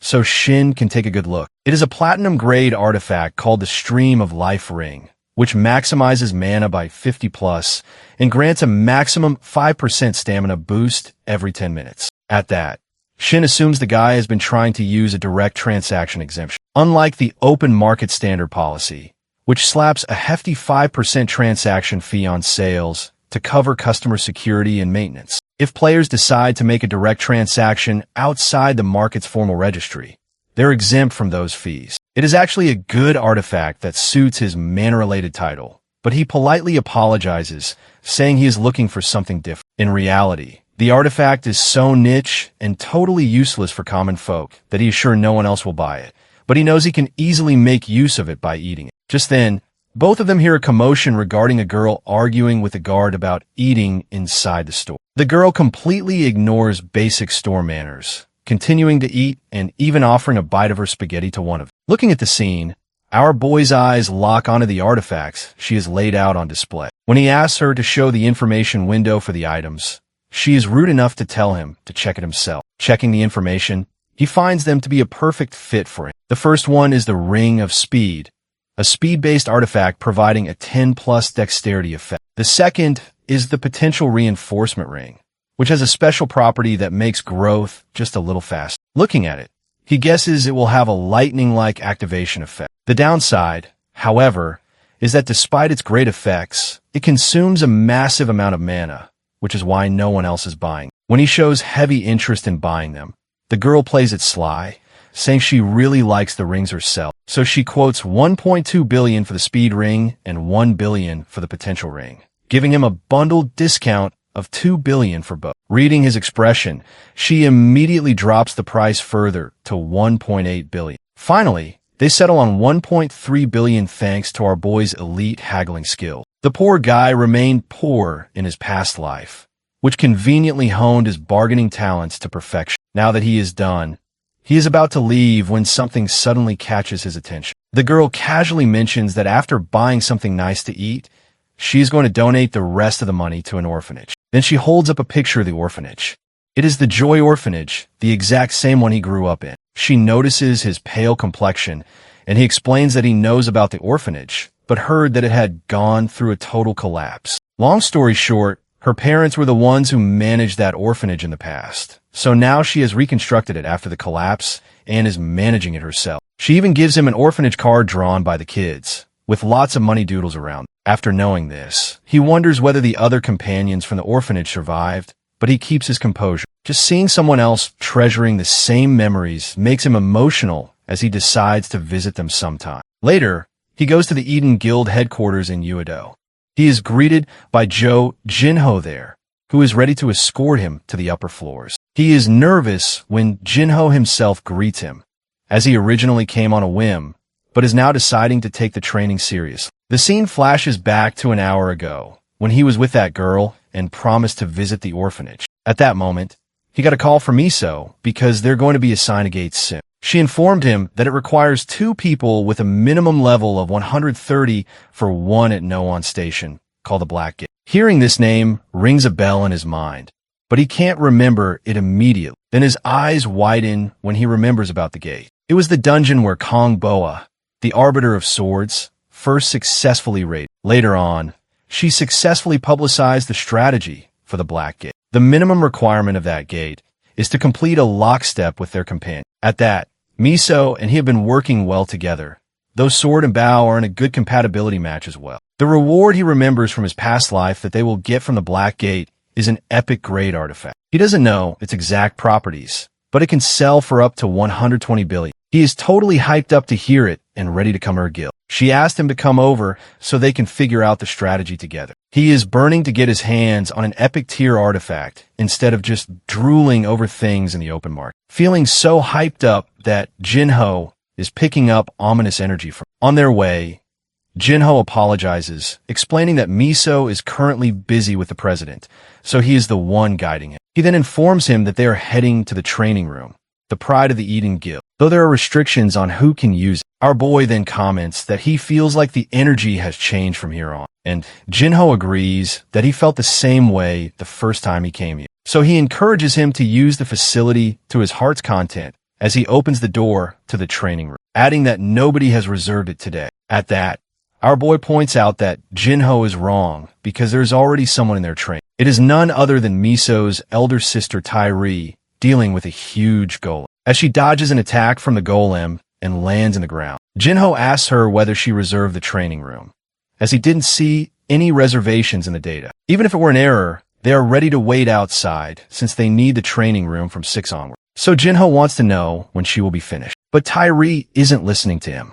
Her eyes are locked onto our boy. She steps forward, greeting him. He explains that he comes here to train with Miso on their teamwork for the gate raid. This prompts a comment from her that he is getting close with Miso, which is making him nervous. Meanwhile, Jinho is furious at her for purposely ignoring him. So she heads outside while casually offering our boy a chance to spar with her at a later time. Before she leaves, she drops the bombshell on Jinho that she just used the room without a reservation, much to the chagrin of the older man for this late reply. Now that she has left, Jinho apologizes on her behalf, which our boy brushes past. Since Miso still hasn't arrived, Jinho offers to make himself comfortable, but then darkly tells him that waiting is bound to be boring, so he has an idea to kill some time. Slamming his sword into the ground, he asks him to spar, shocking our boy as Jinho starts stripping off his gear. He nervously thinks maybe it's a guild trait to ask people they just met to spar with them. Jinho expresses that he doesn't need to feel pressured,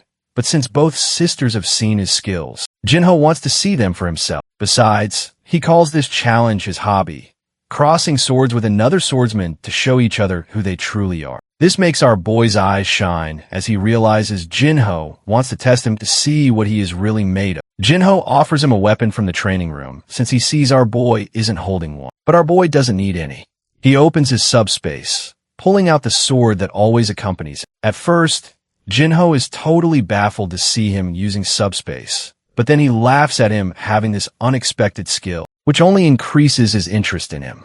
Grinning, Jinho starts the match immediately. He originally planned to hold back, but seeing the vibe, Jinho decides to use all of his power right from the start. Meanwhile, in the CEO's office, Miso is having an argument with her father, who looks concerned for his daughter. However, she misunderstands her father's intentions and leaves the office with tears in her eyes, telling him never to contact her again. As soon as she leaves, he immediately contacts Chief Jang, asking him to throw a line to the association and investigate every single detail about her hero. Meanwhile, that exact same hero is nervously staring down Jinho's giant form inside the training room. Inside the training room, the training match begins between Shin and Jinho. Jinho, radiating cracking energy, asks if he is ready. The mock battle will officially start when both players register as ready, and right now, the screen only shows one player locked in. At that, he asks our boy if he is okay with just 2 matches. Since crossing swords twice is more than enough to gauge an opponent's skill,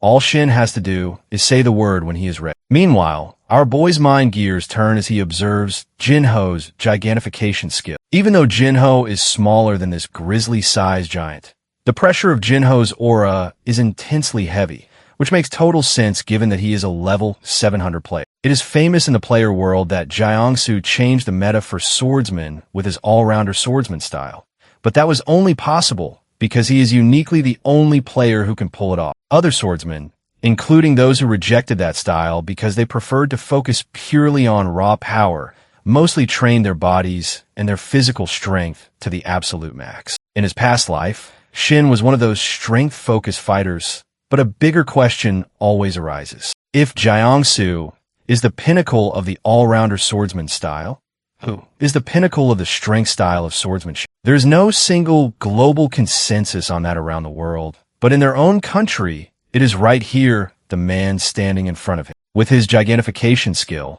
he can literally brush opponents aside. Jinho's personal swordsmanship meta has completely changed the game, and he guards his spot at the top perfectly. Now, Shin is getting genuinely excited to test his own brand of strength skills against this monster. Now he is ready, so the training mode officially starts. Getting set for his swing, Jinho praises Shin's confidence, noting that a real man proves his worth with his actions. Just by sweeping his sword, Jinho sends out an immense wave of pressure and a howling gust of wind. In a microsecond, Shin weighs his options. Should he use a defensive sword technique or a stun to counter the approach?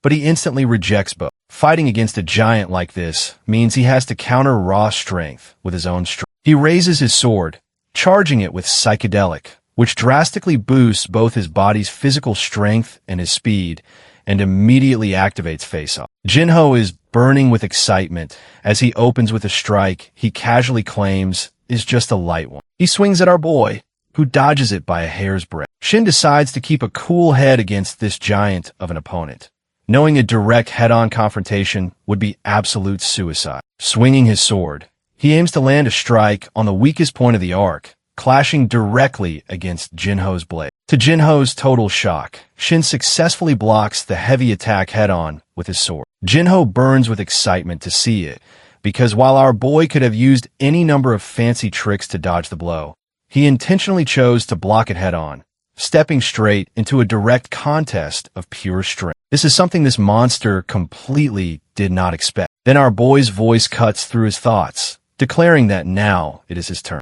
Jinho inwardly admits that not only is our boy's energy incredible, but his counterattack is genuinely dangerous. The next moment, Shin unleashes a strike that actually makes the giant stumble on his feet. Instead of being upset about a setback, Jinho is quite glad to be blown back by some smaller kid, noting that it has been a long while since anyone managed that. He admits he initially underestimated Shin, thinking the Kim sisters were just overpraising him, and that he was just a big fish in a small pond. But looking at his actual power now, he respects his strength. As Jinho swings his sword once more, he openly and wholeheartedly praises Shin's amazing skill, marveling that someone with such a small frame can be an absolute monster. Our boy brushes it off inwardly, crediting the success to his psychedelic skill combined with a critical hit applied to a knocking burst, a combo that usually blows away packs of monsters. Yet Jinho is still standing, so our boy just laughs it off as a lucky critical hit.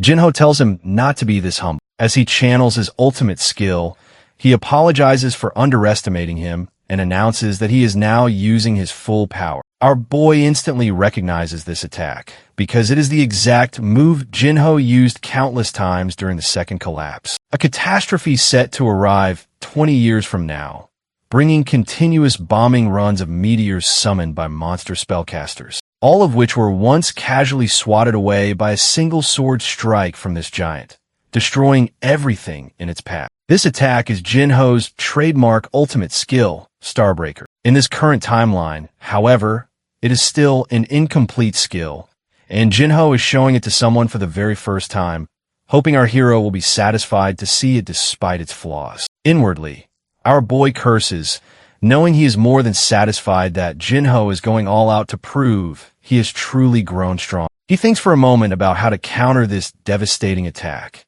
knowing he cannot take it head-on, but realizing he cannot give up either. Gripping his sword tight, he decides to unleash the absolute strongest attack in his current arsenal, psychedelic, fully charged, and sped up into a knocking burst. This is his ultimate attack, and he plans to use a familiar strategy, targeting the exact flank where Jinho's strength is least concentrated. Going toe-to-toe in a direct test of raw strength against a level 700 giant is already completely ridiculous, so he has to be smart. As Jinho finishes charging his attack and prepares to strike, our hero thinks about how he always manages to overcome the odds, determined to make the impossible happen once again, just as the colossal blow comes crashing down, ready to meet it head-on. Outside, Miso is still feeling depressed after her argument with her father, but she snaps her head up, forcing herself to concentrate on her upcoming training session with Shin. The next moment,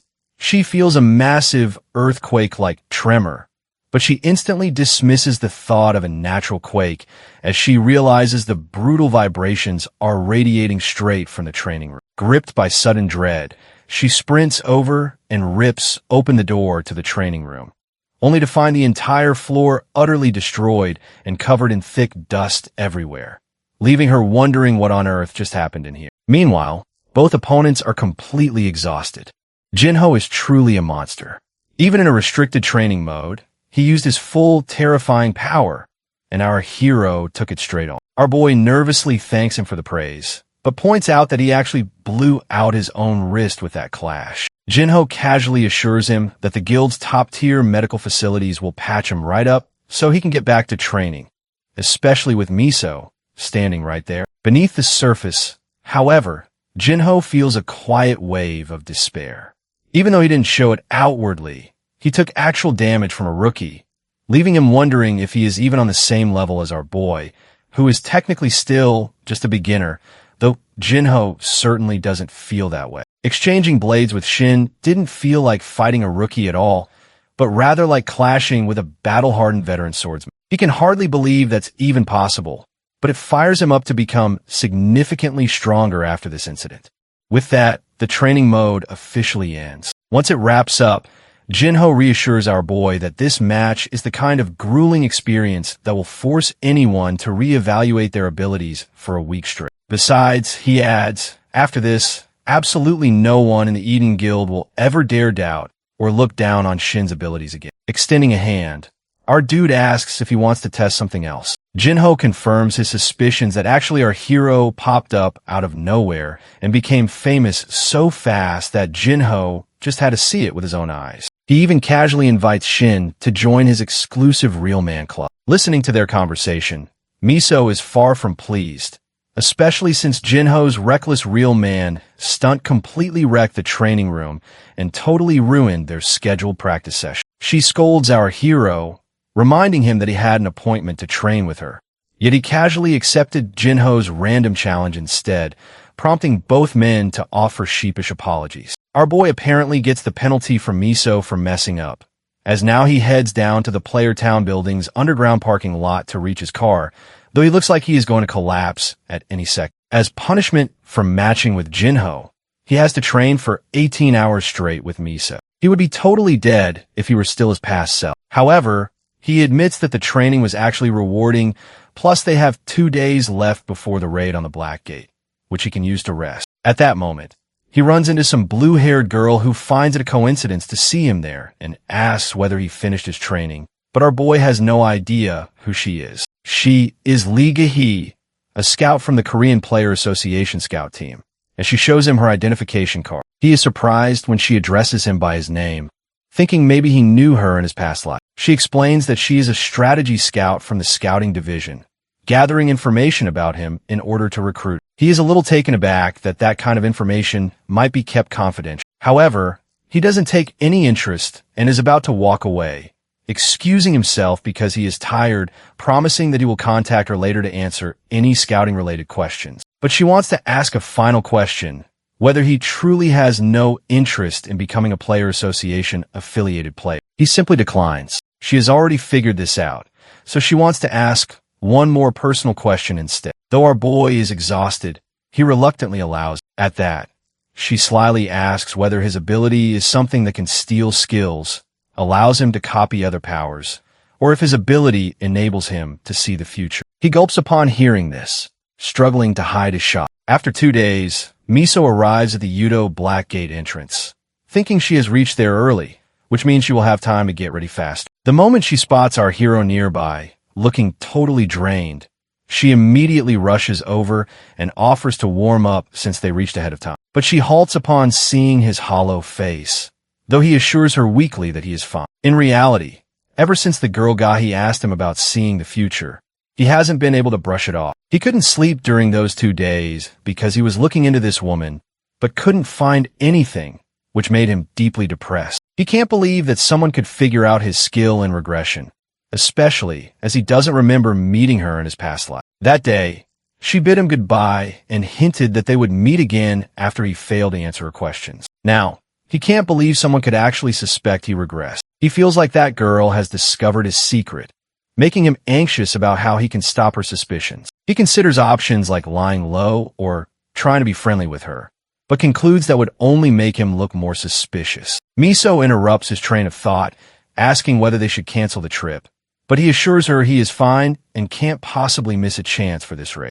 Then he notices her new bow. She brandishes an epic grade artifact she requisitioned from Japan's Kirikawa Guild, which is a partner contract with Aegis, hoping to do her absolute best in this raid. Hearing this makes him wonder whether they can really just borrow an epic grade item like that, but he tries to encourage himself, telling himself he will have his own epic grade item soon enough, so he can brush past the petty jealousy. Now he focuses on the raid to get his hands on an epic grade item and decides not to worry about Gahi for the moment. Miso is taken aback to see his anxiety totally vanish and his posture straighten up. Since he is ready to start, they head forward. Yet even along the way, our boy is still anxiously trying to force himself to focus entirely on his goal of getting an epic grade item rather than worrying about being found out by Gahi. Meanwhile, Miso finds his behavior lacking in self-awareness. She went so far as to borrow the bow because she already knows about his abnormal growth. She remembers after that 15-hour training session. He claimed he learned a new skill and wanted to test it, but when he tried the skill, she was utterly shocked to see that the training ground, which was specifically designed to be indestructible, was destroyed by a single blow. At the time, he was worried about whether he would need to pay for the destruction. That is why she borrowed the epic grade bow in order to keep up with him. Determined, she promises herself that she won't just follow behind him forever. Before long, they reach the Black Gate's hollow forest entrance. Our boy, looking at her vigilant expression, asks her to loosen up just a little bit. Staying on guard is good, but it also drains stamina. She informs him that the actual terrain is different from their preliminary investigation, which makes her nervous because she was informed this is a paranormal activity forest. Our boy has also done some investigation based on his past life, looking around to see that nothing resembles what this place should be. Seeing the surrounding environment, which is nothing like what it was in his past life, worries him a little. The next moment, they hear the growling of a monster, which Miso guesses is an orc. But upon looking at it, our boy concludes that things have really changed from his past life, as he informs her that it is actually a big goblin. This clearly doesn't look like a simple change. As that monster rushes toward them, our boy signals her with his finger. Actually, before coming to the Black Gate, he suggested Miso learn hand signs that they could use in high-stress situations. Miso didn't think they had enough time to learn hand signs, but he assured her they only needed to learn basic movement patterns, and everything else would come naturally.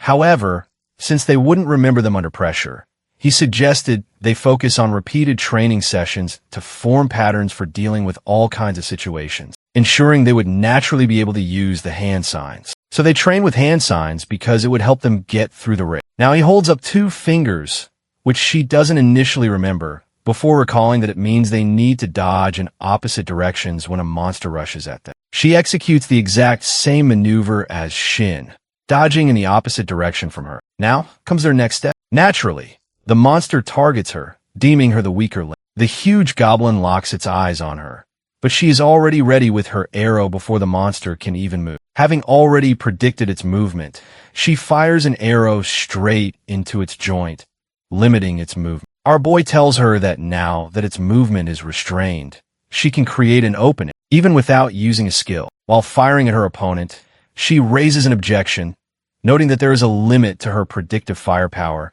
and she didn't think she could deal lethal damage. However, the next moment her eyes widen to see her own fire arrow tear apart the leg of the goblin. All she can guess is that this is the power of the epic great item, even though she didn't pull back with her full strength. This makes her conclude that she could one-shot the monster if she used all her power. The monster is now trying to lunge at her. Meanwhile, our boy knows it will be hard for her to land a fatal blow, but he already has the opening she created as he jumps above the monster and finishes it off with his sword in one go. Now that they are finished with the monsters, Miso suggests rethinking their strategy while taking her newly boosted firepower into consideration. He agrees, giving her permission to aim for the head next time. Inwardly, our boy thinks about how her firepower has increased at least 3 times, which will help them clear the gate much faster simply because of her epic grade item. The good thing is that their teamwork has strengthened, especially since Miso has been practicing and memorizing the patterns in her spare time before coming here.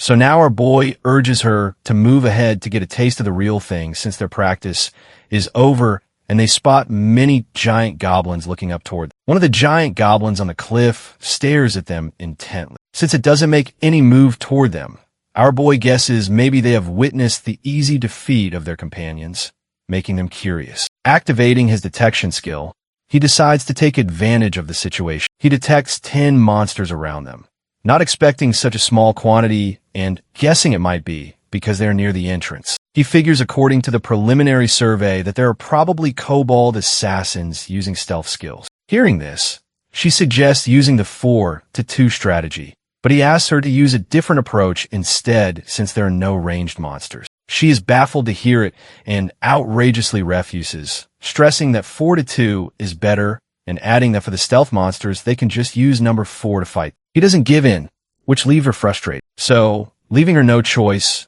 she sits on his sword, ready with her bow, while still grumpy about using this particular strategy. He reasons that they are taking advantage since her firepower is stronger now and asks her to take it as the optimal strategy. She reluctantly agrees, so he swings his sword and throws Miso into the air, considering it the safest place for her to shoot. While she cries out in the air, she remembers that this strategy is literally the human cannonball maneuver. She hates the feeling of being up in the air, but the next minute she activates her flight skill level 4, which helps for 5 minutes and greatly decreases the speed at which she falls from the height, leaving her with no choice but to use it and hope it works out. On the ground, Shin charges at the monsters, and the next moment her arrows blow one of them away. Another monster is confused, but Miso crushes its head as well. Looking at her precise aim, our boy guesses that it is not just the epic grade item behind the one-shot kills, but that her aim is far sharper now.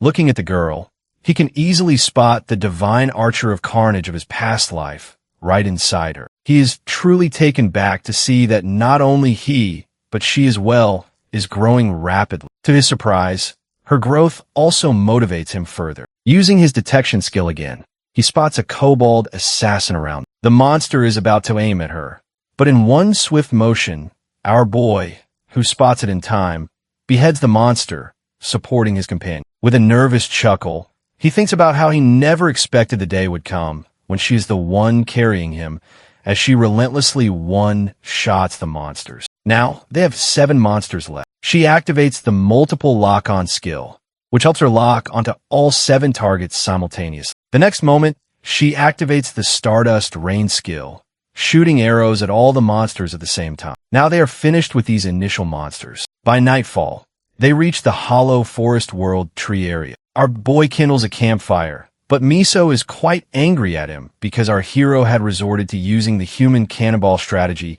6 times. He tries to reason that there were monsters everywhere, but she is more than mad about why she is always the one getting thrown airborne. Inwardly, our hero wonders if maybe he overdid it, but it felt a bit like riding a bus for the first time, so he got a little carried away. So now he wants to make it up to her, though he doesn't think a regular gift strategy will work since she's already rich enough to buy anything. Then he gets an idea as he pulls a pan from his subspace bag, the perfect way to fix Miso's mood by cooking her a good meal. As he starts to cook, the fragrance of fresh food finally reaches her, and she turns to look at it. He makes an excuse, saying good food is the perfect way to keep their spirits up for the long journey ahead. Looking at the perfectly crafted hearty beef Wellington, she is totally baffled, but as soon as she takes her first bite, she is completely sold by how delicious it is. The texture is so unique that it makes her question where he even got them. He nervously lies, telling her he found a rabbit, though he actually used cobalt meat in the dish. After a while,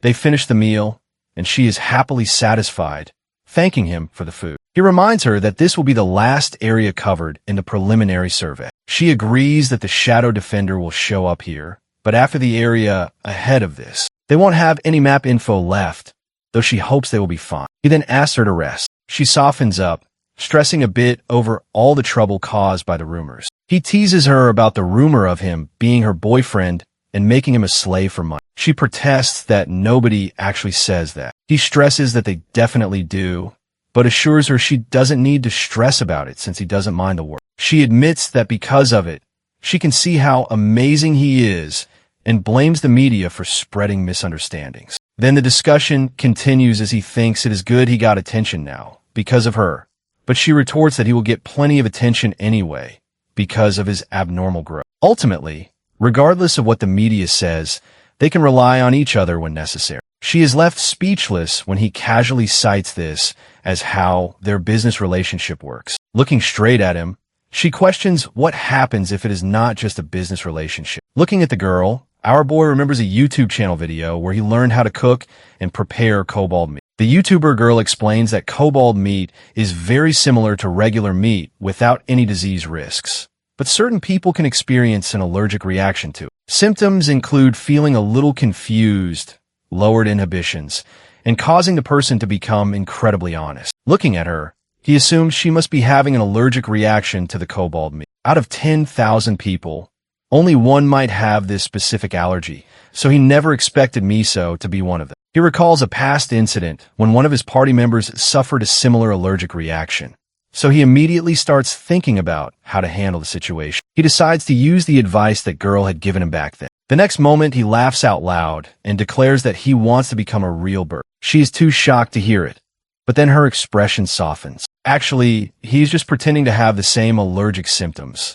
so she won't feel embarrassed about what she blurted out. The next day, both of them reach the deep woods of the hollow forest. Both of them are quite on edge because of last night's incident. When she's about to approach the leftovers, he immediately brushes past her by saying that last night's meal had a strong hallucination effect, so they better not eat any more. He is deeply embarrassed, remembering all the strange acts he did last night while pretending to be a bird just to spare her from embarrassment. He then immediately changes the subject, reminding her that they're almost at their destination and need to prepare for combat. She feels a huge wave of relief that he is brushing the incident aside, still in absolute disbelief that she almost confessed her feelings to him last night. Her pondering over her emotions is interrupted as they arrive right in front of a group of monsters. Both of them can see them clearly, a pack of shadow defenders. Looking at them, he asks whether she can shoot them down. She is not entirely sure because their skin is quite thick,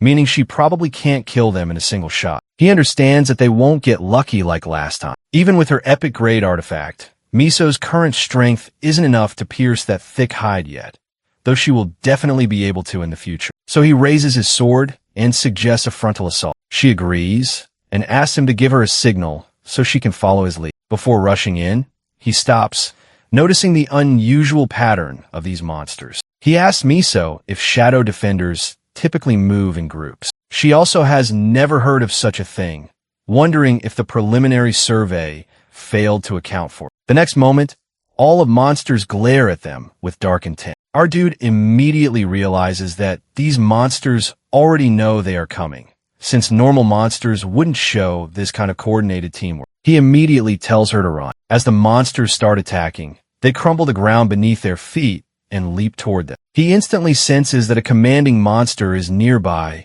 just as the boss reveals its face. A middle boss, impenetrable defender king. They dodge away from the initial attack and land safely on a tree branch, but get terrified as another defender pops up right in front of them. Shin flashes her a sign of 3 fingers, which signifies a series of swift, close-range attacks. The next moment, both of them engage the monster, our boy with his sword and Miso raining down a barrage of arrows. Finally, she manages to blow down her target. She tells him she is finished, but her sentence cuts off midway as middle boss lunges at her. Our boy immediately steps between them, using his speed boots to accelerate. He then swings his sword and crushes the ground. shattering the monster under massive weight. However, the middle boss is still completely unscathed, slowly rising back to his feet. Looking at it, our boy realizes that the impenetrable nickname for this boss is entirely accurate. He knows they could eventually take it down through a war of attrition, but he wants to save his stamina for the final boss. So it is time to use another specific skill. He nervously addresses Miso, who grows tensed upon seeing him raise a single finger to signal their next strategy. She immediately leaps away to higher ground. Looking down from above, she understands that he needs to use that high-end strategy to take down a boss with such massive defense. But since she has never seen him use that particular skill in actual combat before, she is deeply worried. Our boy gets ready with his sword. The middle boss growls, charging up as well. As he activates his skill, raging flames envelop his blade. He chuckles, noting that the monster won't understand his skill, but assures it that he will finish it off in a single blow. The middle boss charges directly at it. When a monster is an inch closer, he swings his sword with an intensity so fierce that the ground beneath him instantly crumbles. He thrusts his sword forward, fully hyped to test out his brand new skill. This is the Sword of Destruction, a technique that consumes a massive amount of his mana to flood his blade with pure destructive energy. The power of the attack is so overwhelming that it carves right through pieces of the monster, completely crumbling. Finally, he successfully subjugates the middle boss. He laughs loudly, celebrating the fact that he finally has his own legitimate one-shot skill since regressing. However, his laughter is abruptly cut short as the system chimes in, reminding him just how much mana he consumed. He is plunging straight into a state of mana exhaustion within the next 3 seconds. A few days ago, when Shin was training with Miso at her guild, he suddenly got a notification about acquiring a new skill. He stopped Miso from training and checked the screen with a happy smile. He finally got the Sword of Destruction. This was once the finishing move used in his past life, making him question whether he had fulfilled the condition to learn swordsmanship based on a certain amount of mana usage. Anyway, he acquired it much earlier than in his past life. Actually, the Sword of Destruction is a finisher-type skill all swordsmen acquire at a certain point in their skill progression, which is why it is called a basic right for every swordsman. Basically, the skill is normally used as a finisher, but its limitless applications depending on user proficiency can also be viewed as a way to gauge someone's real ability. For instance, focusing the energy of destruction just in the tip of the sword, or using all of one's mana to its limits, and developing an energy-filled sword style. He can use it when his Devour artifact ability allows the mana usage technique, something he can master naturally, so that it becomes the finishing move he regularly used in his past life. However, in the later part of his life, he realized that he never used the move to its full potential. Anyways, things are different now as he has acquired it in this timeline, giving his growth rate wings. Now, in the present, the same move has finished off the middle boss, which shocks his companion to her core. However, she is quickly filled with concern when the dust settles and finds him knocked out from mana deficiency. Luckily, our girl has a mana drink on her, so she gives it to him to drink so that he can replenish his mana. She scolds him, asking how he intended to save stamina for later if he was just going to finish the middle boss with a single blow, only to collapse from mana loss right after. When he slips that it has been a while since he used that move, so he got excited, she points out that he used the skill for the very first time, while acting like he has been using it for years, which makes him chuckle in nervousness. First, he spouts nonsense that makes her even more suspicious. Then he changes the topic, claiming that this amazing eating guild drink is simply too concentrated with mana. She offers him to join the guild and promises to give him a lifetime supply, adding that it is not that exorbitant. He, however, insists that he can't take it for free. When she mentions that the drink costs 500 million won, he initially misunderstands it as 50 million, but when she corrects him that it is 500 million won, he shouts in disbelief. Staring at the drink, she insists that he should just drink it since she won't demand payment. Later, they reach the deepest area of the hollow forest, Breathless Village. Looking at the village, our boy remembers the information he got about it in his past life, and it is nothing like what he expected, giving him a constant feeling that something is off. Even if the monsters are different, he never saw or heard about Monster Village of this size being there, Not to mention, this is the first time he has seen such a large discrepancy in his past or present life. So he decides to tell Miso about the final boss information from his past life. When he mentions the final boss, before Miso can fully question how he knows about it, her image suddenly starts to freeze in front of him, leaving him stunned, wondering if time has stopped. The next moment, the goddess of luck appears behind him. She explains that his words have been blocked, so that no constellation in the dimension core can hear him. He is shocked to see her there, as there is no way constellations can interfere with the physical world. Then she informs him about an important fact. If others learn what makes him so special, he will cease to be special. Our dude doesn't understand a thing and demands the goddess explain further, but she simply vanishes. Time resumes, and Miso asks about the final boss he was about to tell her. He brushes it off by making an excuse that he confused this place with some YouTube video he had seen. She buys the excuse and asks him to stay on guard as the final boss will be there soon. Meanwhile, his mind is stuck on the words of the goddess of luck, thinking that maybe she warns him about his regression, which makes him question whether he has been getting too complacent. He reminds himself that he can be targeted at any moment, just like the Dark Hunter he saw before. If any constellation decides to take issue with his regression, he will be their primary target to hunt down. Whether they take direct action or use a contract, he will end up in deep trouble. Not to mention, constellations are not the only problem. He should also be wary of a criminal group known as a predation network. This group consists of heretical players who kill other players using special methods, seizing their contracted constellations or otherwise absorbing their abilities. This gang of black players forges their identities to avoid detection by the association, the exact same group that brought about the near collapse of the world in his past life, especially their leader, Luca Vial. If he gets caught by him, his life will surely end. So, in order to save himself, he needs to grow stronger while laying low so he doesn't attract any attention. Then he suggests to Miso that they split up and search. She agrees to give each other a signal if they find anything. As he heads off alone, he reminds himself that even if he doesn't know what his constellation is trying to warn him about, for now he will avoid spitting any information that gives a hint of his regression to anyone. Even if it makes the raid harder this way, it is far better than dying. After a while, he finds some monsters that have been killed, with large claw marks on the tree, surrounded by pools of blood. As our boy already knows this is the work of the final boss, he smirks, noting that like a young child, the boss is making this village its personal trophy. He taunts the boss, declaring that since the boss monsters are the hunter, the game will be played by their rules. Meanwhile, Miso also spots the corpses of the monsters, making her certain that danger is lurking nearby. Even though the corpses are far apart, the state of their decomposition is similar, which means the monster moves with incredible speed. The next moment, she senses something right behind her and immediately fires an arrow. Her eyes widen in terror because she missed her mark, meaning the monster is far faster than she expected, especially since she was sure she sensed it right behind her. This means it is far too risky to face it alone. When she thinks to give the signal to our hero, it is already too late as she freezes in petrified fear,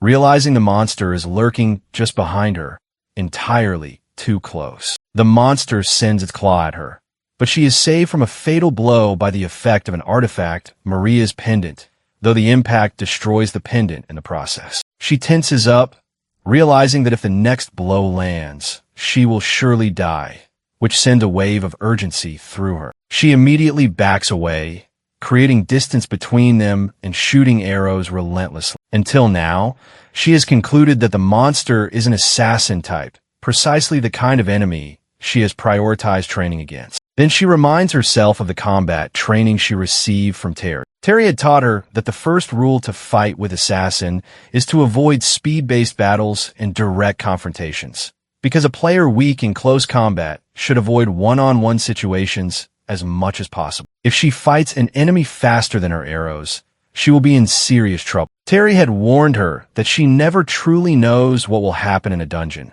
especially if her vanguard dies, leaving her forced to fight alone. To prepare her for such worst-case scenarios, Terry had put her through rigorous stance training to give her real experience in handling these dangerous situations. Now, in the present, she remembers Terry's words. if there isn't too vast a gap in ability. An assassin type will avoid direct assault because they rely heavily on speed. By reading their movements, as long as the opponent doesn't mess up their timing, even a beginner could get lucky and take them down, which is why real assassins never rely on luck. As the monster rushes toward her, she recalls Terry's advice that assassins rely entirely on speed. So when an opponent charges, she must watch which foot they step forward with, observe their breathing, note their habits, predict their movement, and only then draw her bowstring. This is the ultimate method to deal with an assassin. However, Miso is still tense because she hasn't been fighting long enough to gather deep information about this monster. All she's figured out so far is that this monster has a habit of appearing right behind its prey just to toy with them. So she immediately spins around and fires an arrow. Satisfied that she has read its movement perfectly, her aim hits true, but the very next moment, another assassin appears behind her. Before the monster can strike, our boy steps between them just in time to save her. Now, two monsters stand right in front of them. Our boy challenges them, stating that it is time for a fair 2-on-2 hunt. Meanwhile, his mind is still stuck on the fact that this dungeon is completely different from what he remembers, and the initial monsters are far too strong. But judging by their appearance, he can tell that the boss monsters haven't changed much. They are known as the Lobless, going by the title of the twin predators. Each of them is abnormally fast and hunts players with a cruel, vicious personality. He got this information from Kong Boa, who conquered this dungeon in his past life, which is why being perfectly synchronized with one's partner is a mandatory condition to successfully clear this raid. He immediately apologizes for being late,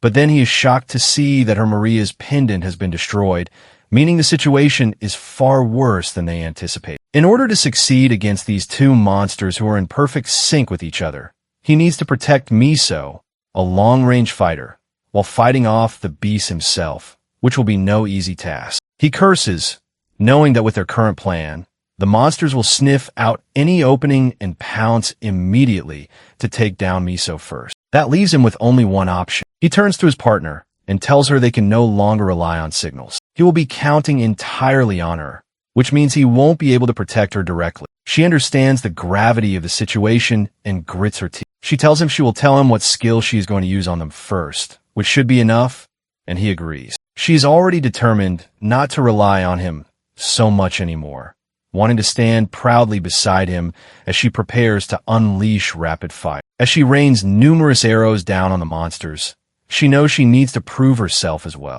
Our boy deems this the perfect moment, syncing her skill with his psychedelic and speed skills. Because Miso sends an endless barrage of arrows, it becomes much harder for the monsters to counter, especially since this is their first time experiencing this combined speed. He rushes toward one of the monsters and strikes it fiercely with his sword, utilizing his boosted speed and sword power to assault the creature continuously. For a moment, everything goes smoothly, but just as he is about to press the attack on one monster, another monster suddenly materializes behind. Fortunately, an arrow from Miso's barrage strikes the monster's claw just in time, buying him enough opening to spin around and slash the creature's shoulder. The relentless barrage of arrows keeps coming. Another monster tries to attack Miso, but our boy turns around instantly, having already predicted it would target his companion, and beheads it with one swift motion. The remaining monster looks at its fallen twin in total shock. Following the shift,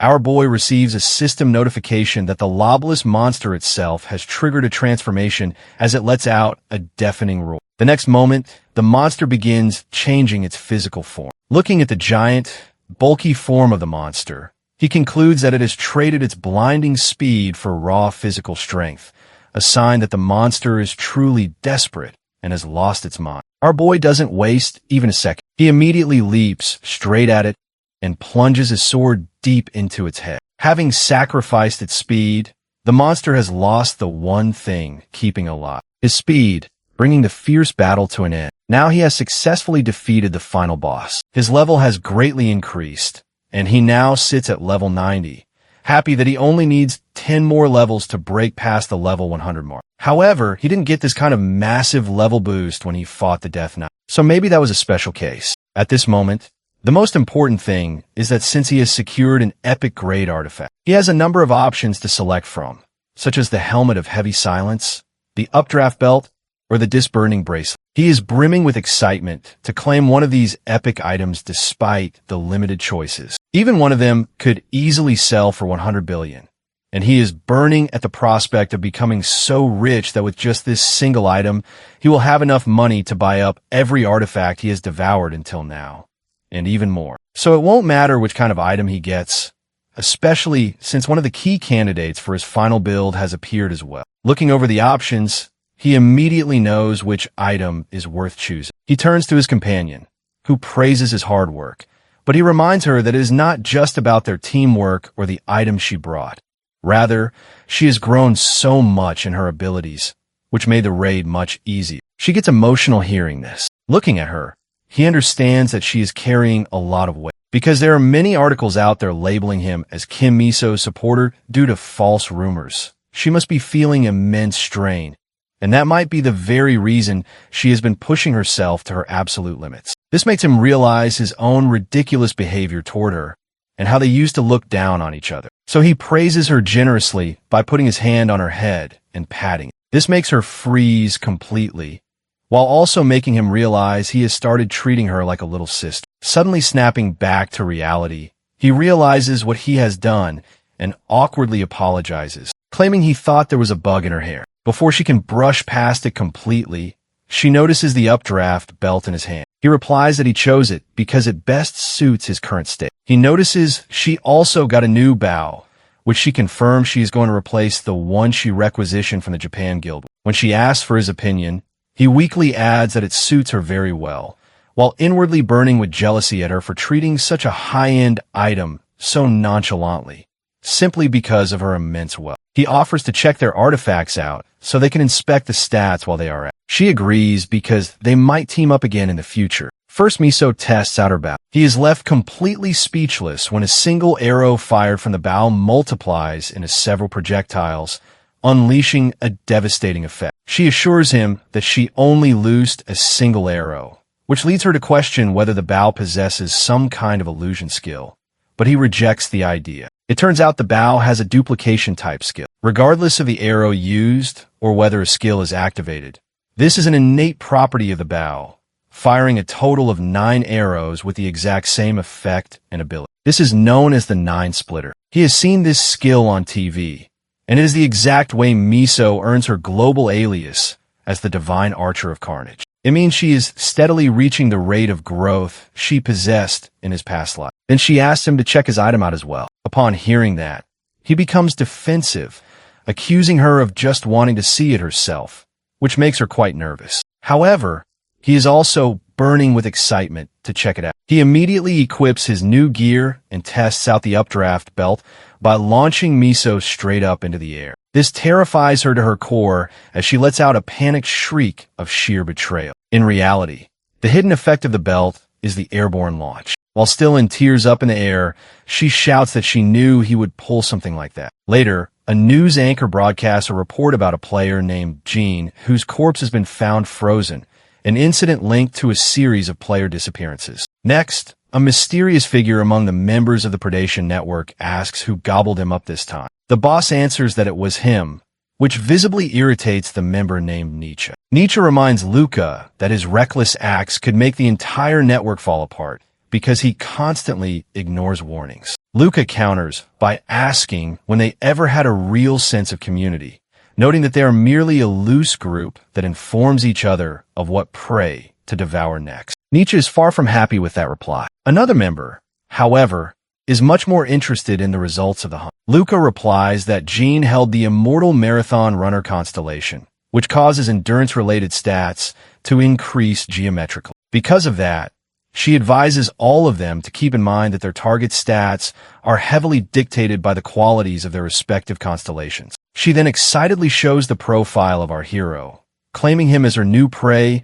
and hoping no one else will care to interfere. 2 of the members have no objections, so she takes it as a unanimous yes and claims him for herself. When she leaves, Nietzsche also decides on his own target. Later, after hunting down a player, she returns home and sits in front of her computer screen. She wonders how no one else has noticed his rapid growth, but she remains adamant that even if someone else tries to hunt him down, she will hunt him first anyway. That woman, Tori, is none other than the exact same girl, Gehi, who approached our boy earlier by pretending to be a player association employee. Meanwhile, our boy also hears the news about Jean's frozen corpse, which makes him realize that the timelines match up since this is the exact period when the predation network starts making bolder moves. Their interest in Korea is low at the moment, but after learning things might proceed differently from his last life, because of his latest dungeon clear, he knows he should move cautiously. This makes him wonder whether he should relocate to a more secure place. He briefly decides to lay low for a bit, but then rejects the idea completely. If he's already on their radar, there is nothing he can do to hide anyway. So he sets his next goal, reaching level 100. Once he accomplishes that, he will be able to acquire a special point that guarantees the strengthening of one of his main skills. Besides this, he needs to keep his regression a strict secret. If his rapid growth level starts shriveling up, everything he has done until now will be for nothing.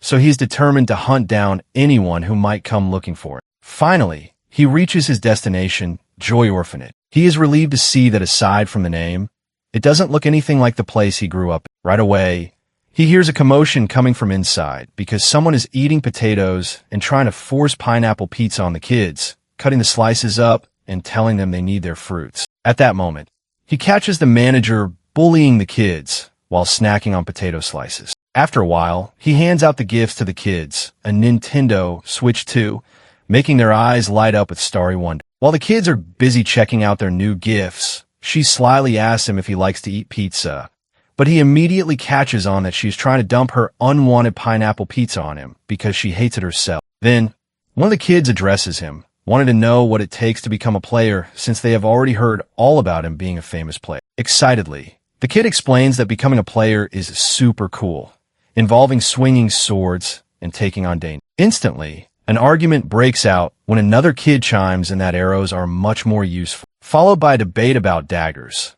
while a young girl insists that assassin-type players are definitely the best. Hearing this brings back a faint memory of his own time in the orphanage, back when he used to claim he would become the greatest swordsman like the one in Dragon Warrior. But his old friend had objected, pointing out that in the modern world, being a swordsman is impossible. They're just poor guys suffering daily while buried under a mountain of paperwork, even if the pay is good. Thinking about it now, he sees those same starry-eyed expressions reflected in the kids in front of him. Looking at the eager faces of these kids, he realizes that he can also become a source of hope for them, just like someone once was for him. He tells them to listen up to their teacher if they want to grow up to be cool players like him, but the kids completely downgrade his status. One of them states that his dream is to become like Jung-soo as a swordsman, while the archer fan wants to become like Miso, and the aspiring assassin wants to be just like Tyree. Hearing this, he flushes with embarrassed anger and tries to brush it off,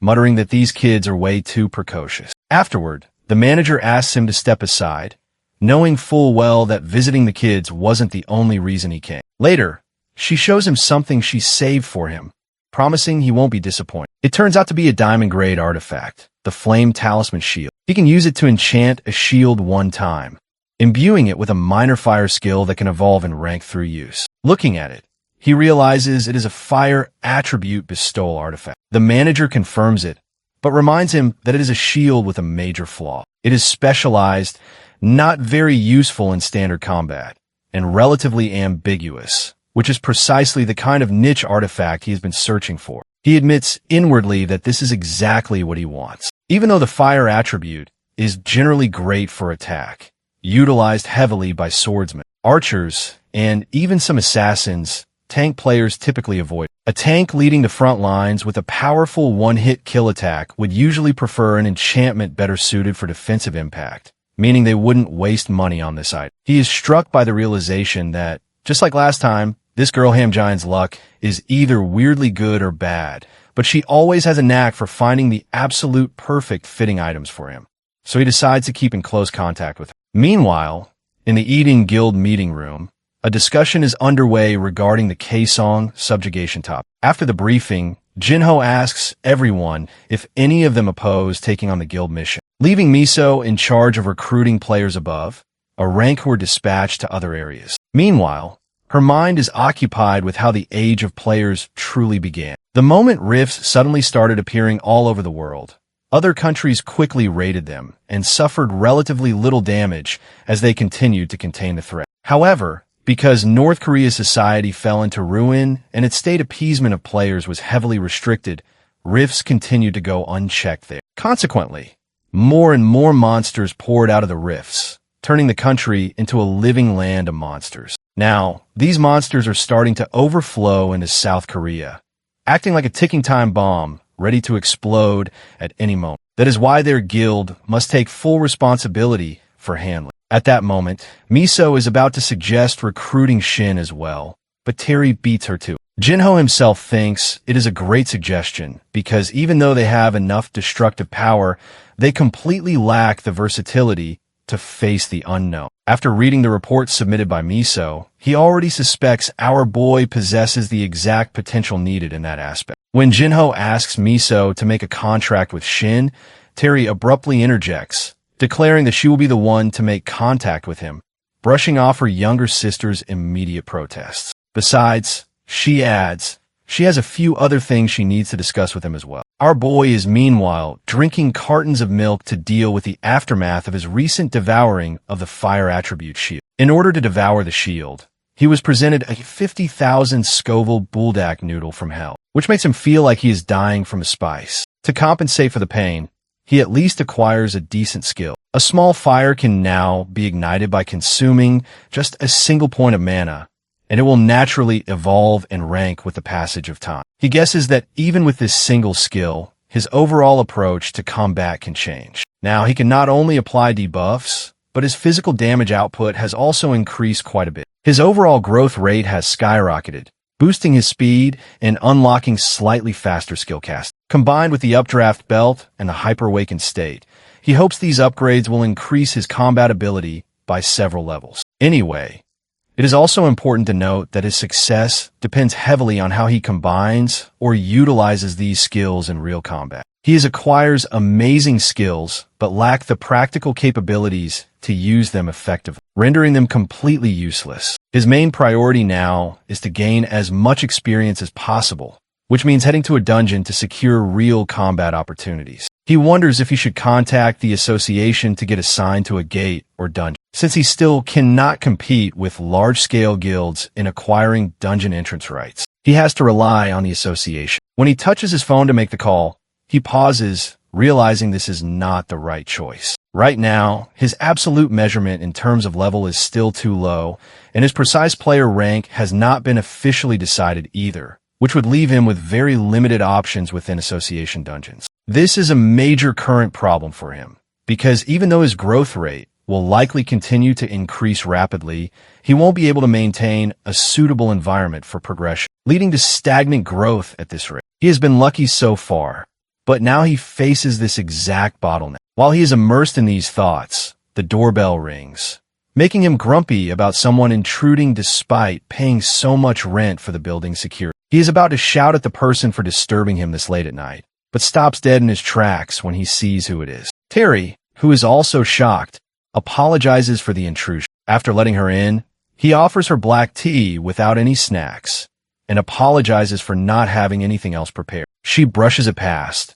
noting that she is the one who showed up unannounced. Fast-forwarding past their idle chat, she finally gets to the point. She is here at this unusual hour because of a matter of national security, showing him a top-secret document. He hesitates to read what is written inside. She explains that this information is not available anywhere else, as the matter was decided during a closed internal meeting. She finally reveals that they need his help for the upcoming Kaesong subjugation to act as their hired scout. Looking at the brilliant opportunity glaring right at him, he doesn't even bother to read the rest of the report and accepts it immediately. This will provide him with a massive opportunity for rapid leveling, which he has been desperately seeking. Kaesong is an unknown world and a land of monsters, an area that has become completely uncontrollable, creating a hellish environment that has earned a bunch of terrifying nicknames. Because of its unique, volatile environment, despite how much time has passed, it has been impossible to clear out all the monsters in Kaesong. It is categorized as an A-rank difficulty, requiring a large-scale guild to successfully raid the territory. He remembers from his past life that the Eden Guild was specifically selected for this subjugation. It was one of the 3 major subjugation campaigns launched initially, setting the record for the greatest number of monsters killed during a single raid in the history of Korea. This was the legendary battle that spread the names of Kim Miso, Jinho, and Terry around the world. Now, he gets to be a part of that exact mission. An A-rank classification means the monsters will be level 100 and above, which also grants him a much greater opportunity for high-tier rewards. So he immediately asks about the spoils distribution, hoping it will be handed out according to individual contribution, judging by how massive the guild is. Terry just starts laughing at his deep concern. At his baffled expression, she adds that they can figure out the specifics later. The raid will take place in 3 days, and the meeting location will be the same building from last time. She promises to contact him with the remaining details shortly. He promises to meet her there in 3 days, though inwardly he wishes he could go tomorrow. He bids her goodbye, but she doesn't budge from her spot. He even offers her something to eat, but she brushes it off, saying she already had dinner and avoids eating late. He accepts this, utterly stupefied to think that if they are finished with the main subject, why is she still sitting there staring right at him? He doesn't understand. Maybe she's trying to assert dominance, because she is an S-rank player. Then she suddenly starts to fake a cough, which finally makes him understand what she is trying to hint at. Remembering her signal, he holds up a single finger and asks her if that is what she is talking about. Her face brightens up as she admits she wants to spar as well. A little later, they head to the Jamsil training room for 3. He is initially taken aback, but now glad to accept the match, as it will tell him just how much stronger he has grown compared to her, especially since their last spar had strict skill restrictions. So he stops Terry's warning by asking what happens if they lift the skill restrictions entirely, arguing that using full abilities without limits will be much more fun. That makes her agree. Showing her compliance, she also adds her own condition. The winner gets to demand 1 wish from the loser. He immediately chimes in that he wants to win a day of Terry's coupon time, so he can be properly trained by her. Drawing her twin daggers, she counters with her own permanent condition. If she wins, he needs to officially join the Eden Guild. He reminds her that it is a bit lopsided since it is a permanent condition. At that, she retorts that he can add a permanent counter condition of his own. She will come to his aid whenever he asks, while he can also add any further condition. He concludes it won't be a problem and pulls his sword from his subspace bag. The moment he draws it, Terry instantly feels the aura shift, carrying an overwhelming sense of absolute death. She has never felt this kind of terrifying pressure facing any monster or dungeon before. Just like last time, he ends up utilizing that terrifying skill, catching her completely off guard. She cannot help but feel that sparring with him is entirely too overwhelming, making her feel like she is facing an opponent far stronger than herself. That is exactly why, after their previous encounters, she felt a dull, hollow feeling toward everything else. Now, she feels that exact same intense pressure all over again, and with it, the burning desire to defeat Shin, no matter the cost. Now the training mode has begun. Looking at his opponent, our hero knows that things will be different from their last spar, which was just a test of physical ability without using skills since she didn't use any back then. So she immediately starts with her shadow mode skill, rushing toward him at full speed, making it feel like he is facing her bare hands. Meanwhile, up on a rooftop, senior player reporter Park Jong-min and his junior reporter, Jong Yuna, discuss how to become an S-rank player, assuming he should know the methods for gaining experience, especially given his connections to the large guild associations. He reminds her that having a connection doesn't mean he has access to their secrets. First, he claims he genuinely doesn't know, but based on his experience, he has picked up a few things from S-rank players that he wants to include in an article about. The primary rule is that S-rank players possess exceptionally high levels across the board. Down below, the said S-rank player is actively engaging with our boy, creating numerous clones of herself that give our hero a hard time and drive him crazy. She rushes at him again while the reporter's voice echoes in the background, explaining that high-level players don't just have high character levels.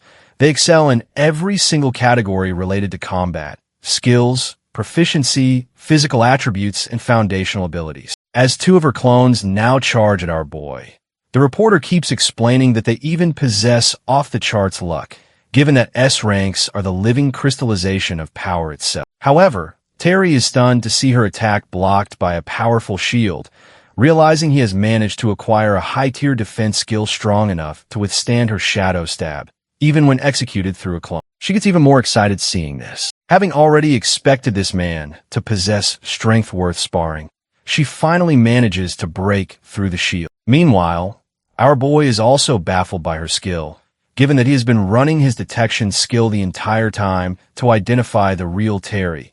Yet all of the clones radiate an equal amount of mana. Not only is she controlling 7 distinct clones, but she's also spreading her mana evenly among all of them, while keeping them working in perfect synchronization. He is certain she is the only one capable of pulling off such a feat. Still, he has a plan of his own. He activates his status effect, Overwhelm. While his overwhelming presence won't work directly on the real Terry due to the level gap between them, it successfully affects her clones, allowing him to grin as he spots the real one. He raises his sword, much to the horror of the girl. Up on the roof, the junior reporter asks whether this makes S ranks vulnerable to irregular attacks. The senior brushes her question aside, telling her she reads too many webtoons. She clearly wasn't listening when he explained that S ranks are masters in every combat-related aspect, meaning they perfectly adapt to any circumstance. Down in the training room, acting on that adaptability, our guy attacks what he assumes is the main body, only to realize the target isn't the real one. Terry suddenly appears right behind him, telling him he did well, but reminding him that she can control her clones to absolute perfection. All of the clones rush to attack him from every direction simultaneously. When the junior reporter asks if these powerful S-rankers have any weakness, the senior confirms the old saying, "The enemy of my enemy is my friend," meaning an S rank can essentially only be pressured by another powerhouse. Proving this truth, our boy starts dismantling her clones one by one. From the start, he has been aiming to draw her out into the open, so he deliberately held back his full strength. Terry realizes this with a sudden shock. One by one, he easily defeats 4 of her clones. With the others closing in behind him, he instantly triggers the updraft skill, launching her main body straight up into the air. She is stunned to see yet another unfamiliar skill in his arsenal, wondering if it is some sort of disarming technique. Still, she is confident that even though she has temporarily lost her footing, they are still evenly matched. Furthermore, she is certain he won't be able to attack her effectively from this distance, leaving her plenty of time to carefully calculate her next move. The next moment, however, she is completely taken aback by the overwhelming force of his attack as the ground beneath him starts to crumble. She realizes instantly that this is no mere disarming skill. Our boy prepares to use the sword of destruction against her, but unlike last time when he recklessly dumped all of his mana into it, he is going to use it with cautious precision this time. He also invokes his small fire skill to raise the temperature of his blade to its absolute limit. He wraps the destructive energy tightly around the very tip of his sword, slowly and steadily bringing it upward. Watching him, Terry realizes this is his lethal finishing move. Understanding that he has successfully bypassed her defenses and is taking the necessary time to activate his skill, she matches his dark excitement by unleashing all of her own power. Though this is the first time she is using it against a human, she decides to use it anyway. The skill she activates is the Pitch Black Needle, her ultimate killing move. Our boy immediately recognizes the technique, having seen it broadcasted on television in his past life. With his skill fully primed, it is time to see if his finishing move can reach Terry. Both players rush toward each other, unleashing the full, terrifying power of their respective finishers. The teammates clash directly, sending an overwhelming, suffocating aura crashing across the entire room. When the aura finally dims and clears away, it reveals the outcome. Terry is the one who has been defeated. She admits openly that he has completely exceeded her expectations, acknowledging not just her defeat, but the astonishing fact that he has grown far stronger than her. The next morning,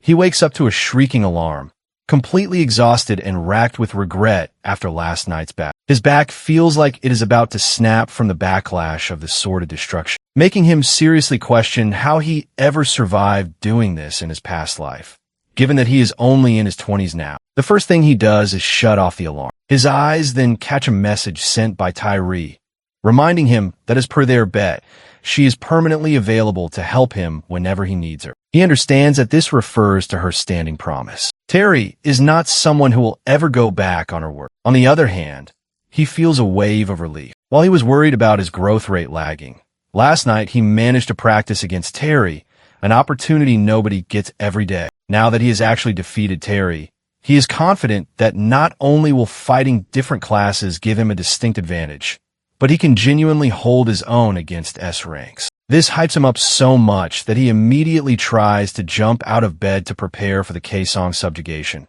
only to be struck by sharp back pain, reminding him that he needs to rest a little longer first. Later, near the Giro Station open market, someone is selling a sword allegedly wielded by Jiangsu at level 200, a diamond rank artifact that instantly catches the attention of the crowd. The seller also boasts that the hidden skill of this blade was Jiangsu's signature trademark back in the day. Everyone is shocked to hear it because the hidden skill is a stun effect. When a customer expresses interest in buying it, the sly seller continues bragging, adding that the sword's edge is so sharp it can smoothly cut through steel like a hot knife through butter. Our boy steps in, publicly questioning the authenticity of his claim. Pretending to show genuine interest, he asks to test the blade first. The seller grins, thinking he has reeled Shin in, and happily agrees to let him test it, having already prepared a specific anvil to test the sword's resilience. Inside, the seller is quite pleased because the display will authenticate his scam.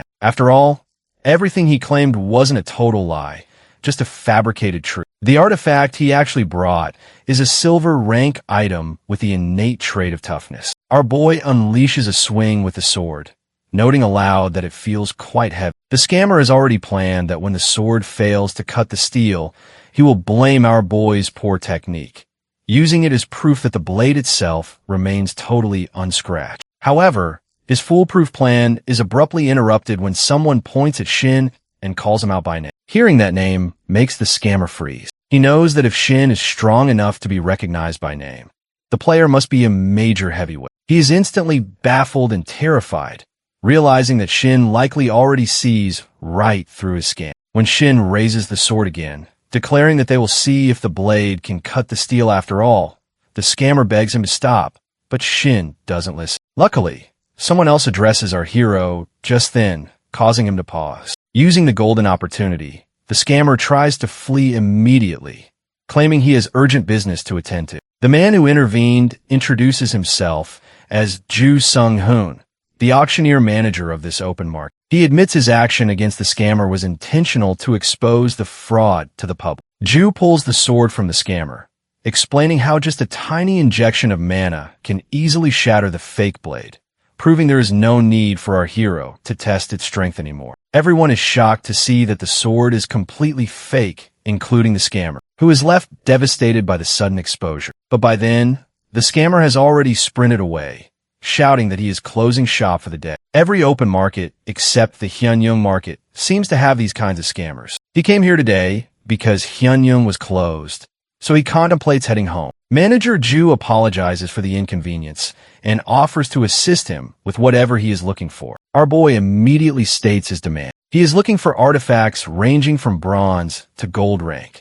priced under 100 million won, especially those with special niche properties that nobody else wants. Ju then offers to give him a tour of the secret market they operate underground. Usually, only exclusive members are allowed to visit, but since Shin is famous, he is willing to make an exception so our hero can see if anything fits his needs. Our hero gets hyped up just hearing the word secret. After a short walk, Ju leads our guide down into the secret market, where he begins inspecting a certain dagger. Ju notes how items like these cannot be found outside, praising the fact that a good player always has an eye for quality goods. Ju even asks him to test one out to his heart's content. The item is of unique rank, but Ju promises a special discount for his membership. When Ju offers to take it out for him, our boy acts completely oblivious, but the next moment, he bluntly rejects the artifact, exposing it as a total fake, revealing that Ju is not a simple manager at all. Our boy has already realized the truth,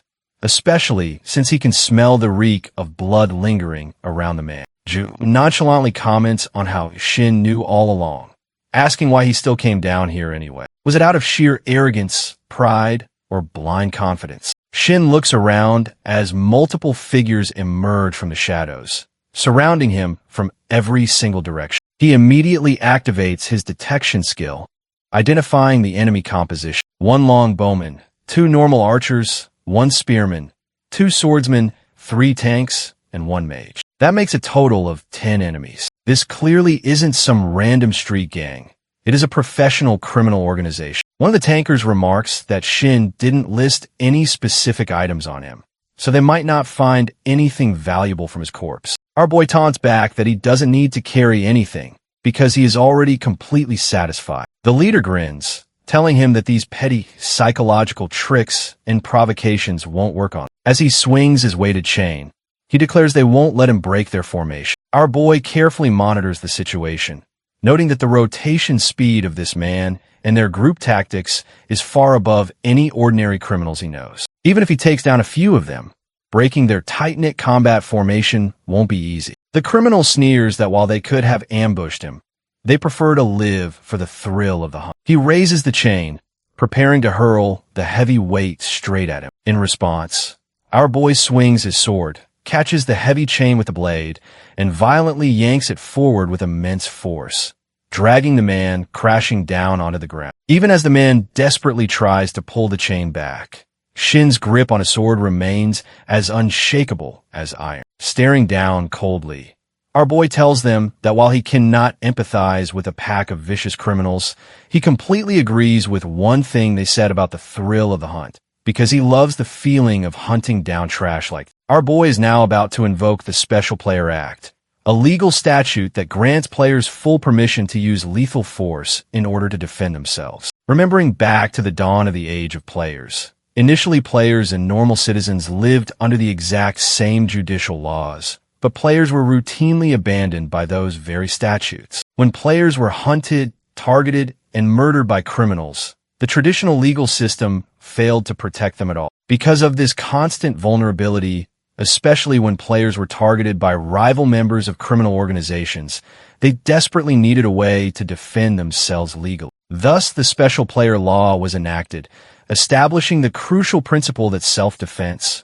even in the face of absolute mortal danger, is fully acknowledged without exception, since traditional self-defense laws in Korea were historically far too restrictive. As one swordsman rushes forward, seemingly trying to save his pinned comrade, our boy hurls the downed criminal directly at him, but the swordsman is ruthlessly cruel. He doesn't even acknowledge his fallen comrade as an ally, instantly slashing right through him and slicing him into pieces as if he were nothing more than an inconvenient obstacle. This shocking brutality makes our boy pause his actions. If these people are truly part of an organized syndicate, he wonders what their underlying objective really is. It can't just be about money or simple turf safety. Could it be that they are specifically targeting him by design? The swordsman moves into attack, mocking him by saying he is stressing out over nothing. Our boy luckily dodges the incoming strike, instantly countering with a sweep of his own sword. The swordsman taunts him, telling him that no matter how much he overanalyzes,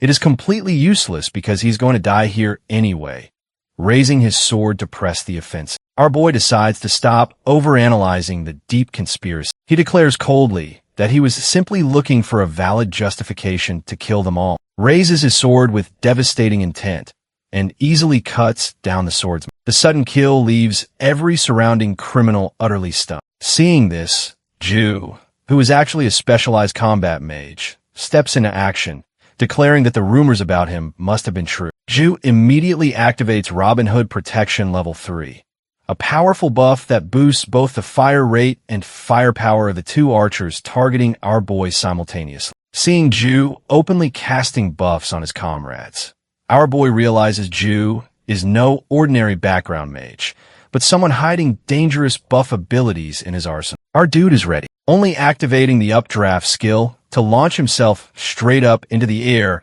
and effortlessly dodge the incoming arrows. Ju is completely shocked by the maneuver, noting that their informant failed to mention mobility skills like this. Suspended midair, Our boy comments that even though the archer's arrows have been buffed, their raw projectile speed is still sluggish, proving that a simple mage buff cannot make up for low baseline efficiency. Provoked by the insult, one of the archers fires a panicked arrow up. Operating at full speed, our boy drops down and drives his sword straight through it. Terrified out of her wits by how fast her partner went down, the remaining archer immediately turns tail and flees, realizing this is far above what she signed up for. Next, the master swordsman steps up, signaling to Ju, who promptly applies a high-tier buff. Swordsman's Blessing level 3. Joe also layers a level 2 Blessing onto the spearman. Both elite mercenaries position themselves on either side of our boy. The B+ rank spearman, Xiao, mutters that mercenary life never goes smoothly. The swordsman on the other side, an A-rank mercenary named Chun-Lei, agrees with a grim smirk. Our boy calls out to them in Korean, demanding they speak a language he understands since their foreign chatter means nothing to him. Chun-Lei doesn't bother with pleasantries. The very next moment, he executes a lightning-fast strike aimed straight at our boy's neck. Ducking at the absolute last fraction of a second, our boy barely manages to save himself from being beheaded. It is an abnormally strong sword-drawing technique, and our boy instantly realizes that Chun-Lei isn't just carried by buffs. The player himself is inherently powerful. Before he can recover, Chun-Lei charges from one flank while the spearman lunges from the other, coordinating a synchronized pincer attack. Looking back at them, our boy admits inwardly that their tactical teamwork is genuinely impressive. But instead of feeling scared, he feels a thrill run through him, grinning as he decides that the real fun is only just beginning. Even when the spear comes dangerously close, he ducks to dodge it effortlessly. Chen also raises his sword and attacks, but our boy jumps from his spot and lands cleanly right behind Chen. Our hero admits the attempt was good as he raises his sword. Before he can behead the swordsman, the spearman extends his weapon. Chun catches the shaft, and Xiao violently drags him out of harm's way, saving him just in time from Shin's blade. Both of them stand ready to face him again with their weapons raised. Meanwhile, Chun wonders if he made a huge mistake taking on this job. Our hero, on the other hand, is equally curious about who these guys really are, noting that they are clearly not standard hired thugs, but exceptionally skilled professionals. Instead of answering, Chen informs his companion that they will have to face our boy with their absolute full power. After that, a relentless clash of blades begins, with sparks flying as their weapons slam together. Meanwhile, the others watch closely from the sidelines. Ju is visibly frustrated because our boy's actual abilities completely differ from the intel they gathered, thinking anxiously that at this rate, the operation will fail. The longbow archer, Barrett Fletcher, steps in and voices his thoughts out loud, declaring that they will lose the contract at this rate. Ju reminds him that they will fail entirely if he doesn't step up soon. Barrett explains that he is paid strictly to eliminate the target with single shots, but he cannot fire cleanly while they are brawling in close quarters. Two A+ rank mercenaries, Alexel and Alexander, step forward and demand answers, pointing out that the end result is becoming obvious to everyone.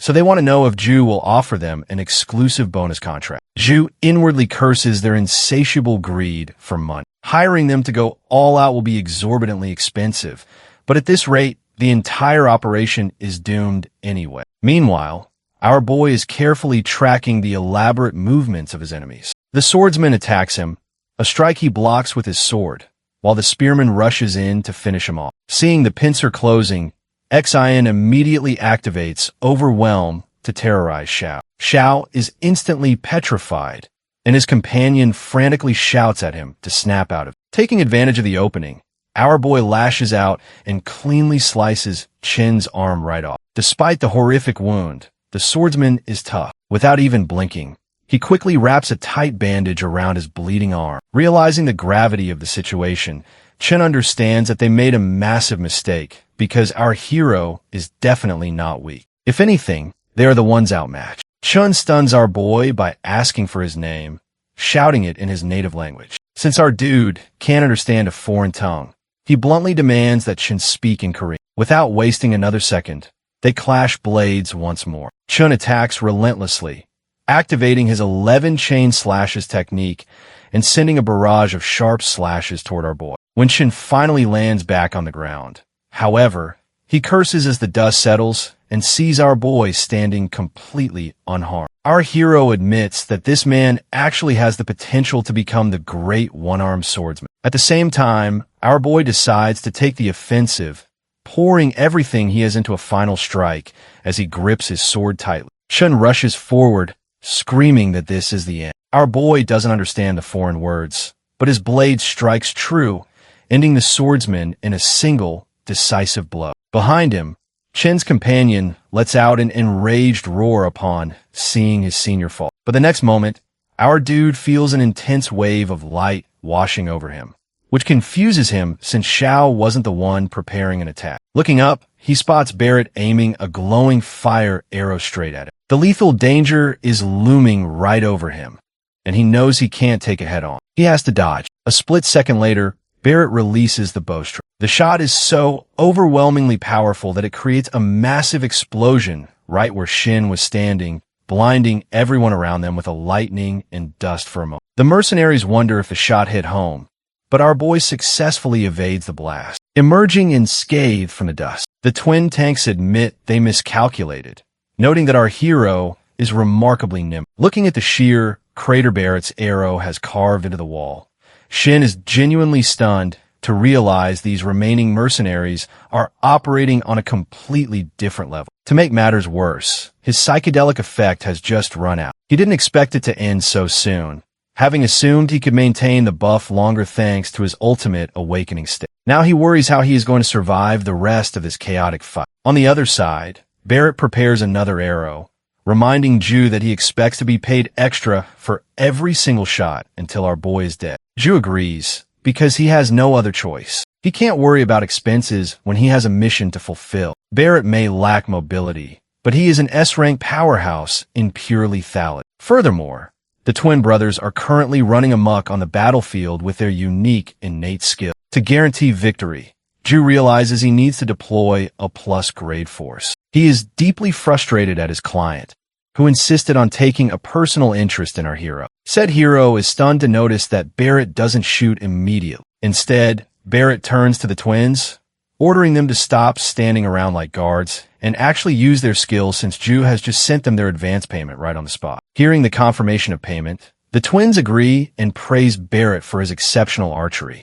making the archer feel slightly awkward at receiving compliments from other men. The twins step up, their facial skin beginning to melt and mingle together as they claim they will now reveal their true form. Perched on a higher vantage point, our boy watches them merge into a single grotesque entity, cursing loudly in disbelief at what he is looking at. The brothers have activated their innate skill, fusion, and warn that the real fight is about to start. Our boy rapidly weighs his options. He originally came here to hunt them down and claim their artifacts, but things have escalated to the point where he might actually get defeated. Though running away would be shameful, he seriously considers fleeing just to save his own neck. Just then, a familiar voice echoes directly inside his head, calling out to him and reminding him that this is the right time to strike. He is shocked to hear it, but instantly recognizes who is speaking. Instead of hiding or running away, our dude rushes head on toward them with his sword, shouting at them